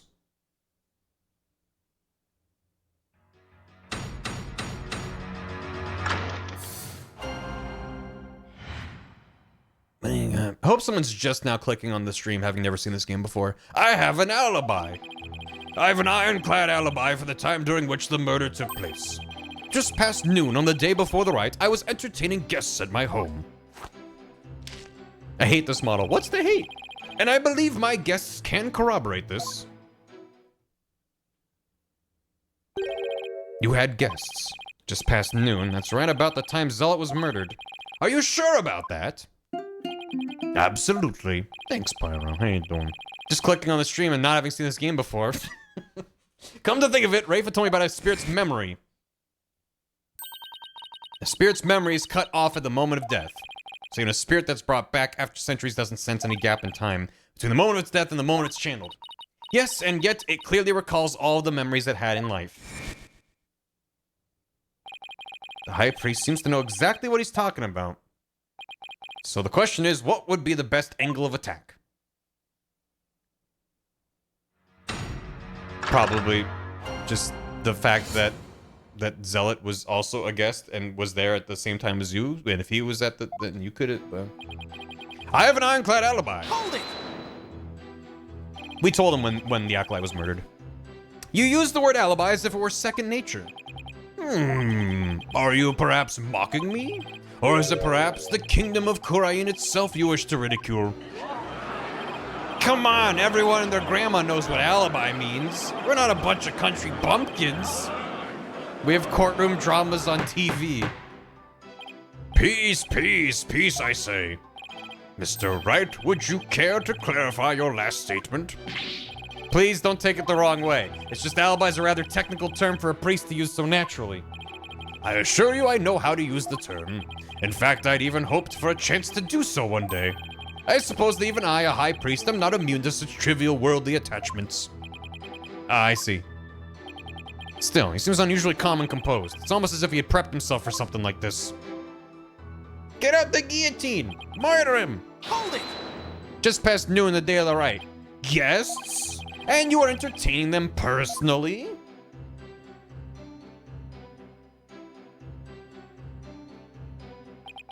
That I was. Okay. We gathered around the table for a most enjoyable conversation. He said his guests could corroborate his alibi. That can't be good for our case. Are you sure that was the same day as the murder? Maybe you've misremembered. Ka! Do not doubt my mnemonic faculties. Oh. I may have died, but my memories up to that point are crystal clear. Sorry. He's pretty thin-skinned for a priest. Though I guess they should have known better than to doubt his memory. Spirit's memory is covered. It literally had this flashback 2 seconds ago. It recalls all the memories I had in life. Yeah, it's fine. There's nothing better than enjoying Gingrel cuisine with dear friends. That way, everyone's breath becomes equally malodorous. Right. Remember? Flashback when I had the flashback. I believe my guests can corroborate this. Hold it! Don't forget. And who exactly were your guests that day? Don't tell me they were rebels so they can't be called here to testify. It was none other than his majesty along with his family. He couldn't attend the Wright due to work, so he stopped by ahead of time. My, how his daughter has grown. Wait a second. Let me set the record straight right now. I am not a rebel. So this is different than the photo we have? Thank you for that wonderful meal, Abbot Inmi. Lady Inmi's cooking simply cannot be beat. So there you have it. When exactly was His Majesty at your home? He was there from 2 p.m. to 3 p.m. Indeed, precisely the time period within which Acolyte Zealot was slain. We weren't that precise when we told him what time that happened. Yes, and we had a rousing chat concerning a game of Kachu de Mol. But I'll just have that added to the testimony. After all, it was I who visited the High Priest's home. How are you the judge on this case? Well, none of us were expecting to be here. My guests that day were His Majesty and his family. They visit from 2 to 3. Hold it! Your Majesty, are you sure his testimony is completely accurate? As sure can be. Oh, how wonderful it is to finally have my actions be admissible as evidence in court. His Majesty was at my home during the exact time period of the murder. Come, let us put this behind us. I could not have possibly committed this crime. How can you be so sure? What if the clock or watch you're using was off, or you misread the time? There was a clock right near the table and had the exact same time as my watch.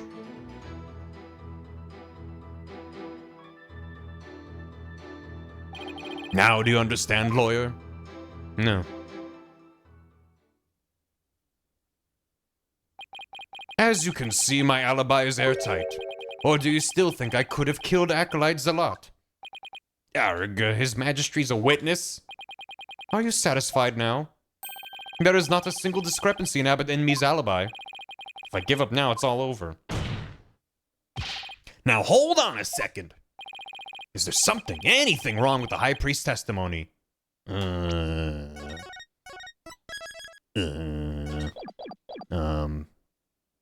isn't? Wait, never mind. I thought as much. After all, there can be no killer other than the accused. Indeed, and therefore I see no need to continue these proceedings. Do I really want to give up now? If I do, I'll be found guilty. Was there really not a single thing wrong? Please, Your Majesty, wait. There is a discrepancy in the high priest testimony. There is? Well then, perhaps you could explain what it might be. This is what was wrong with his testimony. The prayer feast was short. He's too friendly with the judge. He knew the time of the crime. I mean, yeah, that's... Yeah, fuck. Let's do it. After Abinimi was channeled, no one ever stated what time Acolyte Zealot was murdered. Now that you mention it... Despite that, you claim to have an alibi from 2 to 3 p.m. That means you knew that Acolyte Zealot was dead when you were still alive. Oh! He's back. Wait, I think I saw something just now. Nope, I must be imagining things. The second one has good dialogue? Oh, I'm sorry. So tell me, how did you know what time the crime had been committed? About that. What a good... Sans? Open your heart, let the Holy Mother in. We were blessed with the High Priest's sacred words of prayer. All who serve her holiness must strive to banish worldly desires from their soul. Open your hearts, let the Holy Mother in. Purge your mind of greed and bias. I feel as if my very soul has been cleansed. You can't fool me. Prayer may banish worldly desires, but it can't make a contradiction disappear. What do you want? How can you be so sure? What's that supposed to mean? This lawyer seems to think little of the power of Kurainist prayer. Huh?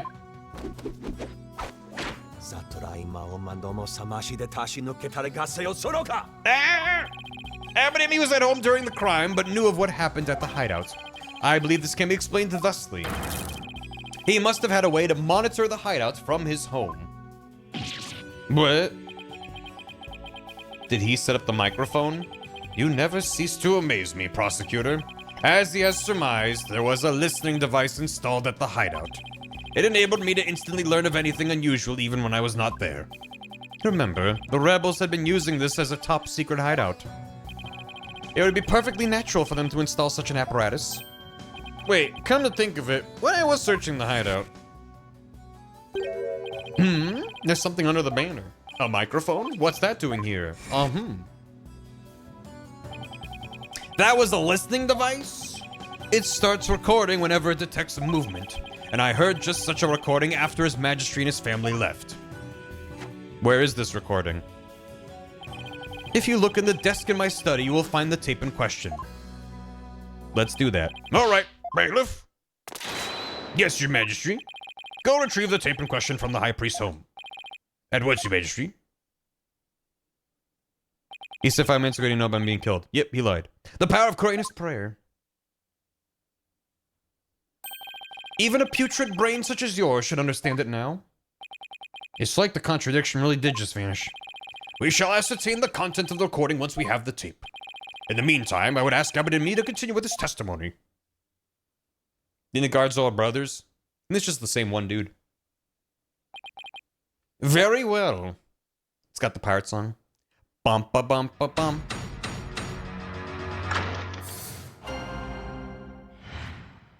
I heard everything. I was entertaining His Majesty and his family when the crime occurred. When I listened to the tape later, I heard a man and a woman quarreling. Oh. It sounded like an altercation between Acolyte Zealot and Acolyte Faye. After that, there was a loud noise followed by haunting silence. A female witness? I have to find some way to attack his alibi. If only Maya were here. She has a way of putting me at ease. She's right there, what do you mean? But seeing her like this is only creeping me out. Though the High Priest was a rebel, he was still a Kurainist holy man. Therefore, take care in your questioning, lest you invoke the ire of our people. How dare he suspect the High Priest? Made the Holy Mother strike him dead. As if this wasn't hard enough. Nice try, but I'll stop at nothing to find the truth. You get him. Yeah, I don't give a shit about your ire. You think your ire is gonna stop me? It fuels me.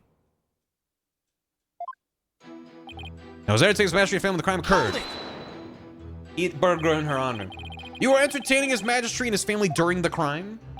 Indeed, my wife Marie was treating them to her wonderful home cooking. Your wife was there that day? Why, yes, she was in the kitchen cooking up a storm the entire time.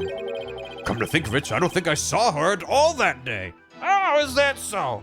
Oh, how convenient. She takes her culinary duties most seriously, you see. That is why she was in the kitchen cooking without pause the entire day. He said she didn't know about him being a rebel, but I'm still kind of sus of her like a little bit. So the judge never saw Mrs. Imby. Should I have it added to the statement? Yeah, sure. Please add that statement to your testimony. As you wish. My wife, Believe, was in the kitchen cooking. Hold it! Let her cook. What was your wife making that day? The menu that day featured hot and suppies and melton mouth. Uh-huh. They are both traditional Chinese dishes. I can't even begin to imagine what those are. Oh, yes. The exquisite zest of hot and suppies and the supreme texture of melted mouth. Lady Emmy's cooking that day was utterly unforgettable. Thank you. It brings me great joy to know you enjoyed your meal. Now, once His Majesty and his family had left...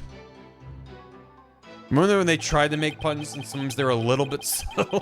When I listened to the tape, I heard a man and a woman quarreling. You heard everything from a recording? Indeed. Each night, I would secretly check what the listening device had recorded. I would have been in serious trouble with my lovely wife had she discovered my secret. Can you really tell what happened by the audio alone? Long years of ascetic training have sharpened my hearing. It is but a simple matter for me to ascertain a situation by the sounds I hear. Practicing charisma improves your hearing? Hearing is but one of the senses that can improve. If one can focus and attain inner peace, all 5 senses can be sharpened. You got more than 5 senses, by the way. Why, the warbot over in the bazaar just cried. Did you not hear it? Give me a break. It sounded like an altercation between Acolyte Zelt and Acolyte Faye. Hold it! Big wife guy over here. I don't trust him. Hold on. You sure about those voices? Was it really Zealot and Faye? I'd say that was the most reasonable conclusion under the circumstances. Or perhaps Acolyte Faye has an alibi that you can prove? I'm afraid not. Then I suggest you make like a mollusk and clam up. Now I will continue my testimony. After that, there was a loud noise followed by a haunting silence. Hold it! You didn't hear the clock go off? A loud noise, that's worth looking into. It was a terrible crashing sound. Poor Acolyte Zealot. It must have felt so heavy. It must have been the sound of that stone slab falling over. Should I have him add that statement to the testimony? Yeah. Please add it to your testimony. As you wish. But what didn't you hear? I've described the noise as a terrible crash. Poor Zealot must have felt so heavy. You believe that terrible crash is connected to Acolyte Zealot's death? Yes, the sound, no doubt, was poor Zealot's death knell. Such a tragedy, for he was a fine disciple.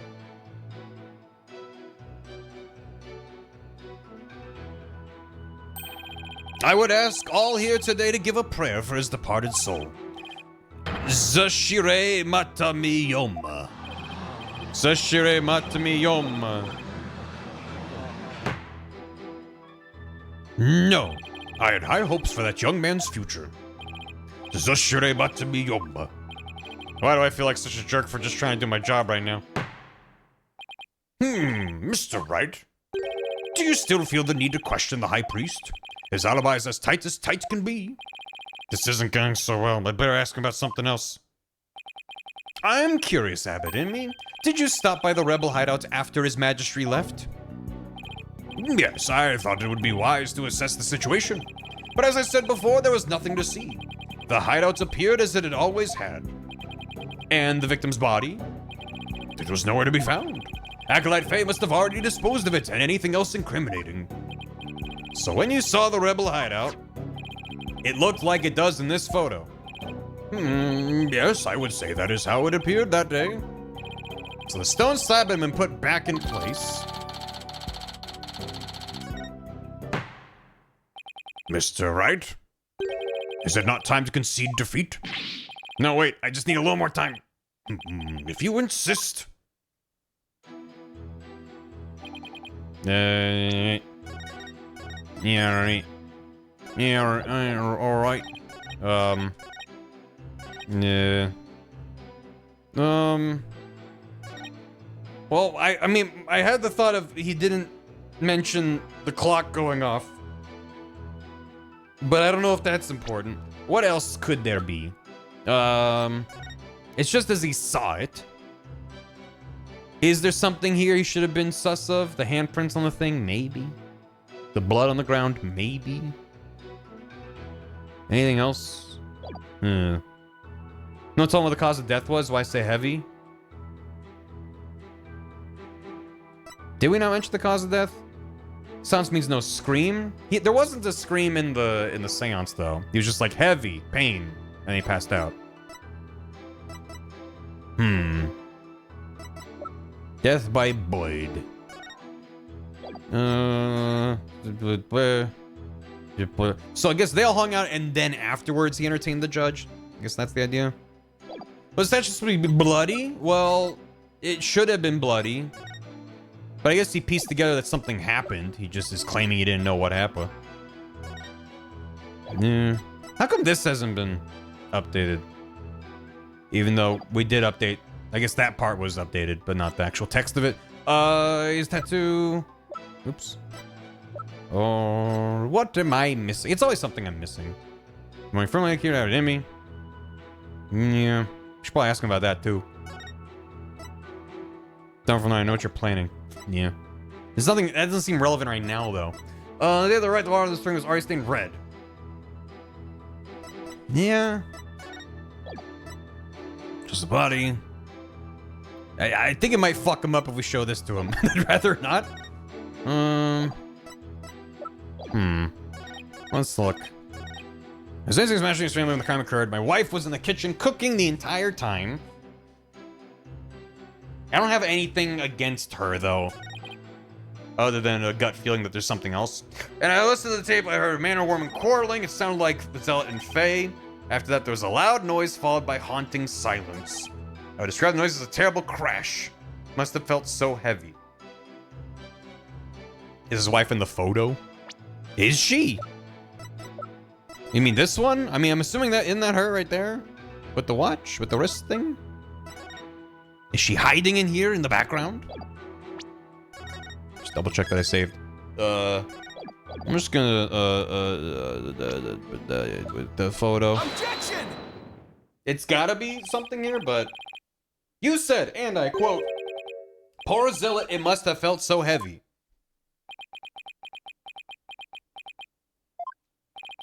Why do you think he felt something heavy? You said the hideout looked like it did in this photo. If so, there's nothing that would lead you to believe he had experienced a heavy feeling.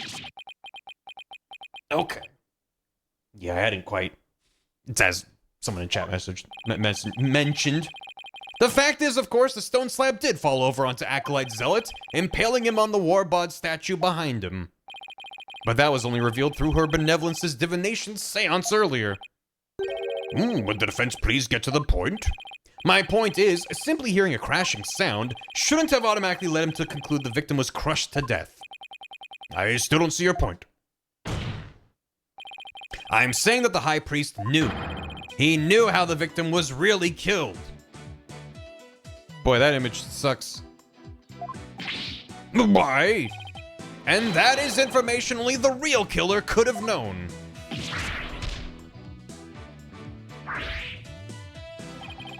I definitely saw it that time. I've got the High Priest spirit shaking in his boots. Or should I say, sandals. Explain it to me like I was only half paying attention. Need I remind you Abadimi was with his majesty at the time of the crime? Such an alibi precludes him from being the killer. That's true, so he can't be the killer. However, he knew how Zealot was killed, something only the killer could know. Can this discrepancy be resolved somehow? Well, Mr. Wright, we're waiting for an explanation. I was just getting to that. Time to think of something quick. The High Priest knew something only the killer could have known. Yeah. Maya wears sandals. It's true.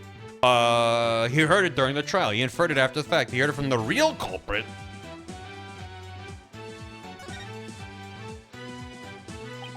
He must have heard how the victim died from the real killer.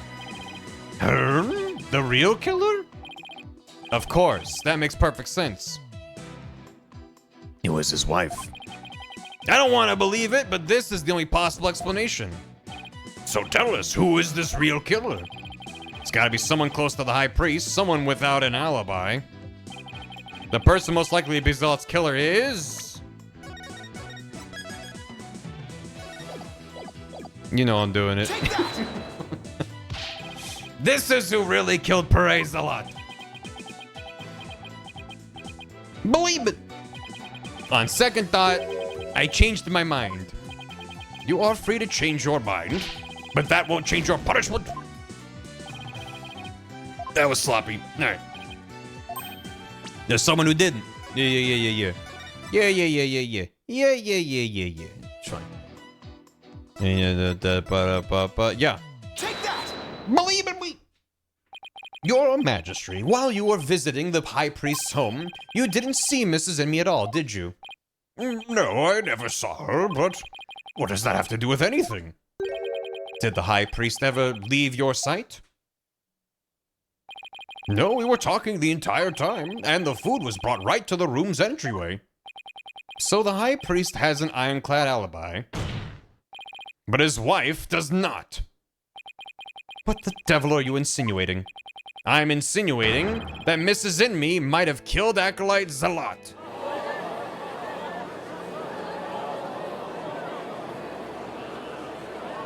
Objection!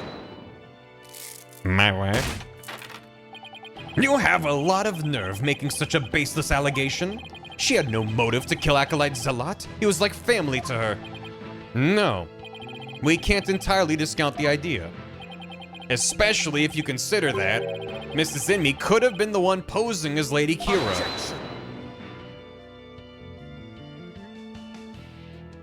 That's pretty awkward. She's the one hunting rebels and he's a rebel? Ew. Even a fool must temper his foolishness at times. She's pregnant, I thought? Was she pregnant? I think you're right. That does sound familiar.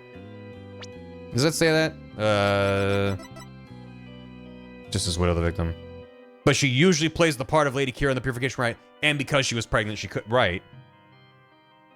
Is she lying about being pregnant? I don't know. Do you truly believe Lady Kira would kill Acolyte Zealot, though he was not a rebel? Objection! Pregnant with vengeance? As we all know, the High Priest was secretly a rebel. Pregnant women can't murder. The womb baby was Lady Kira. It would follow that his favorite disciple could very well be a rebel too. Are you suggesting that Mrs. Enemy killed her husband as well? As sad as it is to think she'd kill her own husband to rid the kingdom of rebels, I don't think we can rule it out.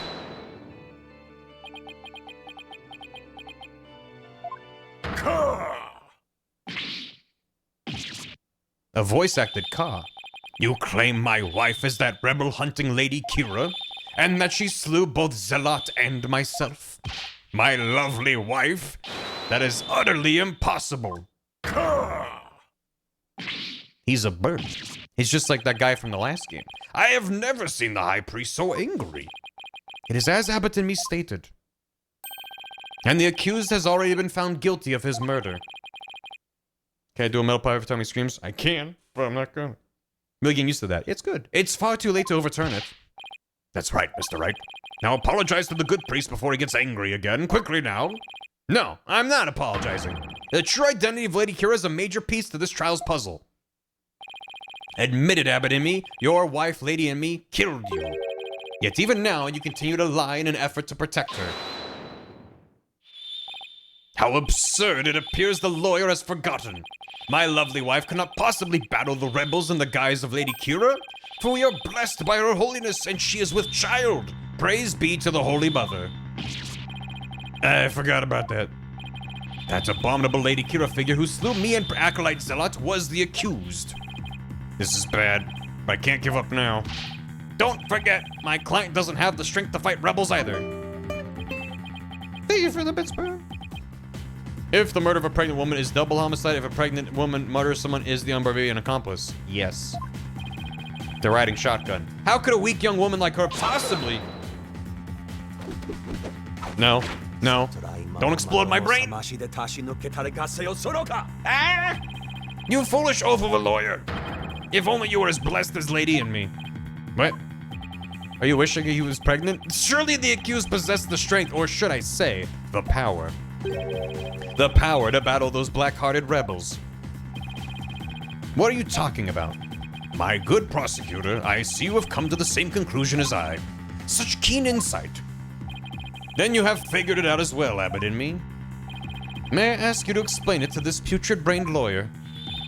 Certainly, for I cannot allow him to frame my lovely wife for murder. Foreign devil! Your Majesty, allow me to testify as to how Maya Fey is that murderous Lady Kira. Well, if it would assuage your anger, then by all means, please testify.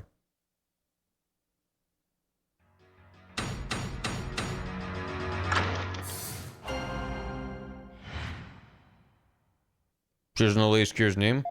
We do by mistake. Acolyte Fey channeled Lady Kira's spirit. She is a spirit medium who knows Lady Kira's true name, so she could have done it. Doesn't know her face, though. Does she? So it was the real Lady Kira who returned to root out the rebels among us. She attacked and killed me with a strength far beyond any mortal woman. But do you understand now? Murder by spirit channeling explains everything. This is the only way the accused could have defeated one rebel after another. Indeed, I am a living, or shall I say dead, proof of her terrible power. Kira's always depicted in a mask. That's what I was thinking. Maya's ability to channel spirits, it's come back to haunt her. Now is not the time to let it go and move on. Is it not time to let it go and move on, defense? Never. I'll never give up. Now what? Think. How can I prove that Maya couldn't have channeled Lady Kira?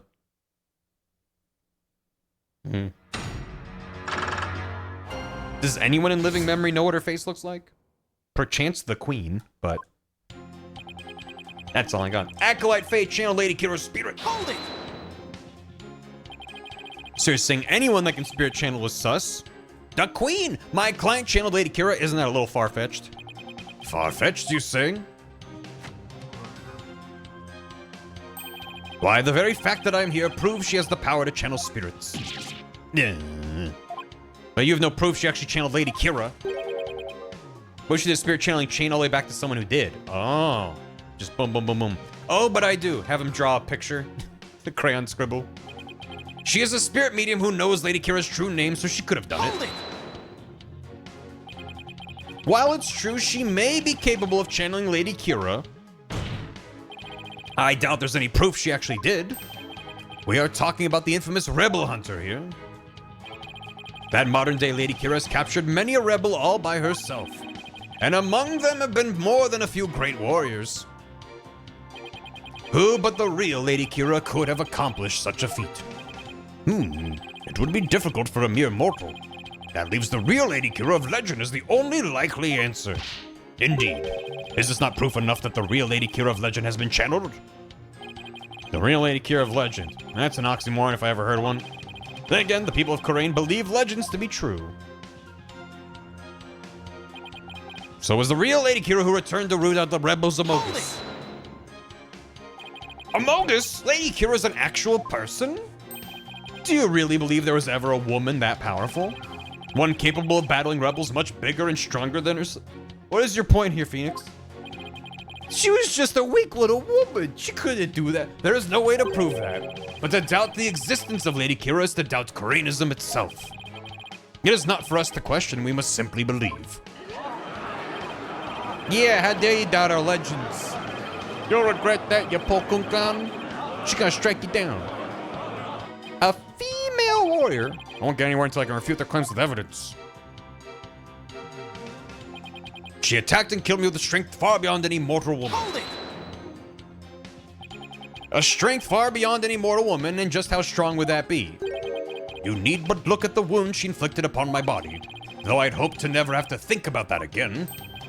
Your wound? It was pretty deep, and there was a tremendous amount of blood. And while Acolyte Zealot was rather small in stature, he was strong. Nevertheless, he was no match for the sheer strength of Lady Kira. Maya's spirit channeling is proof that she's Lady Kira. This is not good. I'll have to prove she didn't channel the original Lady Kira. Leave it 10 bits. I like fish channel, yeah. Yeah. Okay. Yeah, it's gonna done it. Where does it say about what you need for the thing? Sustained. From the right. The thing. That thing. That thing. That thing. Also that. Please thing. Did I skip over it? I probably skipped over it. Don't I have evidence somewhere that says that they need both? Or was that just in conversation? Thing. Weather. Mark on his face. The body. The thing. Maya's statement. Water was red. Do I not have a piece of evidence about you need both? There's just a rifle flashback. So that's not it. Not on the right track there. I like to channel Lady Kira's spirit. She's a spirit medium who knows Lady Kira's true name, so she could have done it. What does it say in the thing? Her name is Im-san. Oh, but I could be like, but it's the priestess, which means that Belieb also knew her name. But that doesn't really. Does that really change anything? I'm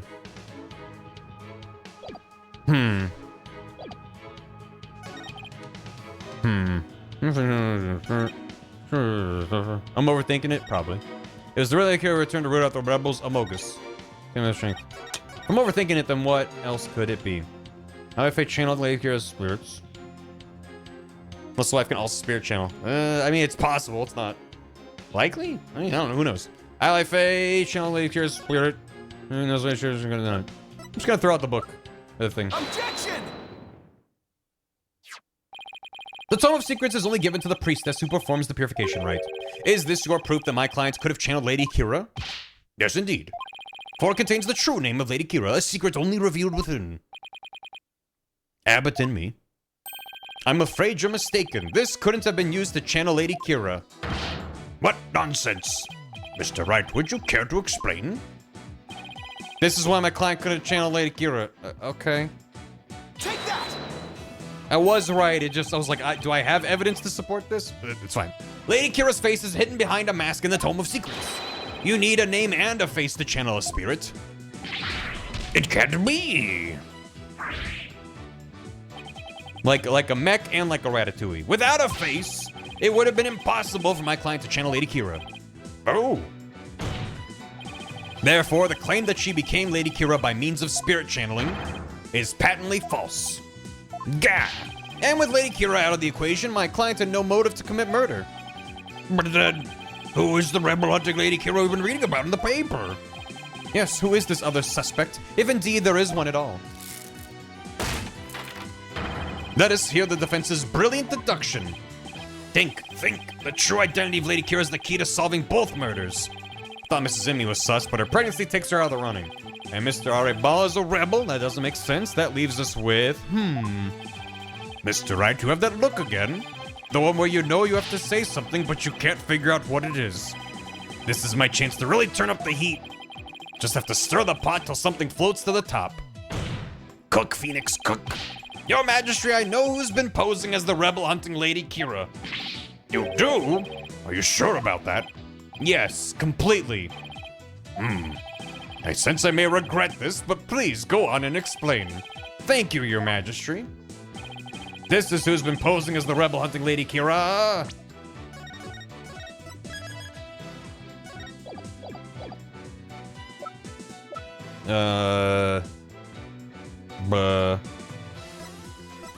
I was thinking it was the queen, but I don't have her as an option. It's probably Albi. It's probably Nayuda Sadmadi.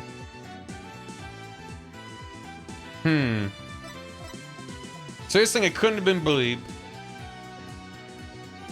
There's a Cranius monk. It was them. Pick Maya again? Okay. Take that! My client Maya Fey is the Lady Kira we've been seeking.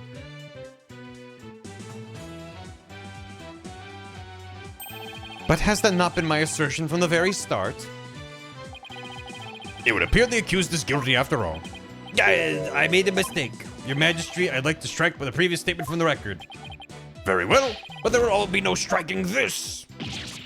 I'm sorry, Your Majesty. I will not tolerate silly answers like that. I know, I've got a serious answer lined up this time, I swear. Take that! Well, I do believe that is the true identity of Lady Kira. Wait, don't answer. Even your putrid brain could not possibly explain such a deranged response. But I'm far past anger now. I can only laugh at such foolishness. Heh heh heh. Ha ha ha ha ha ha ha. These may be tears of laughter, but rest assured there's no mirth here for you. This is no laughing matter. Let's think about it again. Who could be posing as Lady Kira? If I cross off all the unlikely suspects, there's only one name left on the list. Kurainism teaches us to be merciful, so in that spirit, I'm giving you another chance. Who is Lady Kira?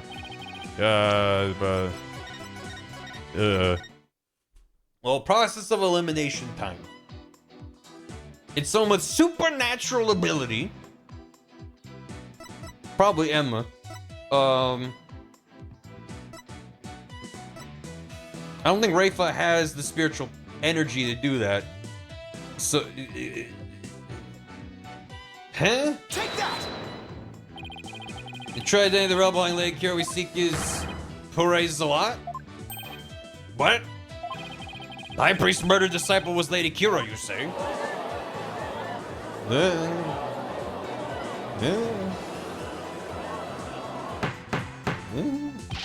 Peace, I say peace. The defense will continue. Will I? Yes, Your Majesty. I whittled down the list of suspects until there was only one left. What's on my spiritual power? Is the point just sexism? is it not, oh, who could channel this powerful warrior? It's just who was big and strong? Is that it? Is this just a process of elimination is not the same as solid evidence? I assume you have evidence to back up your claim. Yes, of course. I will have some in a moment. At least I hope so. Maya wasn't Lady Kira, neither was Mrs. Imi or any of the other possibilities. That leaves Zealot, and I have the evidence to prove it. Do I? The evidence to prove Zealot I was posing as Lady Kira is this. Is what? Is what? Is what? Is huh? What ties him to the scene? That is there. Huh? Buh? Buh? I know what you are planning. No. That's not it. The peach. It's cause of the peach. The dagger? He had access to the dagger? Is it the orb in the foot? Was he wearing when he died? His robes? What about his robes? There's something about his robes? What was he wearing? He's actually saying that could have found out that Imi was rebel. But what evidence points to Zealot being Kira? No shoes. And? Why does that matter? Jenny curious. No, okay, you're fine. What does Kira look like? Over here. Just kind of jamming. Holding a dagger. Must know her name. Oh, that's not fine. Looks like a mask. Yeah. Zealot's Kira. We're claiming that Zealot is the Kira that's been going around. Got beefy leg. I mean, that's just the drawing of Kira. That's not proof of anything. I don't know. I got nothing. I don't even have a guess. I need some sort of a nudge because I'm very stumped right now. Brain is not putting anything together. What are your descriptions of the evidence again? All right, I have a badge. I got a hint. What you got? I like Dual Destinies so far. I'm liking it. I'm liking it. It's kind of fixed the number of minor complaints I had with Dual Destinies. Only can care off people over out of color. Yeah, it's true. Papish, please. Wait, what? I'm waiting. Nice kind of activities. Sometimes it says like here in the flesh. Could some more Apollo in this Apollo game though. But there's more and better Apollo in this than there was in Dual Destinies, I feel like. The 3 is right. Yeah, that was in the previous trial. So further than the first time securing descriptions. Alright. Look here, the only he could do. This game's sisters reveal and search and escape from the penitentiary. There's a thing. Caused that the bloodlust from a downward wound delivered by a bladed weapon. It appears to have been inflicted by a worldwide damage used on the right. Yeah. Show Cypress' body, shovel that area with snow, lantern with a broken wind guard. Yeah. And to the right, the water in the spring was already stained red when Emmy and Maya arrived at the inner sanctum. Yeah. Warning from Lady Kira to Abbot Emmy. When someone capable of entering the priest's home could have delivered it. Take that! It feels flimsy, but okay. That is what this is what proves that Acolyte Zealot was Lady Kira's warning letter. Thank you, chat. That was absurd. What could that possibly prove? Prosecutor Sadmati. You stated that this warning letter proved that my client was Lady Kira, and the reason you gave was that the High Priest's house was locked tight. But there was another member of the DK crew who lived there. Ah. Therefore, Acolyte Zealot could have delivered the warning any time he wanted.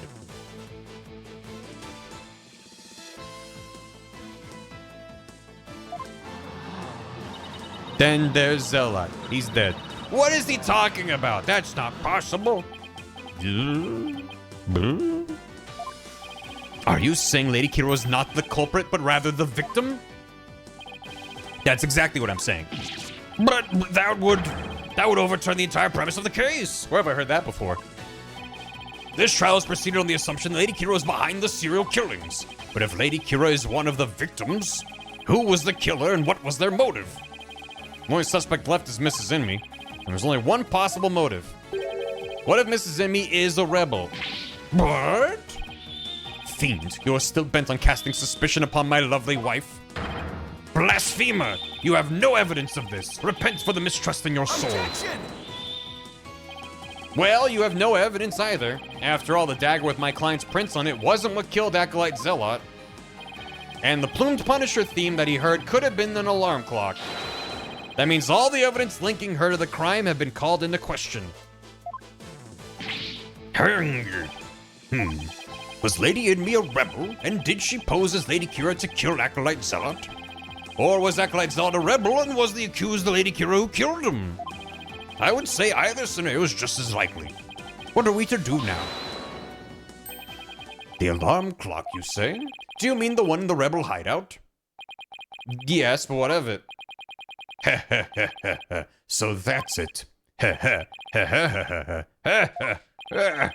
What's gotten into him?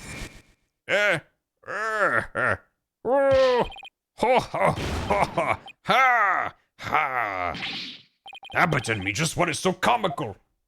Is the clock secretly a clock? Because that's not gonna work on me. Forgive my outburst. That has simply tickled my funny bone. What did? The theme song came from the plumed Punisher clock, you say? That alarm could not possibly have gone off. What makes you say that? The clock was working just fine last time I checked. Try using your head for a change. Would not the existence of a secret hideout be given away if an alarm kept going off? Wait, you don't mean... Indeed, we leave the alarm switched off at all times. I mean, that does make sense. I didn't even question it. Damn it, Alarmo. Giving me away. In that case, I'm sad to say the defense's claim does not hold water. Would you care to respond, Mr. Wright? This can't be happening. No. Then who turned it on? I don't think anyone turned it on. I think they heard the theme, but it was the other theme. I think they heard the Steel Samurai theme. And it's just that only the intro sounds different. This should put an end to the lawyer's futile struggles. Especially if someone did not know about the Steel Samurai. then they would just hear it and be like, oh, that's just a weird version of the other thing. The theme song the victim heard was from the accused strap, just as we suspected. Therefore, the accused is the rebel hunting Lady Kira and the victim's killer. I need an opening, something I can raise an objection to. That plumed Punisher theme song Acolyte Zealot heard in his final moments. I too heard it by way of the listening device. But did you really? If you had heard it, why didn't you testify to that fact before? Is it not obvious? I did not know such a tune could become a key matter of dispute. The matter of the theme song came up before Abbott and me was channeled. Yeah, right. Well then, what if he's lying about the clock's alarm being switched off? Miserable wretch. That would be a pointless lie, one easily disproven. If you check the clock, you will see the alarm is in fact switched off. Yeah, come to think of it. What a fine item. And this switch, if I'm right. Switching the alarm to on wouldn't immediately play the alarm though. But whatever. But we saw the switch back in the opposition before we left. I remember hearing it clearly. Those distinctive taiko drums in the intro are etched in my mind. They went... Daga dun dun dun dun dun dun dun. Yeah, that's... You got... Yeah, that... Yeah, Distinctive taiko drums in the intro. This trial has gone on far too long. Shall we move ahead to the verdict phase now? By all means, and let us also return Abbott and me's spirit to the Twilight Realm. Before I go, let me say a word to my darling wife. Objection! Like hell you will. Now hold on just 1 minute. Your Majesty. Yes? The High Priest's statement is inconsistent with a certain piece of evidence. But it is? Still you writhe in defiance of your fate? The very sight reminds me of a tortured soul, writhing in flames. You won't be saying that once I show you the evidence. All I have to do is pick the right one. My badge? This piece of emphasis is the theme of the taiko drum intro. Taiko drum intro. Taiko drum intro. It begins with traditional Koreanese instruments. Yeah. Take that! Hiya! This is what's inconsistent with this statement. My client's plumed Punisher strap. What does that have to do with anything? It plays the Plumed Punisher theme song, and here it is. The theme to the Plumed Punisher Warrior of Neo Twilight Realm.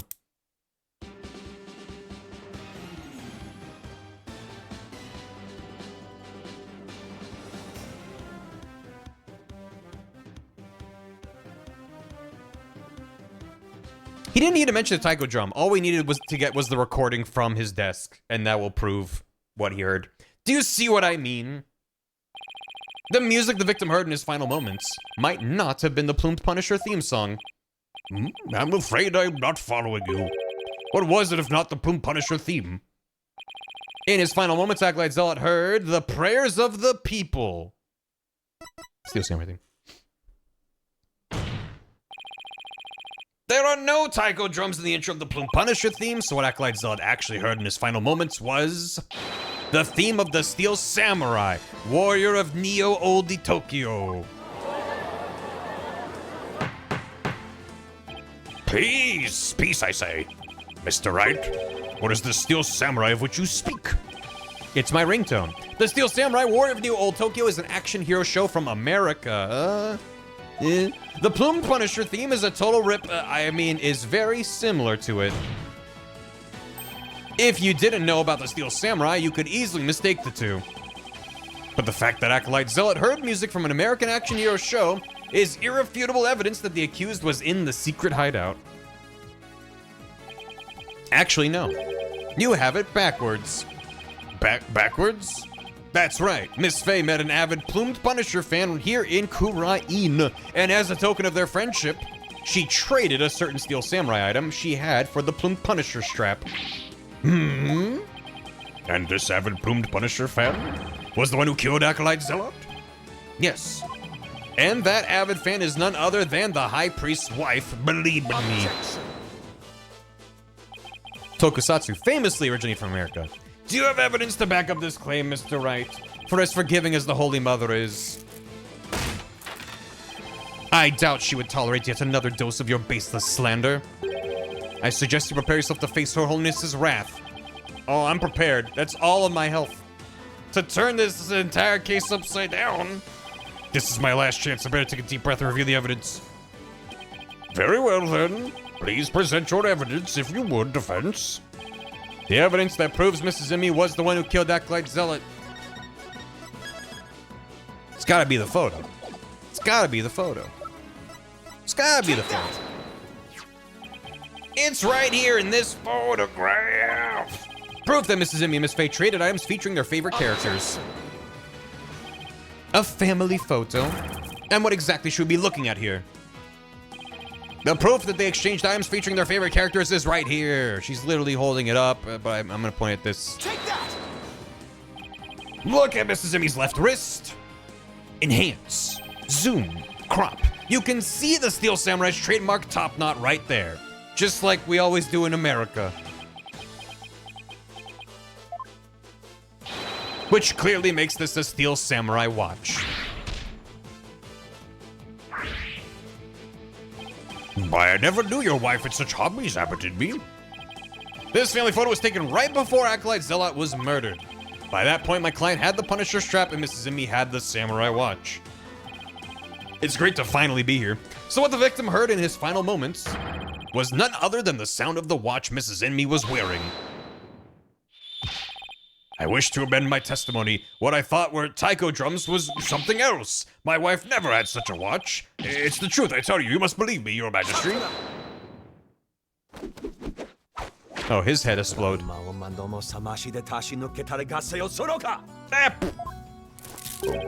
Be not deceived by the defense's loyally chicanery. Now what? He's been pretty quiet up to this point. What does he have up his sleeve? There is a big gaping hole in his flimsy claim. A big gaping what? I don't think so. Oh no, I'm afraid it is there, all right. Just like the big gaping holes in your putrid brain. My brain is neither putrid nor full of holes. I'm not a zombie after all. Says the dead lawyer walking. He who has narrow vision focuses on what is before him, never seeing the big picture. Or as they say in your country, you cannot see the forest for the trees.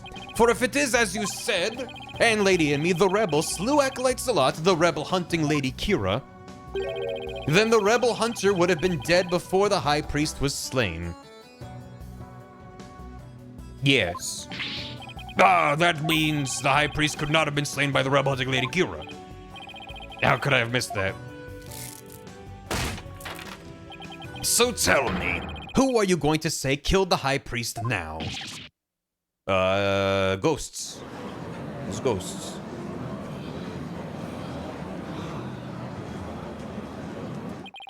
Do you finally understand the sheer size of the holes that riddle your putrid brain? I'm in hot water now. I don't have any other suspects in the high priest's murder.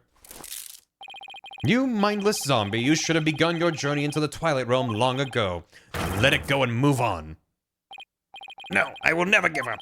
I just need to think things through and figure out who really killed the high priest. I can't. Oh, no. Always having a thought. Okay. All right. Here we go. If Acolyte Zealot had been Lady Kira, he couldn't have killed the high priest. Right. So the question is, who did? Maybe I can get to the bottom of this by reviewing the events of this case in order. Whatever can tell me something about the crime scene before the murder. What was Maya's testimony? It was the about the water. Yeah. Yeah. Kaboom! Twilight Realm. Hey, we. The spring was stained with blood. All right. Maya said the spring had been stained red before the rite even began. The spring was already red before the high priest's murder because of Zealot's blood.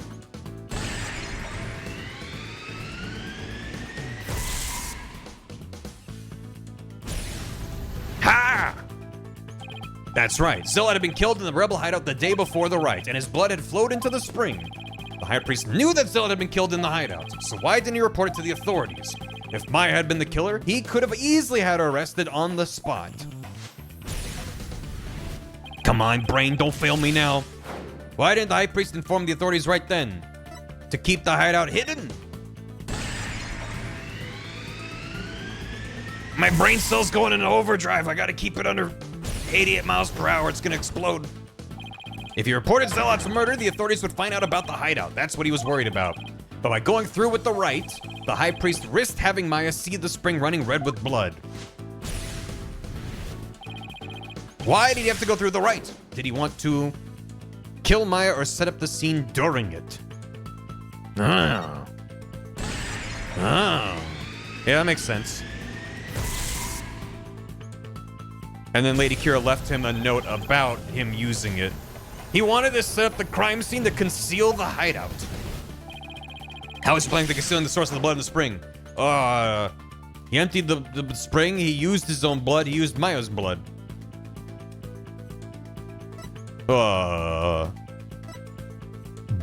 How was he planning on concealing the source? I don't know. Was he gonna just use his own blood? I don't know. I guess so.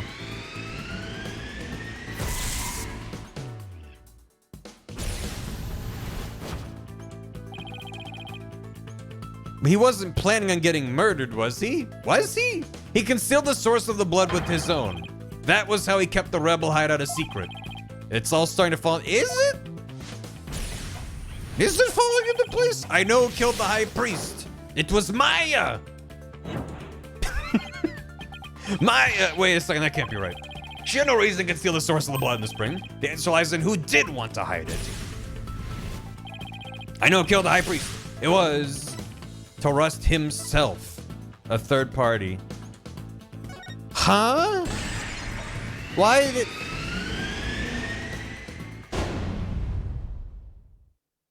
What? Huh? What? The High Priest took his own life to keep the rebel hideout a secret. There's gotta be a better way. There's gotta be a better way to keep that place a secret and cover it up. The High Priest wasn't murdered by anyone. He took his own life to keep the rebel hideout a secret.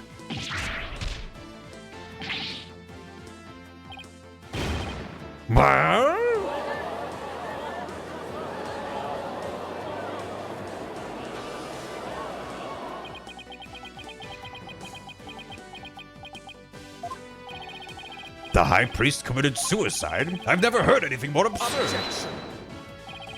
The lawyer has placed a stain on the good priest's death with his putrid brain. Its putrid gaping holes are as large as the hole in his logic.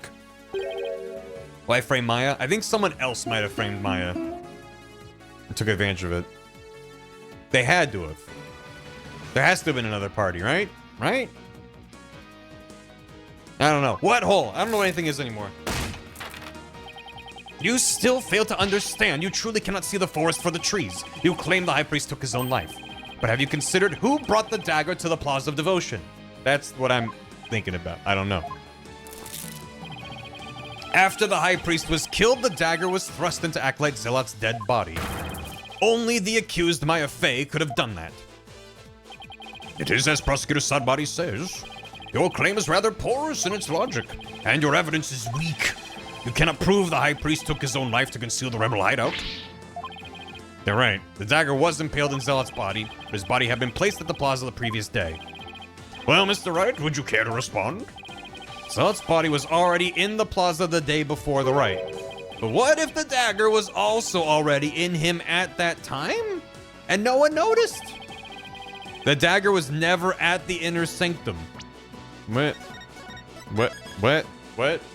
Huh? What? It was moved by Maya? It was moved by Tarust's soul? He died by a different weapon. I gotta. The High Priest's spirit moved it. No, it's a stretch, even for a country where seances and channeling used in court. Dang it. That means... I like he didn't say anything, he just slams the desk and then goes... And then slams it again. It was moved by Maya! Maya moved the dagger? Nah, that's not it. She had no reason to do that.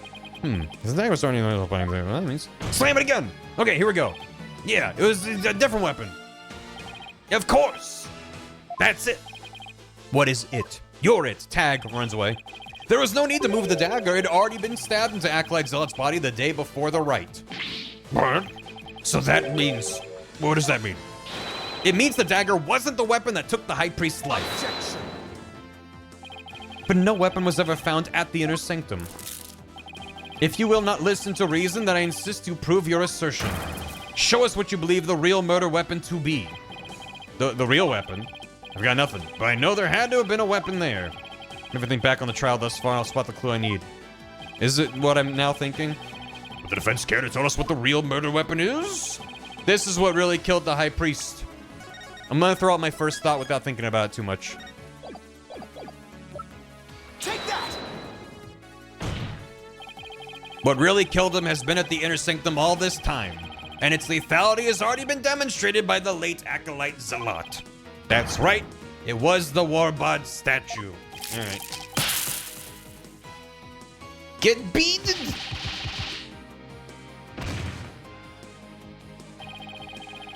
So he ran into the statue with the cloak on top of it? That does explain the bit of the... You believe that the statue claimed both victims' lives? Would you care to chime in, Abbot Emmy? No, he lies. Pay him no heed. Why, it's... There she is. Lady in me. Darling, don't you think this has gone on long enough? Believe no! Your Majesty, my wife knows nothing. Please, Abbot Inme, let your wife speak. Now, Lady Inme, please continue if you would. It's that time again. And what time would that be? 2:30 in the afternoon. The time my husband conducts his daily prayers. And the time Puree was slain.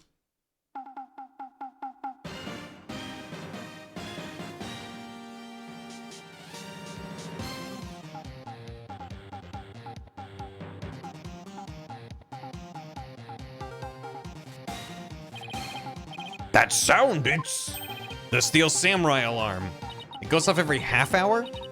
I too like to pray at the same time as my dear husband, so I set an alarm to remind me each day, but I had no idea it would come to this.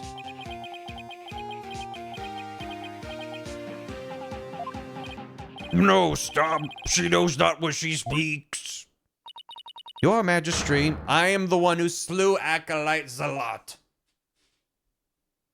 I'm glad she's just confessing. No! I thought we were gonna have to interrogate her and have a whole multiple rounds of evidence and testimony and bailiff, summon a physician at once. That's not your hair to rip out.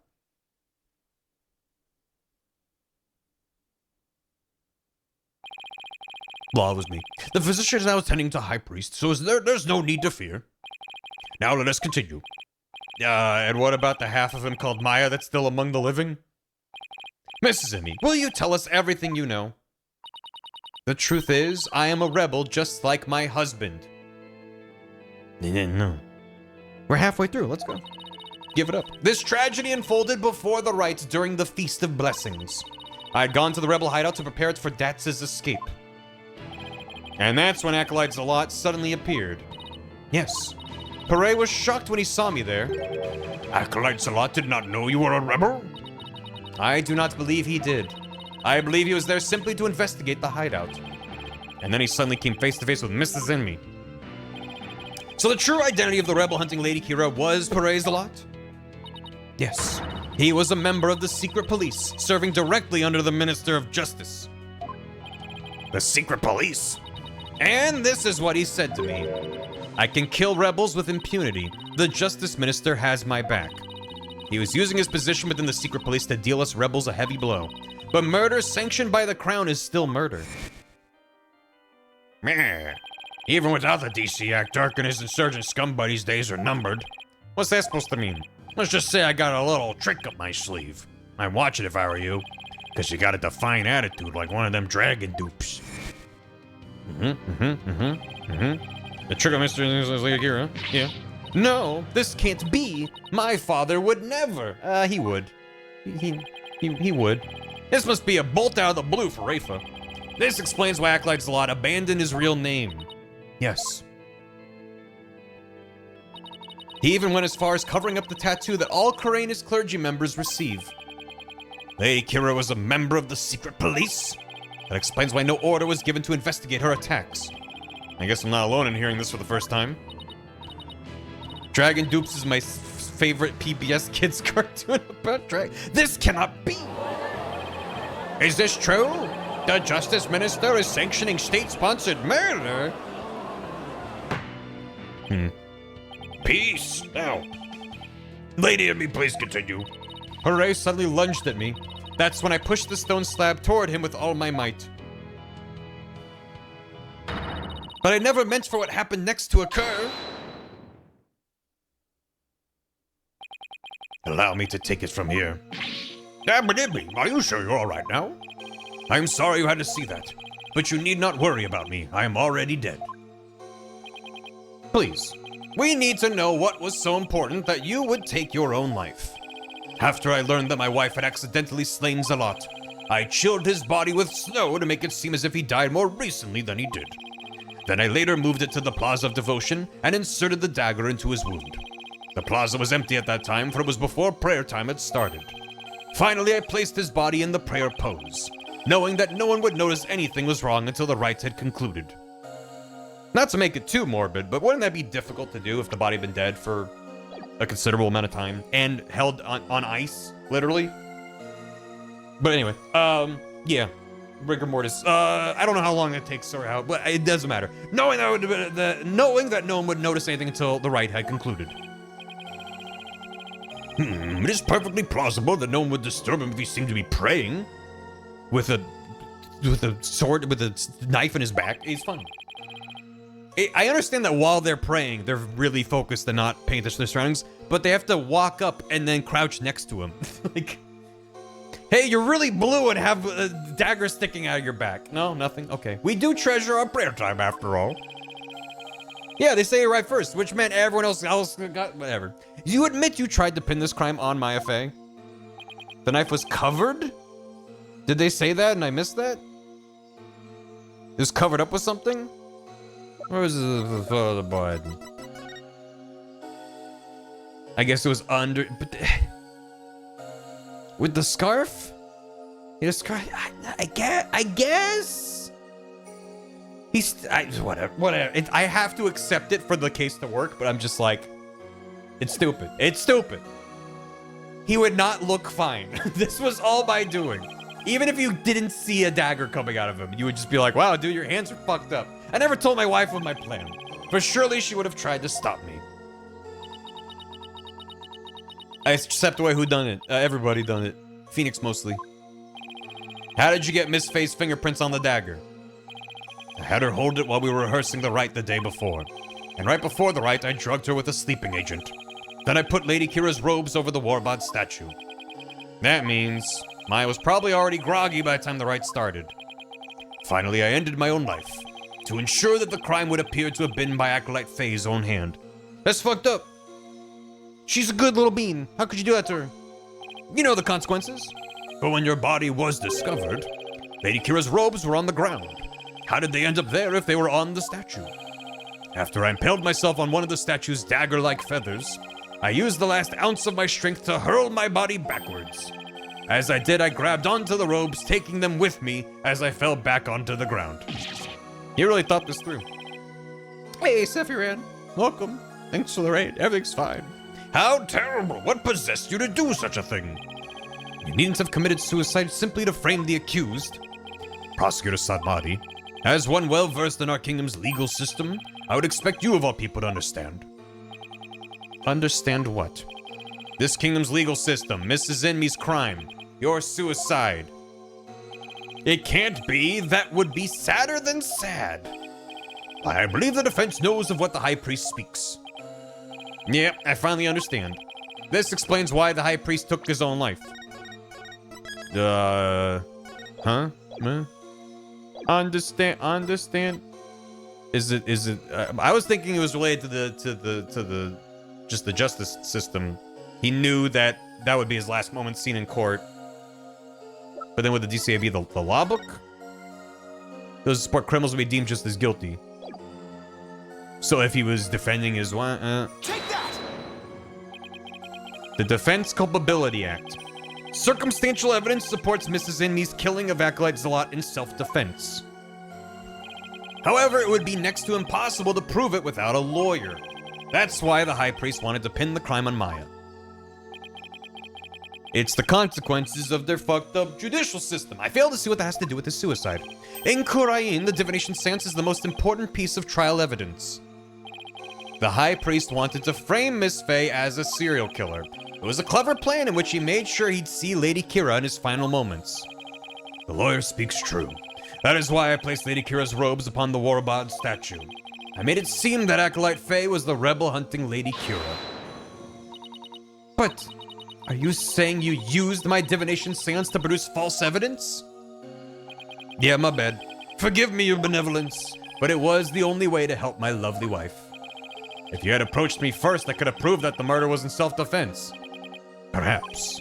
But I had little faith in lawyers, despite being a rebel. How utterly foolish to cast away one's life for such a reason. There must have been other ways to cover up the crime. Yet had I done so, my wife would rush to my defense, and when the case went to trial, she would suffer the same fate as I under the Defense Culpability Act. I could not have lived with myself had she been convicted because of that fiendish man. This cannot be. All I have done under the laws of our kingdom, it has all been... Poor Aoife, she's really taken this hard. But I can't say I'm surprised.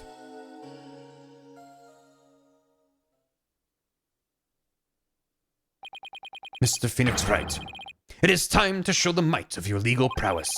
You mustn't allow another innocent soul to be charged under that despicable law. Of course, I'll do whatever I can. What I have done to you in Acolyte Faye is unforgivable. I can only offer my most humble of apologies. Your Majesty... Yes? I ask that you please look after my wife. You have my word. Your benevolence, it is time that I return to the Twilight Realm. The Magatam of Parting, if you please. Can you put Maya's clothes back together first, please? Very well. Your benevolence, please, allow me the honor. Yes, it would be more fitting for you to send him on his way. Mrs. Emmy. Darling, I'm so glad I was able to see you one last time. Thank you for everything. Oh. Yeah, okay, he put his name. I'm sorry to leave you like this, my love. But now you can watch over me from the world beyond. Yes, always and forever. And with every breath I take, my darling, I'll be thinking of you.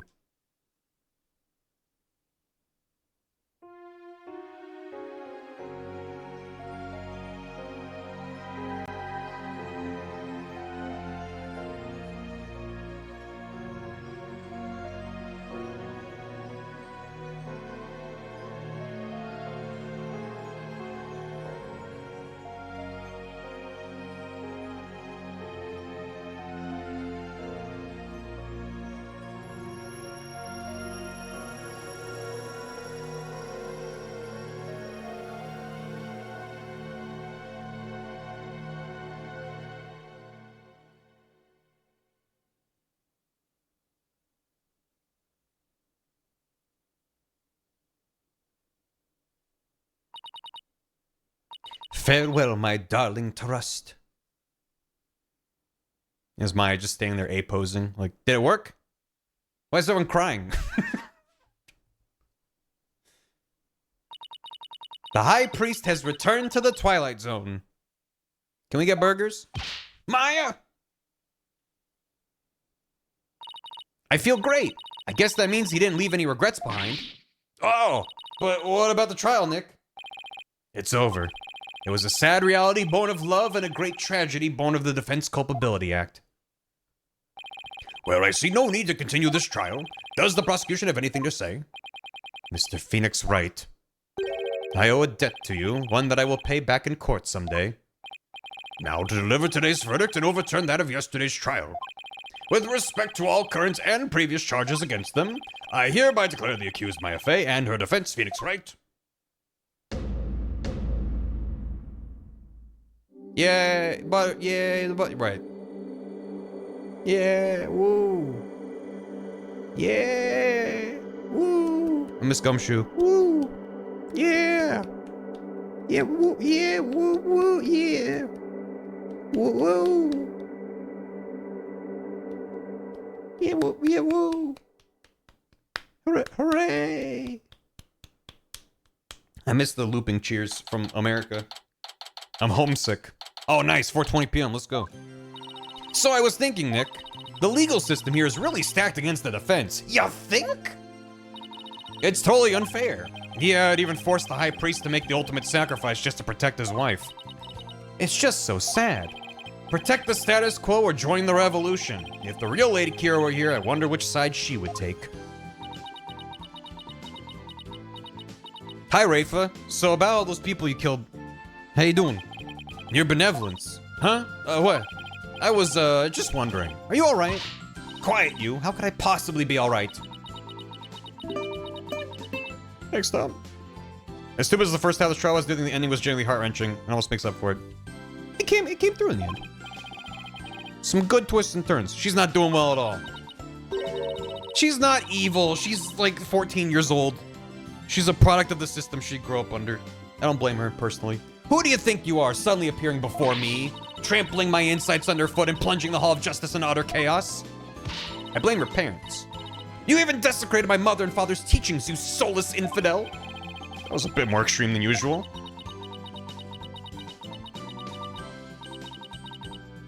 She's not evil, she's a teenager. They are the same. What am I to do? I had always believed that communing with the victim's Mitama would lead me to the absolute truth. But each time you overturned my insights, it was revealed that they served to support false charges rather than the truth. I'm left now with that heavy truth in my heart. Sorry, Rafa. Perhaps I'm not worthy of hearing the voices of the Mitama. That's where you're wrong, your benevolence. What? Maya? How dare you? Your role is to bring forth the voices of the Mitama into our world. If you don't do it, who will? You know nothing, Maya Fey. It was spirit channeling, not a divination seance that brought the truth to light. How dare an outsider like you employ the Queen's secret art? But what can I do? My spiritual power does not even approach yours.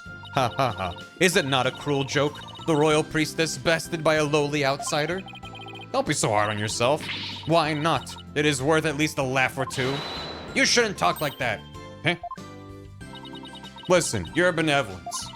You were just fulfilling your duty, weren't you? And you're the only one capable of performing the divination seance, right? The station of Royal Priestess is not something to abandon lightly. The station of Royal Priestess? The people of your kingdom believe in you. But if you really mean all that you just said, then what are they supposed to believe in? You know not of what you speak. Actually, I kind of do. After all, I'm only here training so I can become the master of my village back home. A village master, you say? I did not know. It seems I owe you an apology. For even today, I called you a neophyte practitioner. It's alright, your benevolence. Thank you for finally acknowledging me. A future queen and a future village master, I guess it shouldn't be a surprise, considering they may have had a common ancestor. Maya's right, your benevolence. Barbed head? Your insights were a crucial piece of evidence in this last trial. It doesn't matter if they weren't always 100% accurate. You should be proud of what you did. You've played an important role in assuring that justice was served. And besides, your insights aren't the problem here. It's your kingdom's legal system. Without lawyers, your insights have come to be accepted as the sole truth. And the Defense Culpability Act, which gave rise to that, is the root of it all. But that is the dangerous thinking of a rebel. Your benevolence. As Crown Princess, you are destined to rule this kingdom one day. That means there will be many things that you alone must determine. Things like how to keep your people happy, and what is true and what is false. And most importantly, what role you must play therein. Also, we have to get to the airport right now because your dad's going to try to get us killed. I wonder if I'm even up to the task. Knowing you, your benevolence, you're more than capable. Never heard Maya talk like this before. Surely come a long way.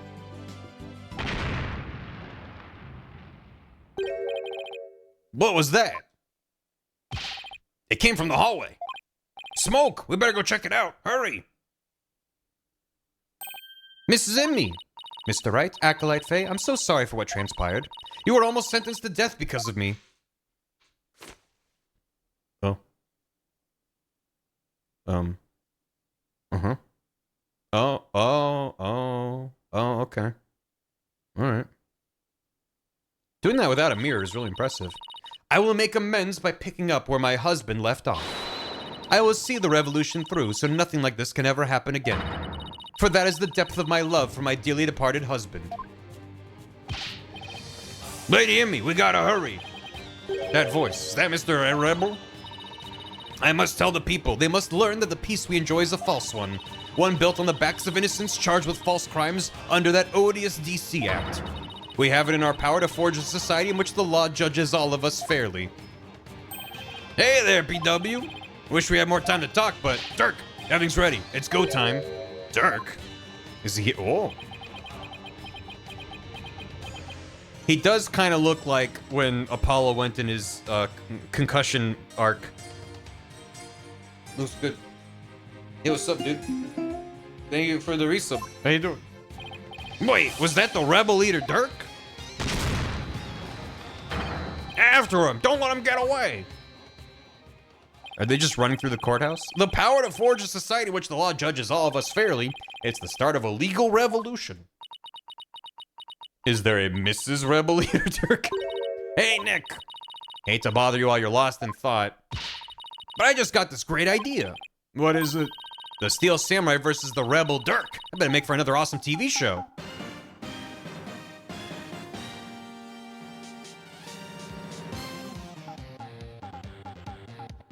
I think it's too soon, based on current events. It's a bad idea. And if we threw the Plume Punisher in there, everyone would go nuts over it. I'll never get what she sees in those shows. But it's good to know that no matter what happens, Maya will always be Maya.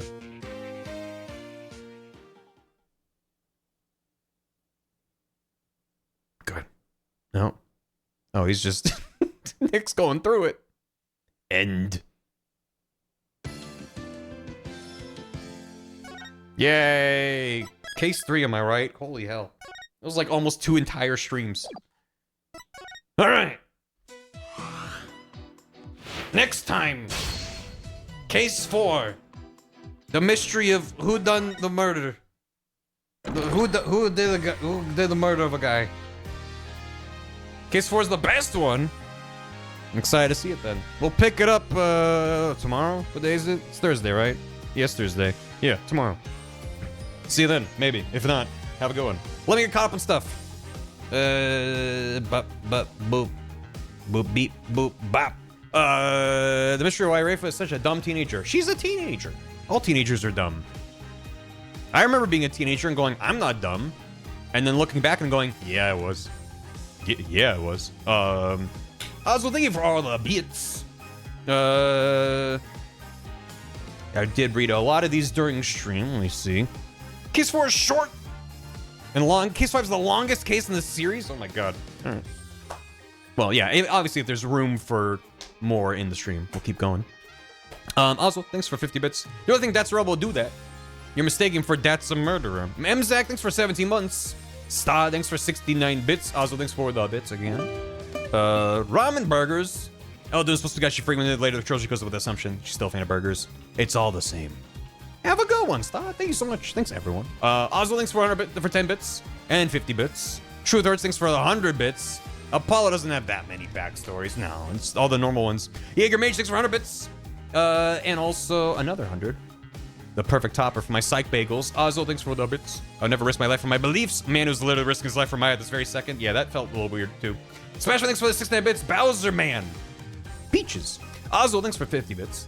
This isn't even the worst name in Ace Attorney. Vias Mars, thanks for the dollar redo. Tooligan Shooligans, thanks for the raid. Oswald, thanks for 50 bits. It's the first time someone in the series to dwell on the sheer amount of bodies they've caused. Yeah, well, you know. Also, they gave a somewhat reasonable excuse for most of the series. Maya can't channel successfully for the original trilogy. Presumably, they're only summoning someone other than Mia in the last case of the last game. And then she's not around for 4 and 5. Trying to summon victims would have broken the story of the Leighton crossover. It's not been a good idea to use in Witch Hunting Town anyway. Yeah. No, it makes sense. Also, DL6 went poorly because the spirit challenge, so that's even less reason to use it to win a trial. Yep. Pyro Spider, thanks for 57 months. It's me, just clicking on the stream and not having seen this game before. Everything's good. Also Pyro, thanks for 100 bits. Oswald, thanks for 10 more. For testing my channel, spirit of someone in this society worships. Why are we trying to sentence Maya to death for being touched by the spirit? Shouldn't that be worthy of praise? Don't think about it that much. DJ, thanks for 58 months. Sephiran, thanks for the raid. Tom Flery, thanks for 100 bits. As stupid as the first half of the case of the trial was, the ending was gently heart-wrenching. It was good. Yeah, I did stream through Layton versus Phoenix. That's actually why I started playing Ace Attorney. I've been a fan of the Layton games since they released on the DS, and I played through them on stream just for fun. And I was like, I want to play the crossover, but I think it'd be good to at least play the first Ace Attorney to have a little more context for the characters. And I'm glad I did, even if I just played the first one and that was it. It's not like it's necessary to know what's happening, but they make some references, and just having some context for Phoenix and Maya just makes that game more fun. And so I played Ace Attorney 1 and then was like, wait, this is actually good. Because I streamed Ghost Trick. That's kind of along the same timeline as Layton. I played Ghost Trick for the first time on stream because people yelled at me. And I had to pick up a copy of it for the DS because it wasn't out on PC yet.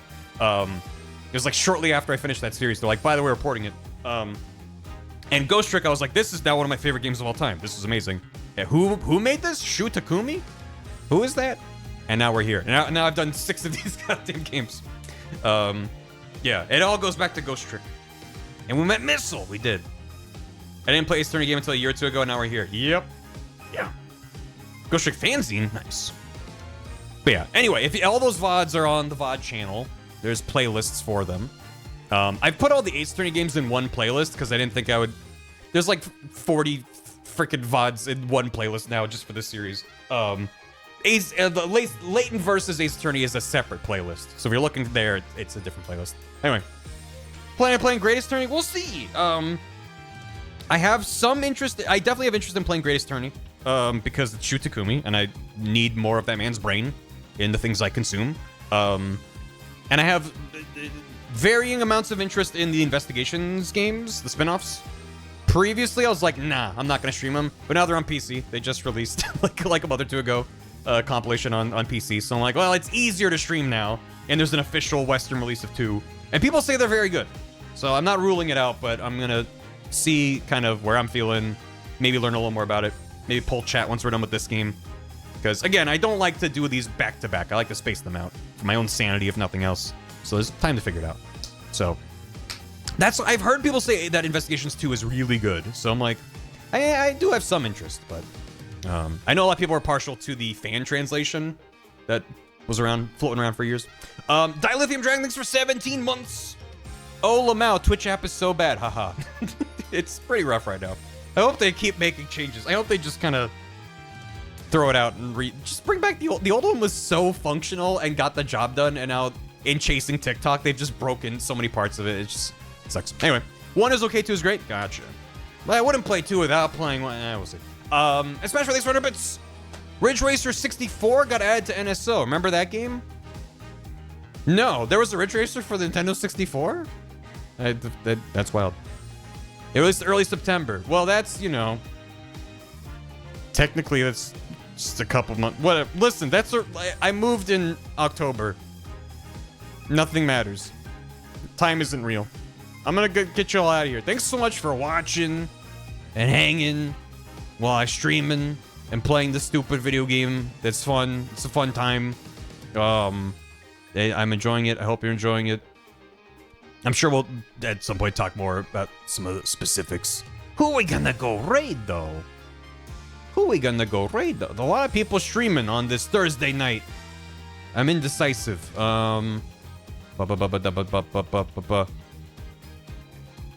What if we raid PBG? Yeah, I was just having that thought on Harry. Haven't raided Peebs in a minute. He's playing some Mario Kart 8 Deluxe with chat. And he's got a couple hundred people watching, so you know. If you want to join, you might have to get in line. You should play Zero Escape. Let me know. I have a recommend form. You can drop it in there. I've gotten a lot of people saying, please stream it. And a lot of people saying, please play it and don't stream it. So, I have 2 of the games of the series. I think have been gifted to me on Steam. I have a couple of them. But I've gotten very strong. I think at this point, I don't know what a raid message is, by the way. If anyone has any ideas for that, let me know. If I stream any kind of Zero Escape or something, I might just be like, I'm gonna do one stream of 999, which I think is the first game in the series, and not be like, okay, we're gonna do the whole game, unless I'm like, no, this stream went really well. Because people brought it up enough times, I have interest in it, but I don't want to commit to, okay, doing a full playthrough. I kind of want to check it out and see, and maybe I'll be like, that was great, I'm gonna finish it off stream, or, you know, I don't know. We'll see. That's gonna be... My sense is not stream. Again, it's like I've gotten both very strongly, so I'm like, I don't know. I'm just sitting here. Okay, stream, all right? What if we smile raid? Any smilers in the chat? Thanks for watching. Go say hi to peeps. And yeah, there you go. Perfect. All right, get out of here. I'll be back tomorrow with more of this. They're gone, VOD watchers. Now the only smilers are you. I'm gonna go. Thanks for watching. Goodbye. That's not smiling. That makes me smile. That's not. I'm ending stream. Get out of here. Bye.